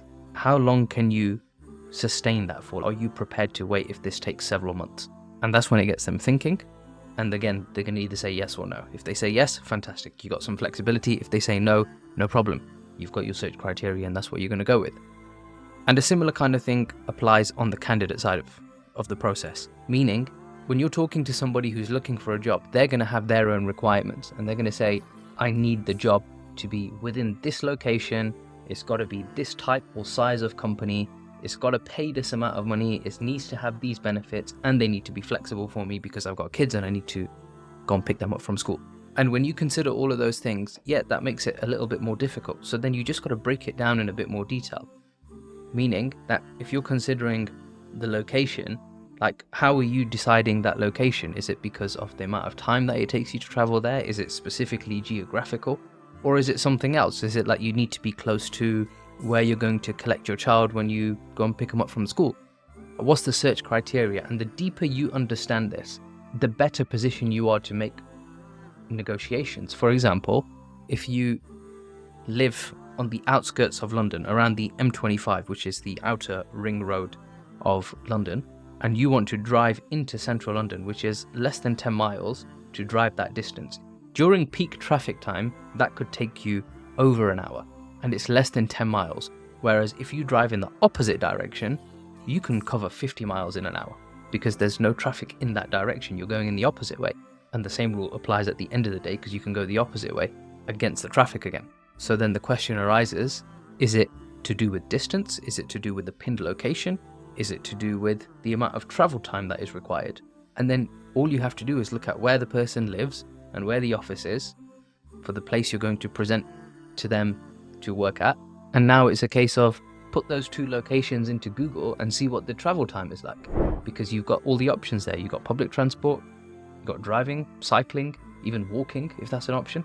And all of these become negotiation points, and it still boils down to how well you understand both client and candidate expectations. Like the better you understand it, the better you'll be able to enforce it and show and demonstrate your knowledge and expertise in that specific market. For example, when I have worked with Muslim engineers in my recruitment agency, I always look for a place nearby where they can go to pray Jummah. And if there isn't a place nearby to pray Jummah, I don't present them with the opportunity, and I say to them, look, there's this job that I've got. I think you'll be good for it, but there's nowhere nearby for you to go and pray Jummah. Go there, pray, and then get back within an hour.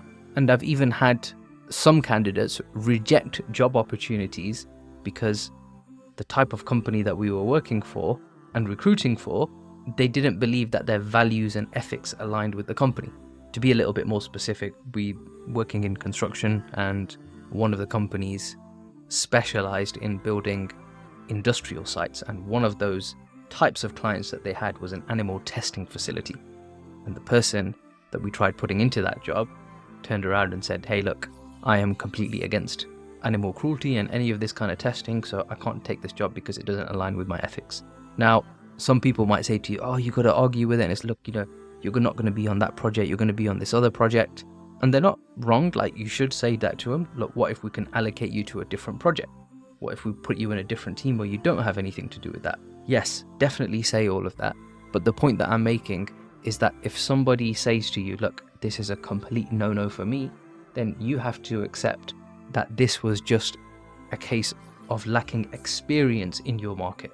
Because the more you understand the job opportunity and the more you understand the market and the type of people and the type of requirements you are, and there's a huge range of requirements out there, the better position you are in to say, this is what we're working on.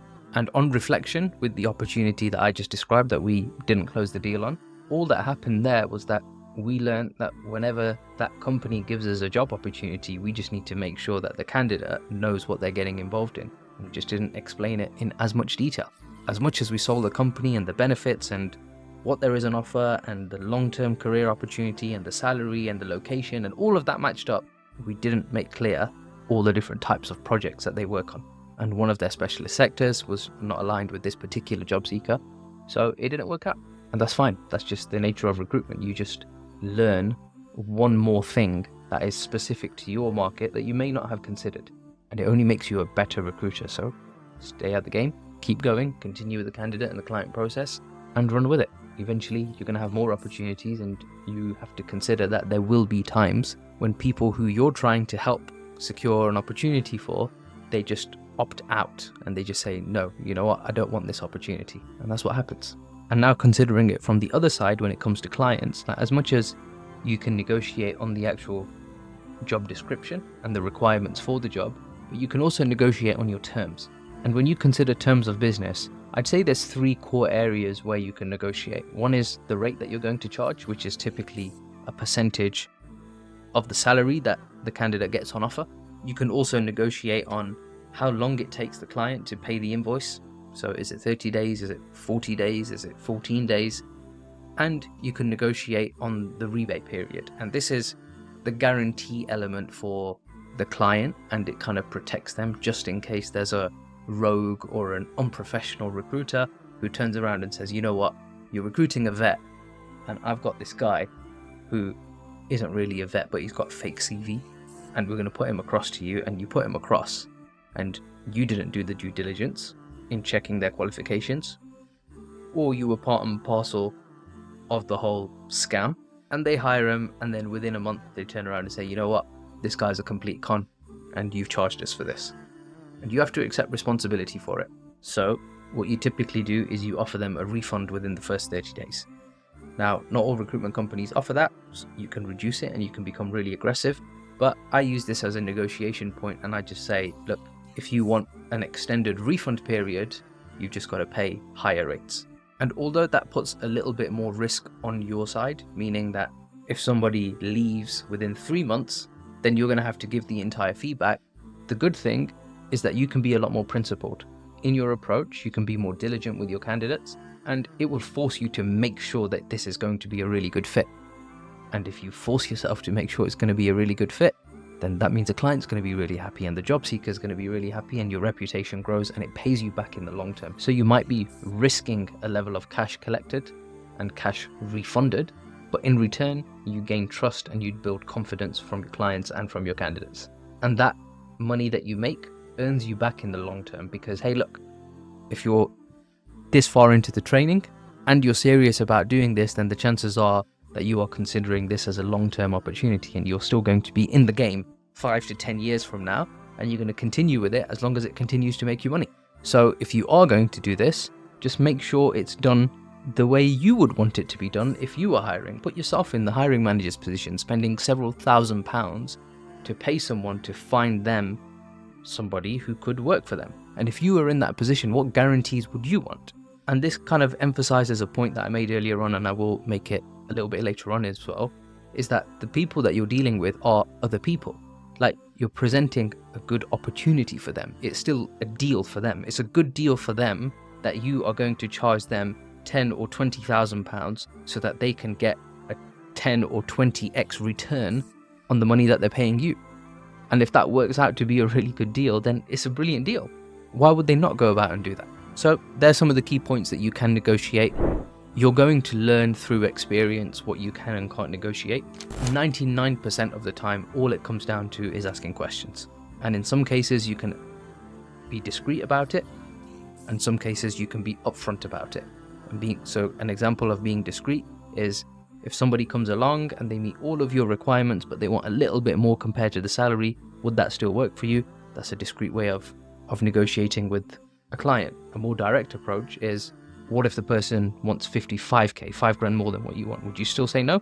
And you can be a lot more direct and just pin them down on absolutely everything. Same rule applies for job seekers. If they say, I want 50k for this location and this type of job, well, what if it's closer to home and it pays 48k? Would you still consider it? And you're going to quickly learn what their motives are and what they're really considering, because if the person is only really talking about salary, then you know that's their biggest driver. And that also puts you at a bit of a risk, because if they haven't got any other incentives or motives to move, then the chances are that that person is going to probably consider a counteroffer, meaning that when they come to resign with their current employer, if they haven't already, then their current employer might just turn around and say, here's 10k more, stay with me. And they're going to say, okay, no problem. And you've just spent all this time arranging interviews and getting everything done with the client, and it hasn't worked out. So it's really important that that candidate qualification process is stuck to, and you get more than one motive beyond the salary. Because if you're not completely understanding their motives, then the chances are you might be presenting them with an opportunity that doesn't fully align. And let's be honest, we are dealing with people.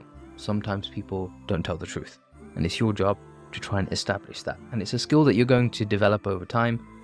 And that is that you're going to be able to spot people who are not telling you the truth. And you do that by asking questions and going into as much detail as possible. Not to say that you're going to interrogate them, you assume they're trustworthy, but sometimes you might find somebody who slips up or just somehow doesn't seem to know the dates of their employment, or doesn't seem to know any of the hiring managers who work for their previous companies.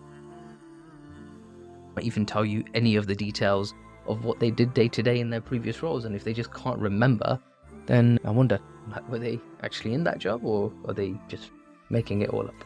Now, I don't think that's something that you should stress about or worry over. When it happens, you will know. And that's more than enough for now. Let's move in to branding yourself on LinkedIn. I'm just looking at my notes now, and so we're going over branding yourself on LinkedIn. I'm going to set you some targets and KPIs so that you can make sure you hit this target. I'm going to help you on sorting out your routine and your daily plan so that you can make sure that you're operating in the most optimal way. And we're going to map out a plan on how you can put all of this place and just make sure that you get your first 10k in, plus a bit more in terms of book recommendations and a load of other stuff. So like I said, I am here to make sure that you make your first 10k in recruitment. You learn how to do that the first time, and then you just do it again and do it a little bit quicker. And then you keep doing that until you become consistent. And hey, worst case scenario, you do half of it. You don't hit 10k per month. You don't get that 120k a year. You're going to get 60. So well done. It's an achievement, and you can continue to build on that. But the point is, become focused, become niche specific, become reputable in your market, and continue to build on it. Because the only thing remaining is becoming quicker at what you're doing. So let me give you some ideas on LinkedIn branding. And for that, I've got to share my screen. LinkedIn personal branding.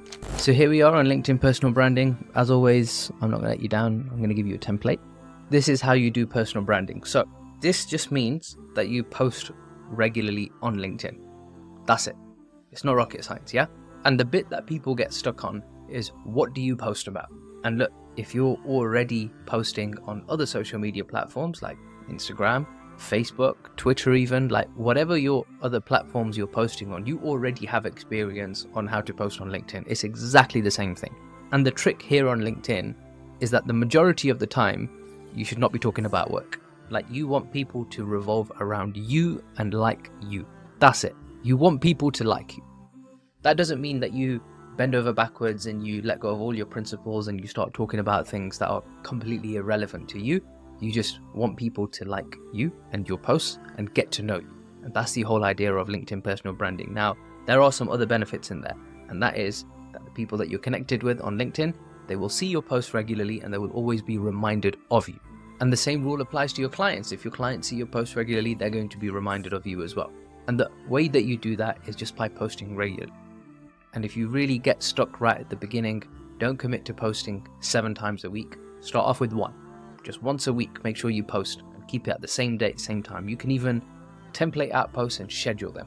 And if you're new to LinkedIn, then the chances are no one's going to see the post anyway. So just post it. Write out a post. And you've got to imagine like you're explaining this or telling somebody in your market. So when you speak to your candidates and you become friendly with them, you might say, "Oh my gosh, guess what happened on the weekend?" That becomes the first line of your post. And then you go into what happened on the weekend. Or you might turn around and say, "Yeah, I was reading this book the other day." That becomes the first line of your post, and then you write your post. And that's how you make the introduction or the hook. It's just got to be completely natural and you. How do you talk? So instead of typing out a message, just picture yourself talking to a friend or a family member at the other side of the table, and you're about to tell them whatever you're about to say. Whatever you're about to say, there's a long list of things here. So, looking at my screen, and I've templated this out Monday to Sunday.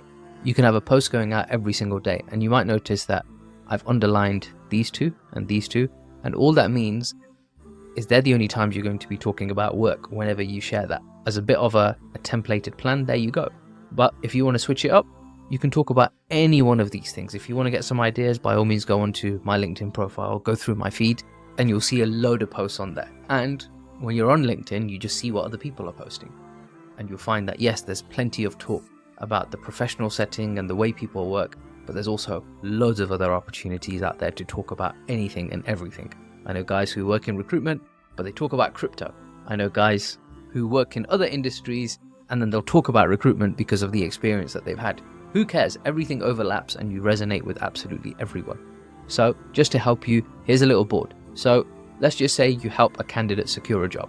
So Joe Blogs got a job and was very happy. Great, there's a post idea. This is one that I haven't drafted out. Now I'm going to bulk it out a little bit. So I move it along here and I say, you know what? I recently helped someone secure a new opportunity and they told me it was the best experience. Here's why. They might have said I was personable. They said I was personable, I was understanding, ensured everything was properly. Now you would do. It goes to show being a nice, full and above quotations means many. There we go. There's a LinkedIn post. Hashtag vet recruitment. Hashtag veterinarian. Put 3 hashtags in there.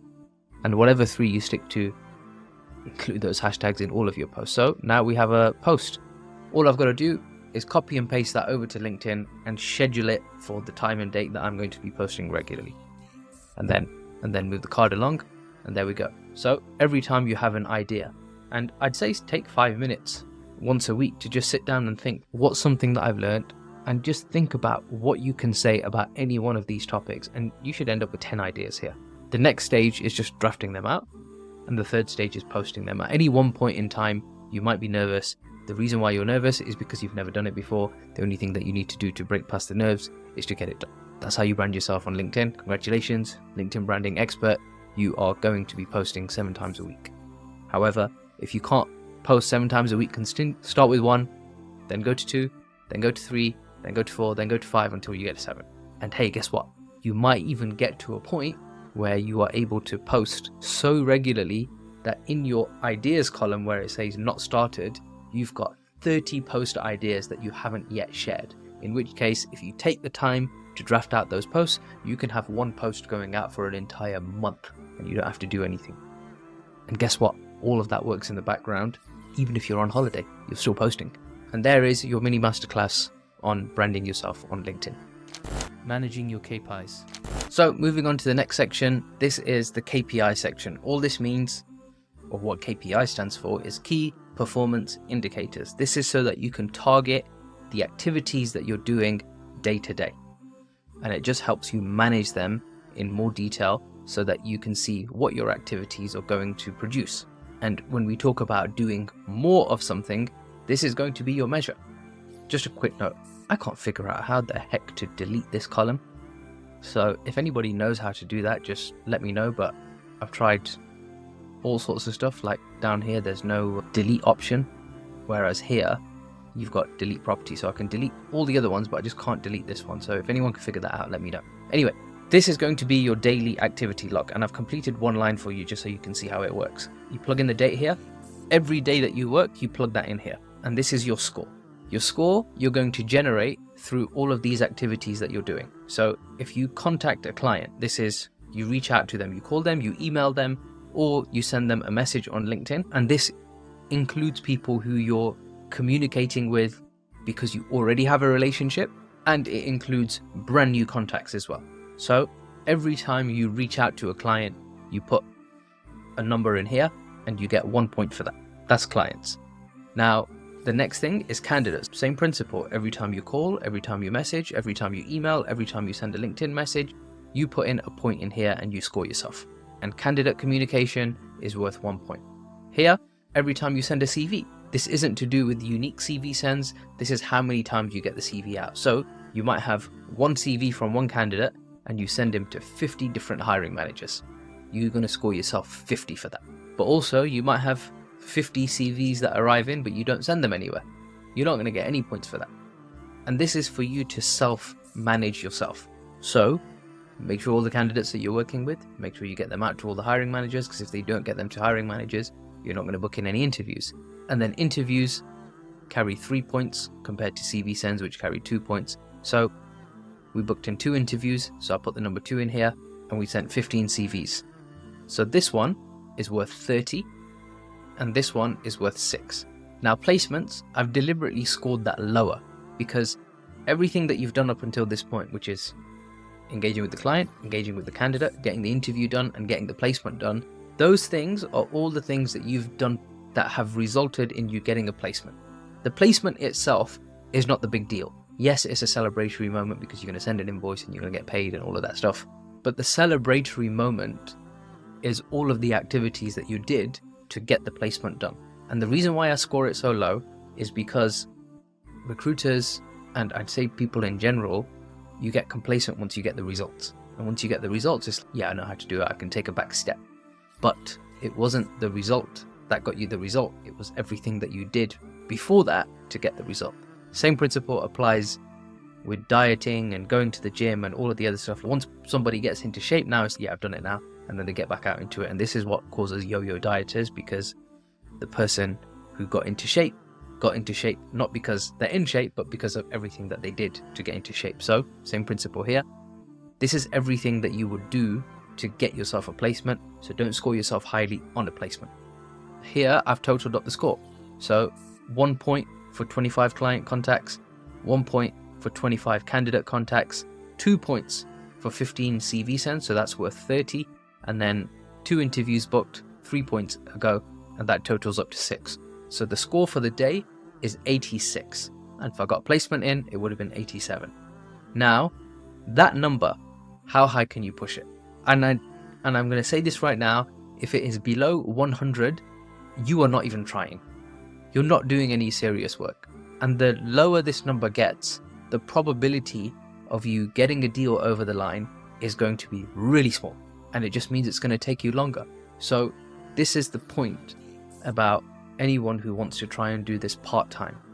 I'm not saying it's not possible. I'm not saying you won't make any money.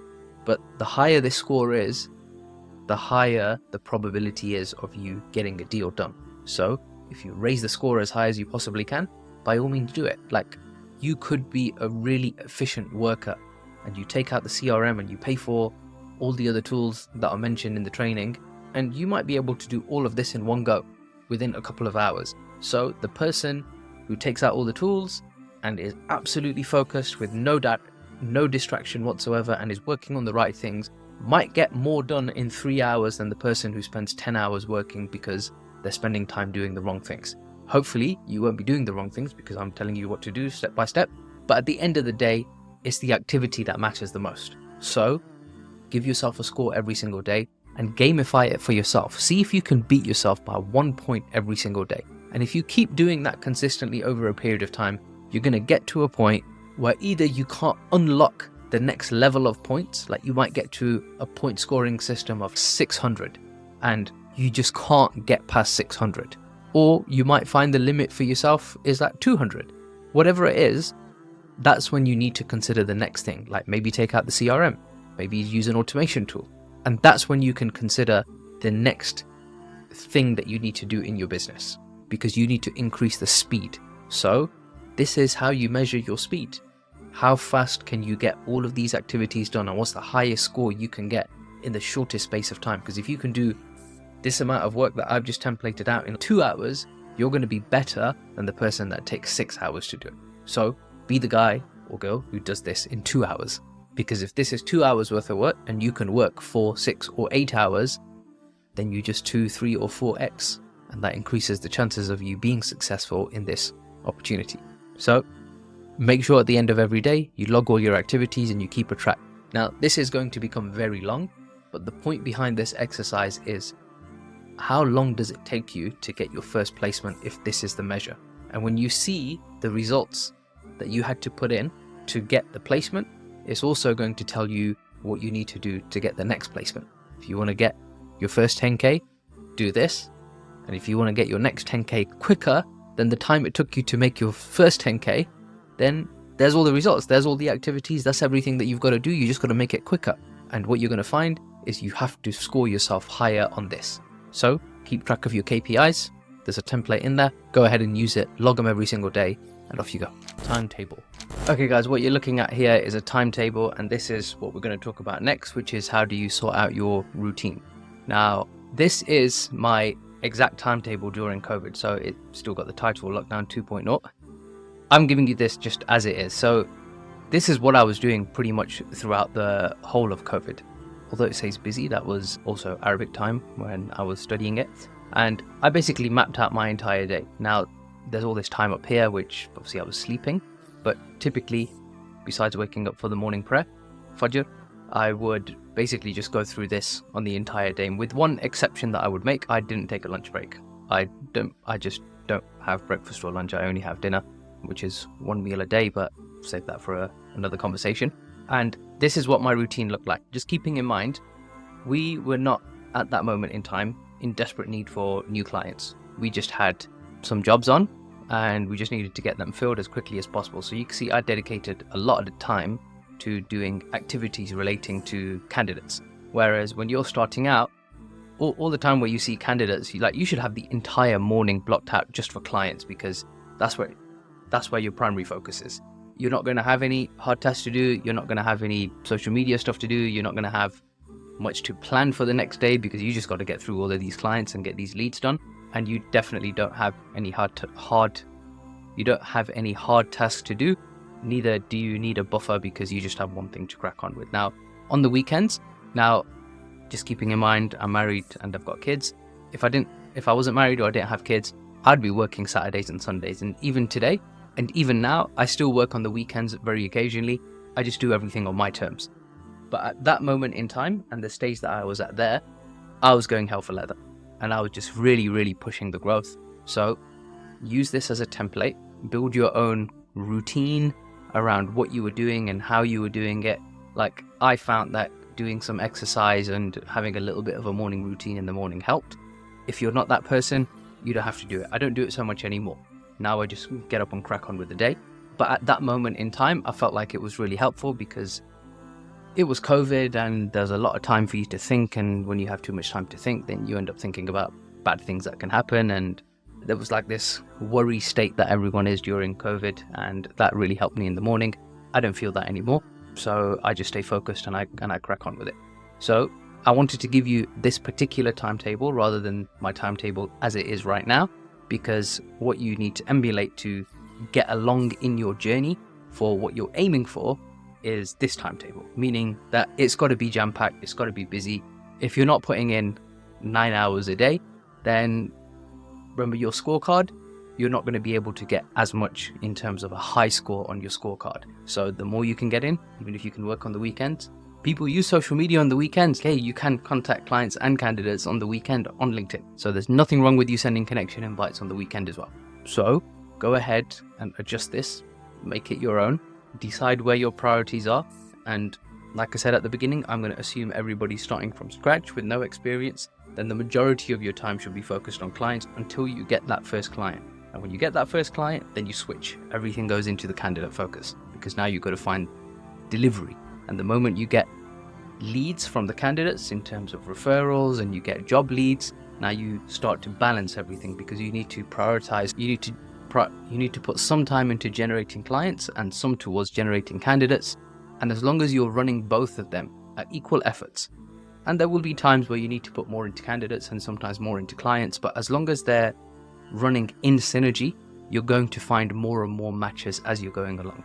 But right at the beginning, the priority is with clients. So don't even bother putting anything in candidate time, just put everything into clients. And once you have something that looks like this and it works for you, and I've given you this template in the templates folder on Notion, you've got to adjust this and move it over to your calendar. And if you don't know how to do that, I've got another YouTube video and I'll put that in the link of the templates folder as well.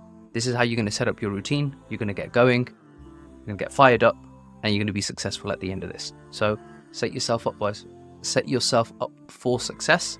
And the way that you do that is that you become the pilot, the plane, and the engineer for your journey. If you don't understand what that analogy means, I'm going to leave a link to something that Ali Abdal explained, and it resonated really well with me. I hope it's valuable for you as well. So for now, we'll leave it there and we'll move on to the next topic. Tactical points. Okay, so if you have got this far, you are organized, you know a good chunk of just about everything that you need to do in terms of recruitment. So I'm going to go over some tactical points for you. Just keeping in mind, the stuff that I'm about to go over now is going to take a slightly different turn, in the sense that the points that I'm going to go over, there's some tactical stuff and there's some business stuff. And if you haven't come to the realization yet, this is not something that you can just get rich with overnight and you're going to be sitting on 50 grand of cash in 30 days from now. If that's what you wanted, this is not it. So if you're going to continue, let me know that you're fully committed to this. Make a commitment that you are 100% going for this. You're going to give it your best shot. You're going to make it work no matter what it takes. And from what you can see so far, I haven't even spent £100, dollars or euros. And it just goes to show that the setup of a recruitment agency is like so minimal. The only time that you pay is when you try and increase the speed.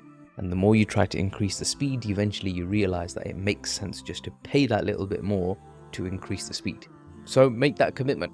Take a picture of this. Take a picture of the screen that you're looking at and share it in your stories. Tag me in it if you want to.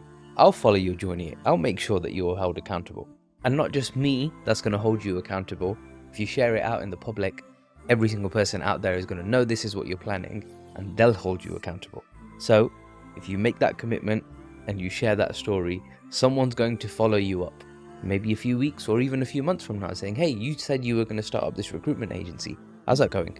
And this is not to try and shame yourself or to share all of your grand plans. This is just for you to make a commitment out in the open because you know you're going to be held to account. So make the plan, make that commitment and keep going. More templates. So I'm sure you know by now, I'm always going to give you explainers and templates. And what you're looking at here is the journey map. So I've broken this down. You'll find this inside the templates and resources. And there's only really two journeys that you have to consider. Like one is the candidates and the other one is the clients.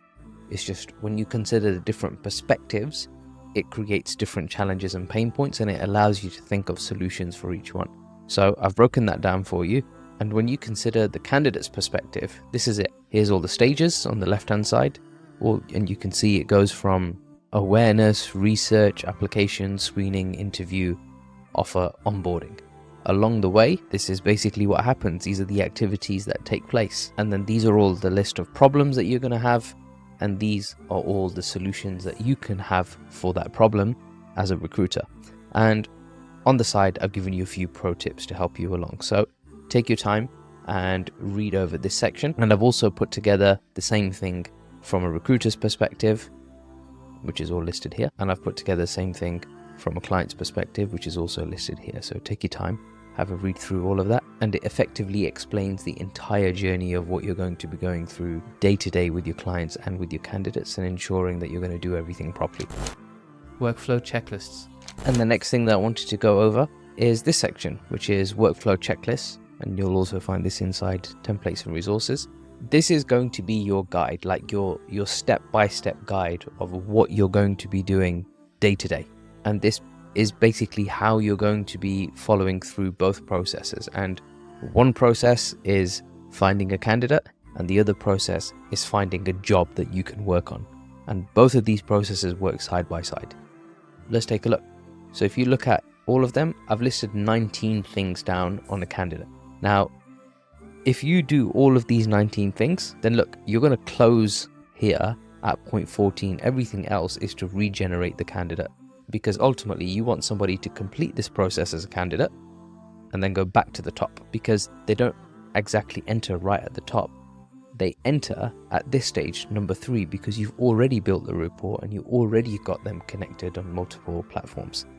As long as you maintain regular contact with them, they're not going to go back to the top. They're going to re-enter at number 3. And that's partly the goal here when it comes to getting candidates exclusive, is that how good is your service? How well can you present yourself with that service?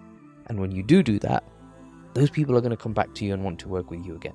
So there's the entire candidate workflow of what you've got to do step by step to make sure that you deliver a good service for the candidate. And then when it comes to finding a job, here it is, step by step. And every single one of these activities that I've listed here connects to what I've already spoken about: how you find a client, how you find a candidate, how you get the job lead in, where you've got to look, building that LinkedIn search, connecting with all of those people on LinkedIn, getting in contact with people directly, and the volume and the sheer number of things that you've got to do as often as possible to make sure that they all work out. Because both of these processes, they overlap. When you speak to a candidate, they're going to give you details of some of the jobs that they've interviewed for, and you can go and track those clients down as leads. And when you do find another job, then guess what? You've got to start a brand new search and go and find more candidates. And the cycle kind of like repeats itself over and over again, and it compounds and it gets bigger and faster and quicker every single time. So keeping all of that in mind, what's the most important thing that you've got to do, which is what I've underlined here. And your priority is always going to be the thing that's going to help you make the most amount of money and the quickest route to it. Meaning that if you look at your day in the morning and you're thinking, gosh, I've got to contact 50 clients, I've got to contact 50 candidates, I need to send out all of these CVs, I've got to arrange all of these interviews, I've got to close these placements, and I want to get everything done, but which one should I do first? Close the deals first. And what helps you get deals done is interviews. Get the interviews done next. What helps you get interviews is CVs. Get the CVs out next. And what helps you get CVs out is more candidates. Work on candidates next. And which one gets you the clients in? Work on the jobs next. And that's like the order of priority, meaning that what's the closest thing to you closing a deal and getting cash in the bank? Work on that thing first. And that is the priority. So I've also left this section here just so that you can duplicate it and keep it for yourself. Build other workflows. What else happens in your business? What else are you doing step by step, day to day? Just like I've done this here, and I've given you a 19-point checklist to make sure that you follow the candidate process. Why can't you do the exact same thing for literally everything else in your business? You're going to have a step-by-step process on how you keep track of your accounts. I mean, I've given you some details. Build your own workflow, because once you have these workflows in place, that's when you have what is known as a validated process. And if you watch my other video explaining validated processes and the benefits of them and the automation tools that you can attach to it, they're the things that we're going to automate. And if it hasn't sprung out to you yet, the one thing that you can automate consistently is your LinkedIn connections. Like, just automate sending the LinkedIn connection. I've even given you the software that you need to use to do that. So go and replicate your own flow of clients and candidates just by sending them connection invites on LinkedIn. Because at the end of the day, whenever you automate everything, both of them fall into these stages, meaning that at some point when you're working on a candidate or you're getting a job, you're going to message them on LinkedIn or maybe get in contact with them on one form or other. So just connecting with everyone as quickly, as fast as you possibly can. And just keeping in mind when it comes to going over the candidate process, like you're going to talk to the candidate about the jobs that you have on, and those jobs that you have on are going to be with clients who you've agreed terms with, you've exchanged contracts, and everything is ready to go. However, this also brings to mind a business development strategy, which is probably one of the most underrated business development strategies out there. And that is all the clients that you've got sitting in your lead list that you haven't been able to get through, who you've been calling, you've been LinkedIn messaging, and you just haven't been able to make progress with them. Just take the personal details off for the candidate who you're representing and send them all over to all of those leads that are sitting in call, LinkedIn message, and email in your business development list. Because sending a CV to them for something that they either are looking for or they regularly hire for is also a business development tactic. And that's why I've added it in here as step 10. Take action now. So that's it. That's everything. That's literally everything that you need to do to get going in recruitment, to make your first 10K, to make your second 10K, and as many 10Ks as you possibly want. You've got templates on everything, including terms, including documentation, including workflows, including links to softwares that you could use. Well, all the softwares that I use, with only a handful of optimization things that are remaining. And what I'm about to go through now are things that kind of help you optimize what you're doing, not help you do what you're doing, if that makes sense. And if it doesn't, all it means is how do you get more of what you're doing out of the same amount of time and the same amount of effort and the same amount of energy and the same amount of mental power without it sucking the life out of you. And simply put, it happens by being organized.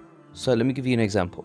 If you've ever had branded t-shirts made where you print out and have your own logo and your own design put up on a t-shirt, then usually what happens is that the printing company, they charge you more if you get a smaller quantity, but the bigger the quantity, it gets cheaper per item, that is. And the reason why that is that the real time, energy, effort and sacrifice that they have to put in is in setting up the printing press. Because once they set up the machine, now it's just press, press, press, next shirt, press, next shirt, press. And they just keep going like that. And to help make your life easier, you have to operate in the exact same way. So if you've got 20, 50 invites to send or emails to send, do them all in one go. So whatever you can batch in terms of activities, batch it. But if it's a customized item that you have to do every single time, it's not worth batching.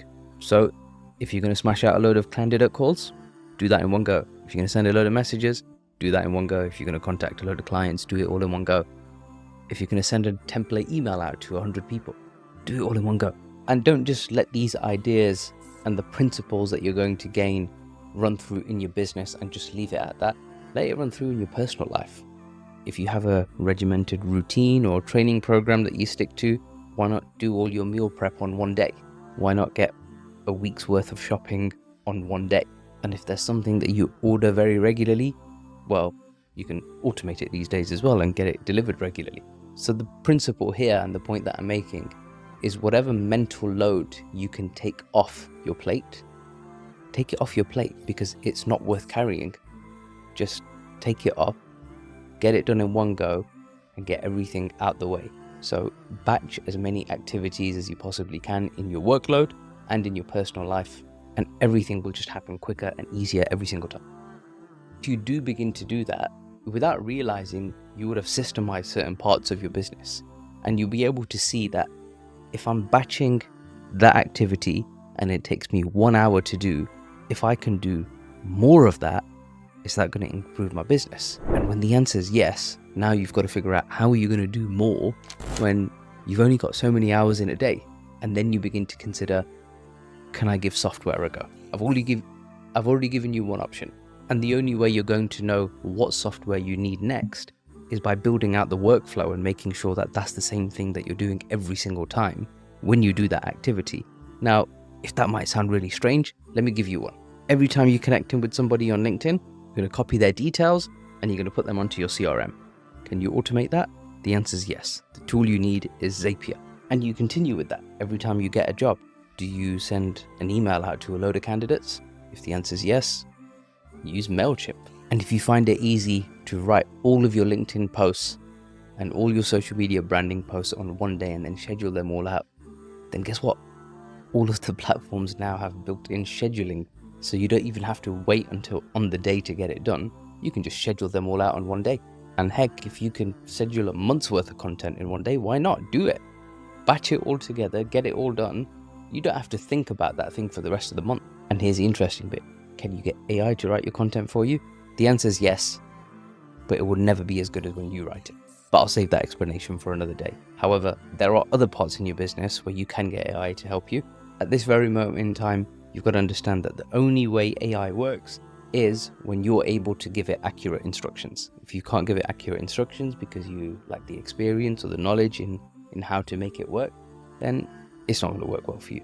So the way to think about it and how you're going to systemize the business is, imagine you had this workflow built in, just like I've shown you for the candidate process, 19 steps. What do you need to have to put in place? And list out the step-by-step instructions so that if somebody else came on board and looked at these instructions, they'll be able to do them on their own. And if you can get that in place, now you have a validated process, you have a built-out workflow, and you are ready to hire someone to take over that activity. So which activity do you do, and what are you actually doing, and which one should you give away? Well, the easiest way to do that is to study what you're actually doing day to day. Now, I've given you a software, it's free, it's in the tool section, it's called Desktime, use it. It will analyze everything that you're doing day to day, and it will give you a report, and you can look back at that report every week, every day, however often you want. And that report is going to tell you what specific pages, tools, and applications you've been using, and you will know what you've been doing on those tools and applications, especially if you install it both on your phone and on your laptop. And if you ever realize that, hang on, I was working from 9 till 6, but somehow I still managed to get 4 hours of scrolling through Instagram, it's going to be a little bit of a kick in the teeth, and you're going to realize actually I wasn't actually doing work for the 9 or 8 hours that I thought I was. I was only really working for 4 because the other time I was scrolling through Instagram. The data doesn't lie. So how can you optimize yourself a little bit more? Uninstall Instagram when you're working. Put your phone in flight mode. Get yourself a separate phone if you have to, where you've got a personal phone and a work phone. Keep everything separate, and it's only going to help you stay more organized or more focused. It's going to help you get more done. You're going to increase that point score. And the more you increase the point score, the more likely you are to get placements. And when it does come to hiring an assistant and studying the work that you're doing, I'm going to give you one other way. All you have to do is take a sheet of paper and set your phone to ring every 15 minutes. Or maybe have a timer set on your laptop. And every 15 minutes, just write down what you've been doing for the past 15 minutes. Do it for one day. Because the first day, you're going to realize it's just an optimization trick. Day 2, you're going to realize what's real. And do that for about a week. Do it properly. It might take you 2 weeks, but do it properly, and all the things that reoccur that you think are really simple, easy tasks that anyone can do, just see if you can get someone else to do it first. Test it, because for everything that's built in Notion, you've got your entire business in there now. All you have to do is click the share button at the top right, send it to their email address, and that's it. They've got access. And I used to do this at one point. I used to give like really simple instructions and try and test it, and kind of give it to my wife and just say, can you give this a go? Here's the instructions, here's a step-by-step guide, here's a video on how to do it. Go and give it a go. Let's just see if you can do it. And if she did it, then great. Like, she got it right first time. It's only a reflection on how good your training is and the advice that you've given, but also goes to show how simple the task is as well. So if you can do it simply, and you can hand it off to somebody else and you give it to them and you test it and it works, why not? Hire a family member if you have to. But that's how you hire an assistant. You just basically look at all of the simple activities that you're doing day to day by monitoring the workload that you're doing day to day. And once you realize what are the simple things that you can give away, the easiest things, start with the easiest, because the easiest things that you can do are also the easiest things that you can train someone else to do. Hire someone and give them the job, even if it's part-time. They don't have to be full-time employees, just part-time. And 2 more things before I completely wrap this up. To help you from a mindset perspective, you have to think quite long-term, and you have to think, what is this leading to and where is this going? And it's going to drive your decision on where you're going to take this business and how you're going to grow it, or whether you're just going to keep it as it is. But you have to think really far, like beyond your lifetime. And the way that I would do it, and this is one of the ways that one of my old mentors explained it, is think of a moment in time in the future when you're no longer around. And there's somebody who has just been following you and just been studying your entire life. And they decide, you know what, I'm going to write a Wikipedia article about this person. What would you want that article to say? Go into it in detail. Go on Wikipedia and just go and find an example of somebody who you like, or even better, find somebody that you don't like, so you've got two people that you can compare side by side. And look at the things that are being said: where the person was born, where they were grown up, what school they went to, how life changed for them, what were the monumental moments, what were the things that they did in their spare time, who did they care for, how much time did they spend with their families, what did they do outside of work. And think about all of the things that you would want people to say and know about you in a Wikipedia article that's going to live on the internet forever, and write it down. Write it down for yourself, because when you do begin to write it down, you're going to be able to map out a journey to say, here were the difficult points, these were the good points, these were the bad points, then it went to good again, and then in this year it was really good, and then next year we had a wave of success and it continued that way, and then you took all that money and, I don't know, you gave it all to poor people. If that's something that you're ambitious about and that you want to do in terms of philanthropic work. But just keep in mind, if that's something that you plan on doing when you make money, then you need to start doing it now. Meaning that who you are and who you're going to become are two different people. And you have to think of it like that. Meaning that if you decide that you're going to be a millionaire or even a billionaire, or you have this lifelong goal of traveling and doing a load of philanthropic work all over the world, then you've got to understand the person who does that, what are they doing day to day? Because they've probably got everything covered from a financial perspective. That's why they're able to go out there and travel, all of that. And I'm giving this as a very specific example just because I've heard of a lot of people who say that once I become rich, I'm going to do a load of charitable activities. So the point being, what's stopping you from doing that now? Okay, you might not be able to give as big a percentage of your income right now because you're not making that much money, or maybe you are. Why not start it now? Because the habits that you are doing now, some of them are going to follow through for years to come. But you're also going to realize that there's some habits that are stopping you from developing, and you've got to let them go. So do that. Write your Wikipedia article, and then consider the amount of books that are available on mindset mastery, on relationship building, on recruitment. Like, just go on Amazon and look at all of the books that are available online. There's so many, and there's so much knowledge that you can get from all of them. All of them are going to help you. So go ahead, go and read all of them. And last but not least, when you are working, just get in the zone. What I mean by that is turn everything off. Turn all of your devices off, besides what you need for work for obvious reasons. But even your laptop, mine has a do not disturb mode. I'm sure yours does too. So make sure you don't get any notifications while you're focusing. And like I mentioned earlier, separate what is work and personal. Me, I don't have two phones, so I just put my phone in flight mode. Or my phone is in do not disturb mode almost all the time. And if anyone tries to call me, the only time my phone rings is if my wife's calling me. It doesn't ring for anybody else, except a handful of other people who it will ring if they call me 2 times in a row. And I'm hoping they don't see this bit because they might try it. But yes, if you call me 2 or 3 times in a row, depending on who you are, I have different categories, then my phone will ring and you'll get through to me. But for the majority of people, my phone doesn't ring. And that's one of the things that I did to help me focus and get me into the zone and allow me to achieve some of the things that I have in my recruitment business. I hope you found this valuable and useful, and I hope it's going to be the start of your recruitment journey. I wish you all the best, and let me know in the comments how you get on. And keep an eye on the description. I mean, I'm recording this video at the moment.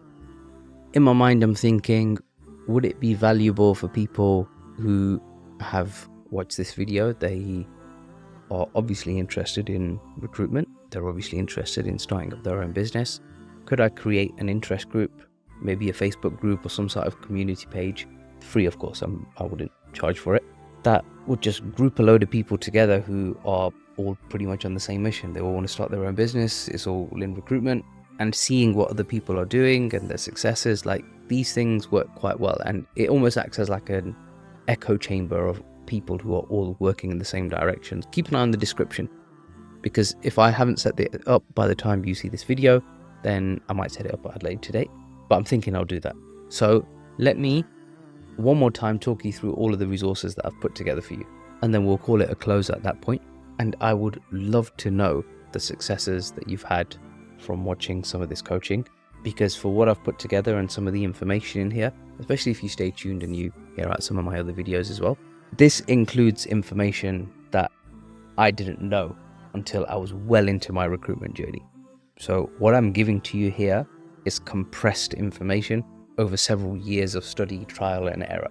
So for you, you don't have to make the same mistakes I did, because I've given you all the information here. I've given you all the guides, all of the templates, literally every single thing that you need to get your business off the ground, make your first 10K, your second, and your 10th, so you can hit 6 figures over the next 12 months. And I genuinely hope you do, because what you've got here is a very profitable business. It's one that will stand the test of time. It's one that's been around longer than a lot of these online businesses that have cropped up around the year 2000, 2010 and 2020 onwards. Whereas recruitment, it's been around a lot longer. In fact, it's been around longer than the internet. So I genuinely believe that recruitment is going to be around for a very long time, and it's not like one of these newer business models which, who knows, there's loads of them cropping up, and who knows if they're going to be around in the next 10 or 20 years. But when it comes to recruitment, I can say for sure this model is going to be around for a long time. So if you're interested in a business model that is going to give you good paychecks and also pay you in the long term, you've watched the right video and you made the right investment. So let me give you that tour. We'll wrap it up here. I'll be keeping an eye on the comments, and you keep an eye on the description.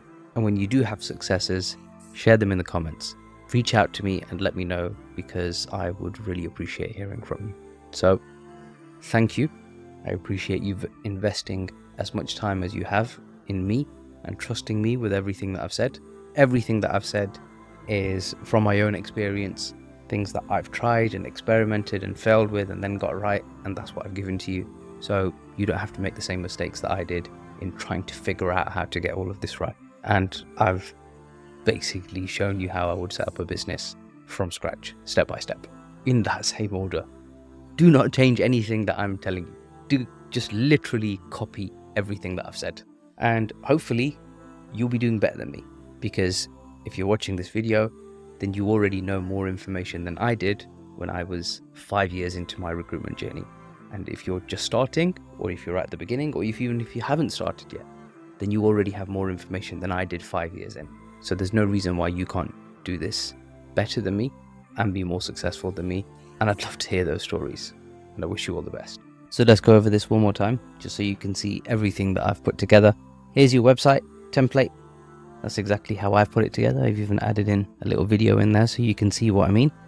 And I've given you an explainer on how to build this and how to put it together. Here's a section with the tools. These are all the tools that I use and all the tools that I've made reference to and mentioned in the training. And then you scroll down and here we get to client leads. This is how you can manage client leads for yourself and stay on top of all of the jobs, because the job opportunities are client leads for you. And then you scroll down, engage candidates. These are all the candidates that you're in conversation with, including how to code them, how to tag them. Sorry, I've seen candidates, clients. These are all the clients that you're engaged with, meaning all of the ones that you're having conversations with and you've already got agreements with. If you haven't got an agreement with, then they are still a lead and they're not a client. The next section here is candidates. This is going to become basically your entire candidate database for everyone that you have on file, everyone that you know about, all your LinkedIn connections, everyone that you found on job boards. Every single CV that you've got goes in here with all the tags. So you're ultra organized the moment that your clients call you and say, do you have an associate level general practitioner in this location in California? I'm not saying you have to go down this route of vets in California. I've just given you the thought process of what it means to validate your niche and pick a good niche. And by picking a good niche. All I'm talking about is a profitable one that will earn you over a consistent period of time. And then you go into templates and resources, terms of business, the script for candidates, client script, financial tracker as well. So this is what you can use to stay on top of your finances and even attach receipts for every single month. And you can basically do this every year and give it to your accountant, and they will love you for it because it's a well-organized way of managing your finances. I'd recommend you do that at least once a month, and later on down the line you can automate that process as well. But for the time being, you're not going to have loads to do, so keep it sweet and simple. Use this template, and if I haven't already said this, everything in here you can copy. You can literally copy and paste it in the top right hand corner of the screen. You've got a template for job ads. I've even put this together so you can manage any recurring tasks that you have to do over and over again and just stay on top of it. So where I've said make sure you contact X amount of candidates and clients every single day, that's a daily task for you. And then you can have monthly tasks and quarterly tasks and yearly tasks. So for example, submitting your tax return is going to be a yearly thing that you do with your accountant. Put that in your yearly tax. Just keep track of all the things that you do very regularly, because these are all the things that one day you're going to hand off to people who work with you. I've given you a timetable, I've given you a journey map, I've given you a template on how you send out CVs when you spec them out, which for some reason I don't remember talking through in the training, but I suppose having a look over it, this is what it would look like. Put subject, if they're degree qualified, MSc, Doctor of Physics, 85k, has only worked with one employer ever. So that would make a really good subject line, by the way. And then I'll put in brackets what you need to include in your email when you send it across to your client, and just keeping in mind that you may well be using this as a business development tactic and just sending the CV out, in which case all you've got to do is remove any personal data. So refer to the person as him, her, third person, and don't leave anything on the CV that would give away who it is. So just keep in mind when you do send it to clients who you're not working with, you might want to take off their current employer, like just put 2 X's there so that they know it's been scored out. And then coming back here, I've given you a template on how to get recommendations and testimonials, given you an invoice chasing process, and even put some books in there that you can read. And that makes all of the templates that I've put together. I've given you a guide on LinkedIn personal branding, including some of the posts that you can do.